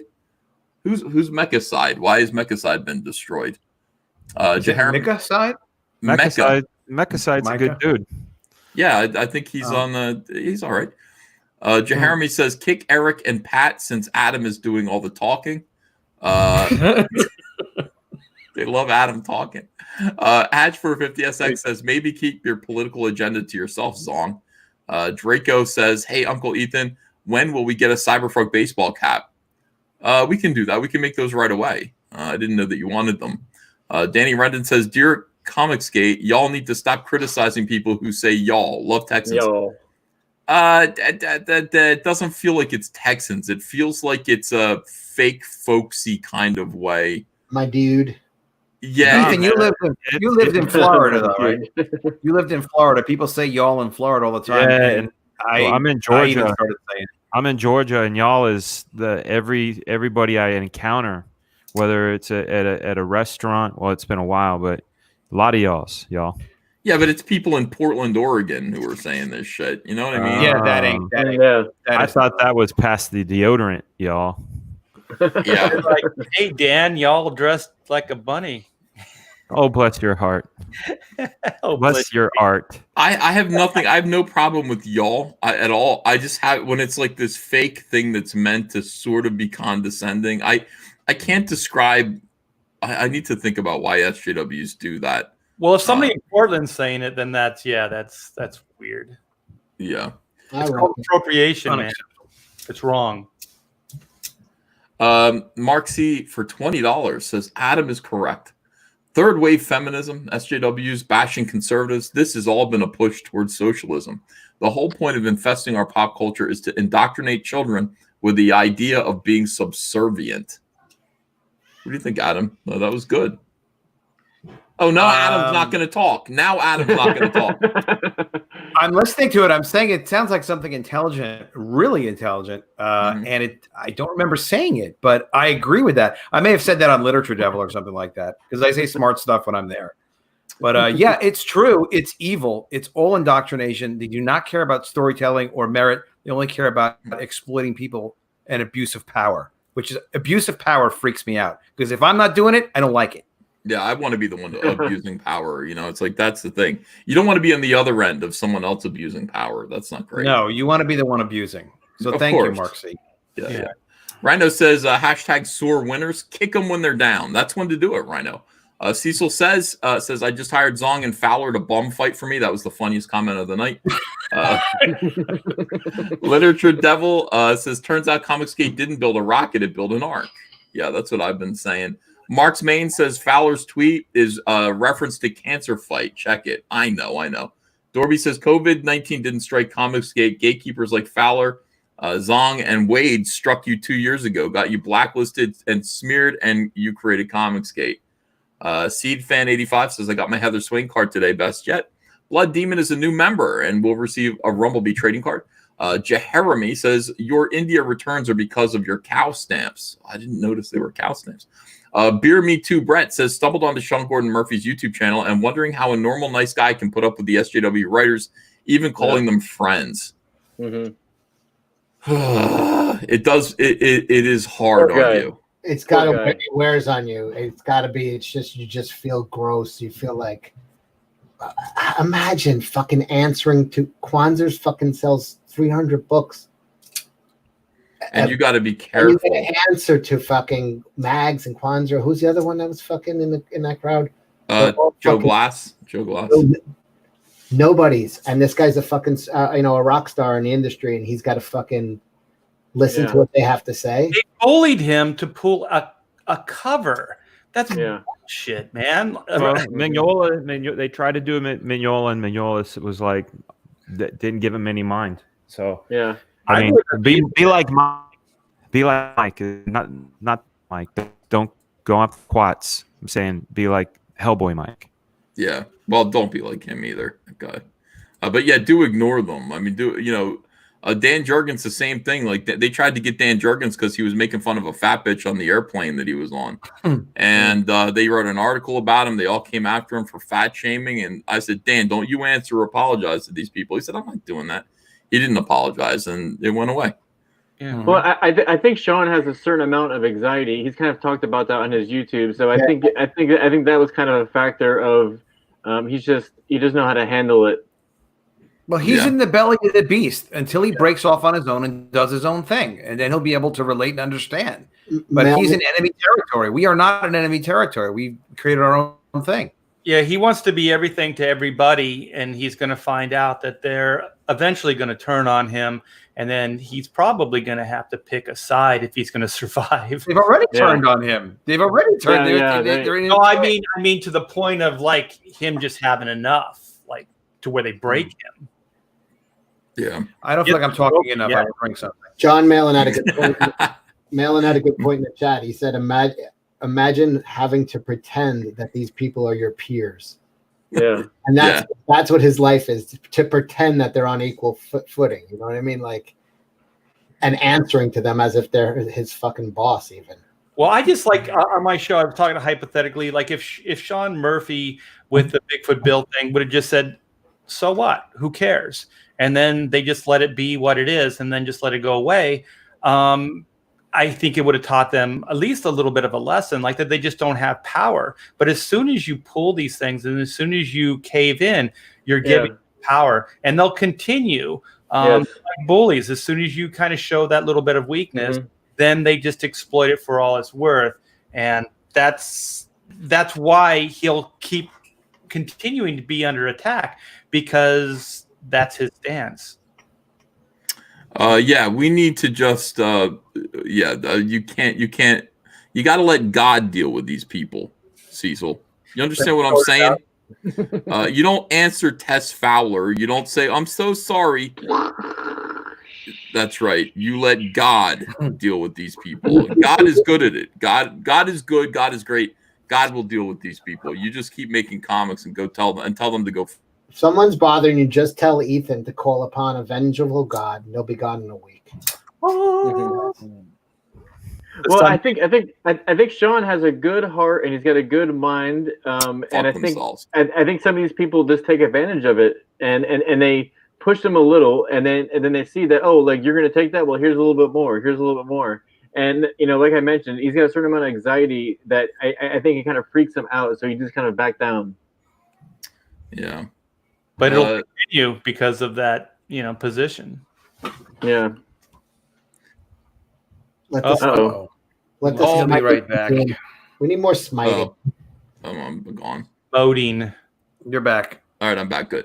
Nolan Nerd says y'all is a New Orleans staple for groups. Oh yeah.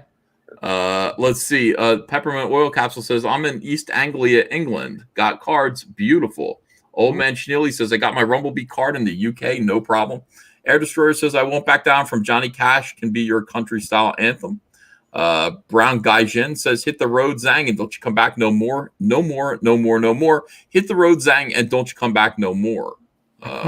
What'd you say? That song. Love that song. Oh, Zhang is the girl that got fired. Yeah. Kickstarter. CAMILLA. Dr. Crow says, preach, Adam, preach. See, some people like it when Adam talks. I don't know why he's taking so much abuse today. SeedFan85 says a hobby model Cyberfrog would be cool. By the way, Adam wrote that post, by the way. Oh, shit. Yeah, okay. I am Dr. Crow. Let's see. For a Cyberfrog plushie, you could use that shiny, fuzzy fabric that changes color when you run it in different ways. It's so soft. Hail Comicsgate, says David Bowser. Good idea. El Argo 30 says, thanks for liking my Cyberfrog Cecil fan art on Twitter. It was good. Hatch 450SX says, Scott Payne delivers, just got chaotic flux safely. Charlie's London official says, I proved with historical evidence that Preston's White Lily was shockingly inaccurate. I got blocked very quickly. Typical SJW BS. Give them evidence and they shut the door. It's why Comicsgate is winning. Well, it's also winning because Preston is a horrible, twitchy, greasy weirdo and an asshole. I mean, so that's and our comics are amazing. And our comics are great too. But I mean, even if they weren't, it's like Preston wouldn't win. If we disappeared, if Preston was the only person on the face of the earth making comics, he would still lose. Yeah, his mutant power is the opposite of long shot. He's on. Let's see. Plot twist: the kid at the convention was Cecil, says Mark's Maine. Scotty Codomino says, Adam, stop interrupting. That's Cecil's job.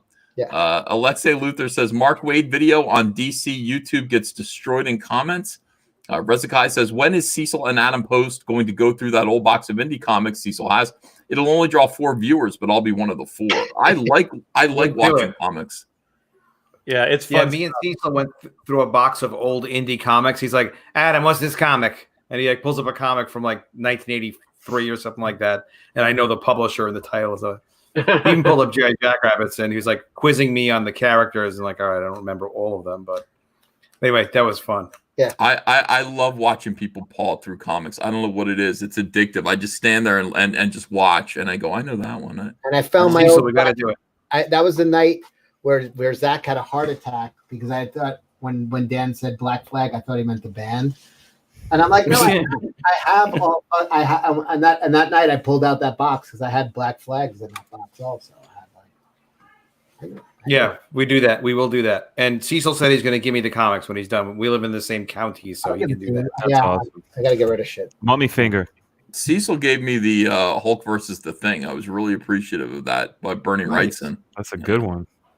Really, I was like, damn, I don't know how You're talking about the graphic novel? Graphic novel from '89. So good, man. It's so good. Do you remember the old cover, the John Buscema cover of the Hulk versus Thing? It had that black background. They're just kind of coming at each other in profile.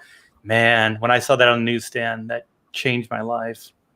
Here's Fragaboom's Black Flag Pineapple Perception comic. Just checking in on this. 105, 155, Dan. Good job. Out of 5s, I like it. Yeah. 555. We got to get this to 110, right? I mean, that would be good. That would be awesome. And I'm really aiming for that 150 stretch goal because it means it unlocks a brand new comic. It's a 0.5 issue with origin stories and new art by guys like Clayton Barton and Rob Willis. So I'm really stoked. Well, I got to see that. Hell yeah. Let me see here. One more thing. One more thing, fellas. Y'all. That's all. One, baby. Come here. Birthday girl. This girl's turning 9 today. Well, she's 9 now. You say hi. Happy birthday. Okay, I'll say happy birthday to you. What are we having for dinner? Tacos. I thought. Can it's- you imagine, like Thomas? What's his name? Tom Oh, if Edward. Tommy Lee, I'll tell you what, man. I'll slap my name out of his mouth if he ever brings my kids into anything. That's for real. That's legit. I mean, dead serious. she's being rude. She's being arrogant right now. That's Whatever. You know how she's many- 1 year older than Hunter was. I 100%. draw drawings for kids for free no matter what. Even if they're doing the sneak and bringing their dad's sketchbook to me, I hook a kid up. And I heard you guys, I'll be there in a second. I heard you guys talking about drawing in the wives' sketchbooks. I think the Art hit it right. We always do it better because we just want to prove like we're better than their man. Is that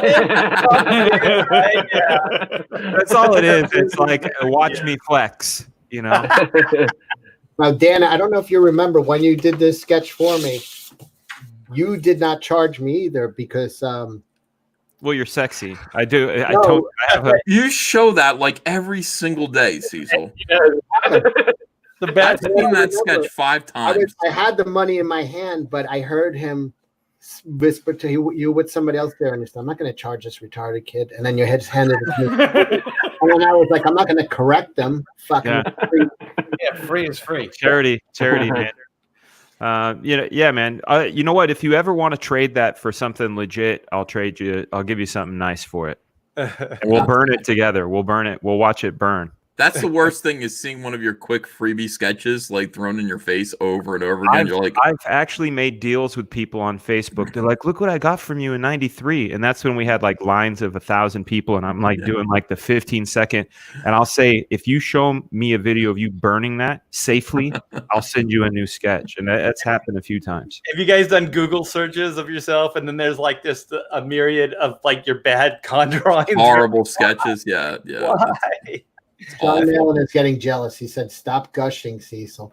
Hey, listen, John, go check your PO box. I sent you a huge box of X-Men. Lucky John. Nice. John Malin, you're lucky, bro. I'd like a huge box. I'm gonna see when I saw that stack of X-Men that you were showing. I was like, I'm going on eBay. I'm buying that. And instead, I bought this Elvis. I bought the Elvis toy, but good call. Took a wrong turn. Yeah. Chrono Mechanics Retrofit. This is RT Bear's book. RT Bear has, of course, fulfilled already. So congratulations, Art, on this campaign hitting 41,000. We'd like to see this get a little bit more attention. If you don't have a copy of Chrono Mechanics yet, if you haven't backed it, make sure that you do. This is fantastic work by RT Bear. Thank you so much. Yeah. Art never called anyone a Nazi except for Hitler. Yeah, Hitler. I said, "Hey, Hitler, you're a Nazi, and I hate you." Yeah. But then, oh, go ahead. When you had a few drinks, I remember you said he was kind of a misunderstood genius. He didn't say that. He didn't say that. But he's one of those guys like a Captain Cummings, right?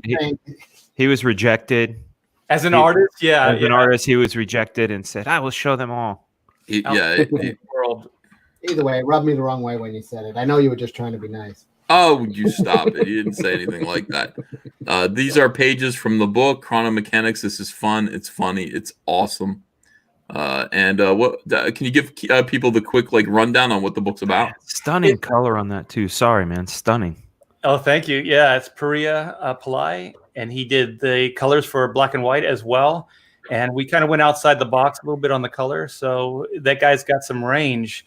And so, yeah, in a nutshell, like Chrono Mechanics, they do more before the dawn of time than most people do all day. It is a 60-page action-adventure sci-fi comedy. And it's kind of the premise. You got to go with it. Time is literally a big machine. It's a cosmic clockwork nuts and bolts machine. So it's built in the very fabric of the universe when the dawn of time happened. So since it's an ancient machine, it breaks down a lot. So a company saw there was a need, and they were called Chrono Incorporated. They developed and hired mechanics to go out in different sectors throughout time to fix various aspects of the machine. So the machine is so massive, it just spans all the universe and all timelines. So this story focuses on Team 9.2 of Sector 7. They are the best of the best ever punch a time card. And so what happens at the beginning of the story is they lose a mechanic. We want to show how dangerous that it is to repair things. And so they lose a mechanic at the beginning of the story. So the story really is about replacing a mechanic. And there's this Doug, that's the guy you see pointing at the Eat and Joe sign. And he's a 70s rock star, but he doesn't have any discernible skills at all. So the story is like, how does this guy fit into this team? So that's basically the story. And will they get their shit together before, time just implodes? So they're kind of fighting against time. And the longer the machine takes to fix, the more timelines merge. So the image you're looking at right now is a prehistoric timeline, and a 50s cafe just appeared out of nowhere. So that's the timelines merging. So all kinds of silliness and fun happens within this concept. And we are done. The book is done, and we're going to go to print at the end of the month. And I'm working with James Dean Anderson right now doing the trading cards and some of the design work. And if you don't know James, he's a big designer with a lot of Comicsgate stuff. I think he's worked with Ethan, maybe. I don't know. Quite a bit. Yeah, he's done the design for Battle Brick Road as well. So thanks for giving me that moment, Ethan. Oh, you're quite welcome. Yeah, it's gonna be a lot of fun. It's good. This book looks really, really cool. I hope you dig it. I hope you guys back this and support our own Art T Bear. Your Art T Bear, Johnny Phantasm, 1977 issues 1 through 3. You get 3 books for one low price. Make sure to pick that up. A few of you are tonight. Appreciate you. And vestige number 1. Let me just double check this and see. It's still where it is. We're pushing towards 100,000 with this. If you don't have a copy of Vestige, it's shipping now. There will be no wait. You will not have to wait. They'll ship this right to your house right now. Cyberfrog, Unforgettable Tales, shipping in July with beautiful foil embossed covers, guys. When you see these covers, here's what they look like. But they're foil and shiny. And there's this awesome J. Lee Wrecked Planet preview, Ashcan. The first 10 pages, you'll read the first 10 pages of Wrecked Planet, where little Lily says, I'm going without my mom, and Cyberfrog says, you're leaving, you're walking through the woods without your mama, and she goes, yeah, I don't need to be connected to my mom all the time. And Cyberfrog says, I do. It's a cool book. I think you're going to dig it. The first 10 pages, another 10 pages full of other fun stuff.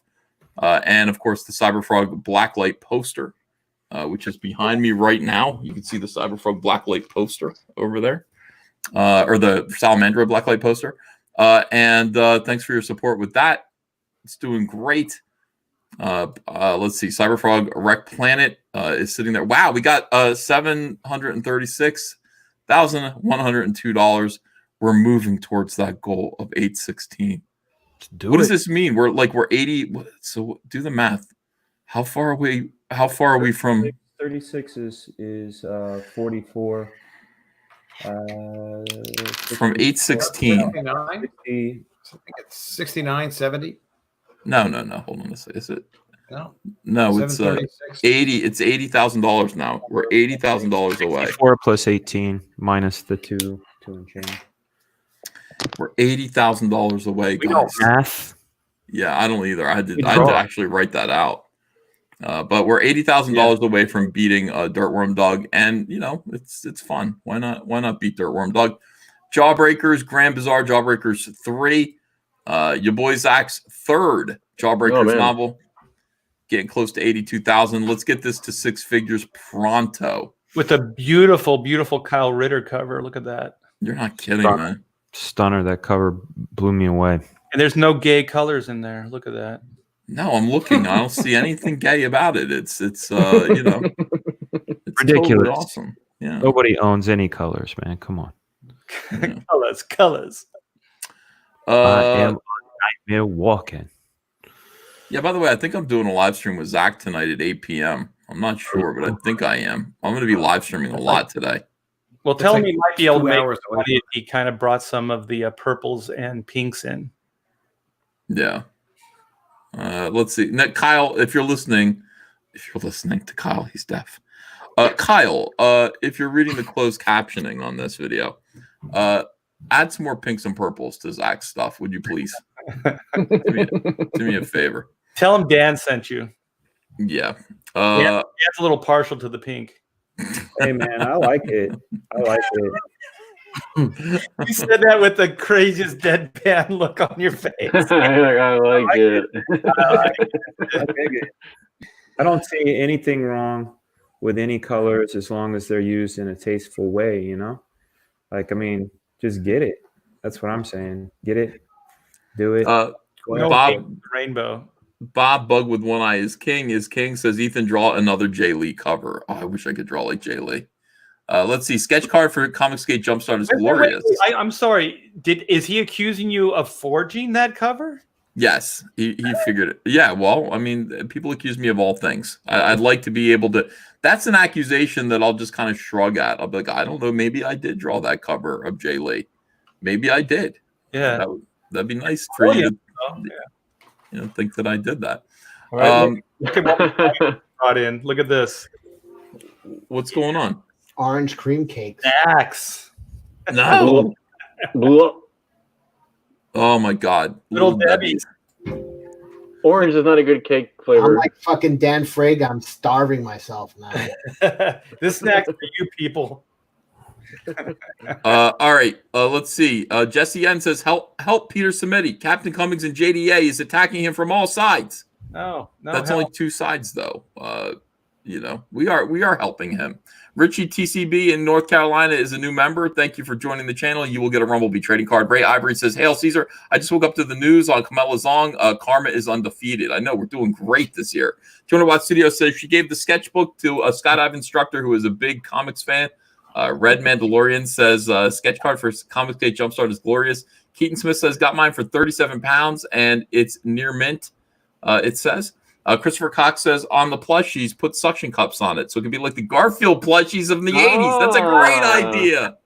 Suction cups on the Cyberfrog People plushies. can ride around in their cars and have them stuck to their windows. Yeah, that is awesome. That idea does not suck. While it sucks, it does not. The suction cups it's the character too, yeah. Snarkticon DM says Fragget is Echo and the Bunnymen. Michael Strelitz says, Hail Daniel Rabbit Stew, LOL, ears are the best. Let's see, John Whalen says, Cecil, you look like a cow's anus. Hail Comicsgate. Black Tiger 1 says, just got here. Did they really ring the gong for song? If so, LOL, LMAO, yes, they did. Hex Allen Comics says, Ethan, when you reach 800K, would you kindly, for the love of all things from Unholy, live stream? No, I'm not going to do that. Wearing a muumuu. Dents Mensan, thank you for joining the channel. Let's see. Sarkcon DM says, no, Donnie, we can always watch Gail's new video. Oh, wait. I know. They're all stopping. They're not going to try. You know, Brando was wearing muumuus at the end of his life. Man, that's true. I admire that guy. Yeah. Rocket Hypno says, back at Battle Maiden Knuckle Bomb 2, live on Indiegogo. Charlie's London's official says, Ethan, Ascension is here. Slade Wilson says, Ethan, why isn't it? Okay, I read that one. Jack Random says, Giant Hornets, Ethan is a modern day prophet. Spike and Madness says, just got my banged up Froggy book, Hail EVS and ABS. Yeah, we gave away some banged up Cyberfrog books for free. David Bowser says, you have to leave CFRP in demand for the new covers. Okay. Dragon Lord Jeremy says, Karen Cummings wants to speak. Karen Cummings wants to speak to your manager. Yetna P says, you got the shirt? I was trying to buy it, Andrea. Let's see. Number one Marvel fan says, dang, been working and missed the start. We'll watch later. Keep up the great work, guys. Yet the piece says, EVS is a hypocrite. No, you said from now on, no promo for those who have not fulfilled a campaign. Cecil and Fragget is grandfathered in. Feasel forever. Yeah, they're trying to say that you guys are grandfathered in. Yes. I'll promote my own stuff. You don't have to. No, you won't, Cecil. Stop saying that when you won't do it. I will do it. I will do it. Feasel for life. Let me rot on the vine. It's fine. No. Rhino says 80s retro. 80s retro was all about the blues, pinks, and purples, etc. Bisexual lighting is just SJW's taking over something and trying to corrupt it. Hashtag 80s kids now. Peyton Holden says, everyone tell me you love me in a sexy voice. Yeah, I love you in a sexy voice. How much did he pay for that? Okay. $2. He didn't. We're not doing that. Sepulchre Knight says these SJWs employ social scorched earth, and now they're reaping the rewards of their actions. Karma and Schadenfreude. I have to admit, I'm having a great time lately. Pete Callan says Fraga embodies everything you want in a comic pro. Well, that's very kind. Yeah. Jeg says we can't be Nazis. We're not socialist, and we won. Toki Deathhammer says Ethan, if Cecil asked for a cover, would you do it? He's never asked me for a cover, so we don't, we don't know. How would we know that? I don't have enough of an imagination to. I'm trying to build up the courage to ask. All right, guys. Thank you so much for being here. I'm gonna take a little break. We're gonna be back on later, probably with your boy Zach, for another long live stream about Camilla's Long and all this other bullshit that's going on. Love you all, and see you soon. Adios. Word.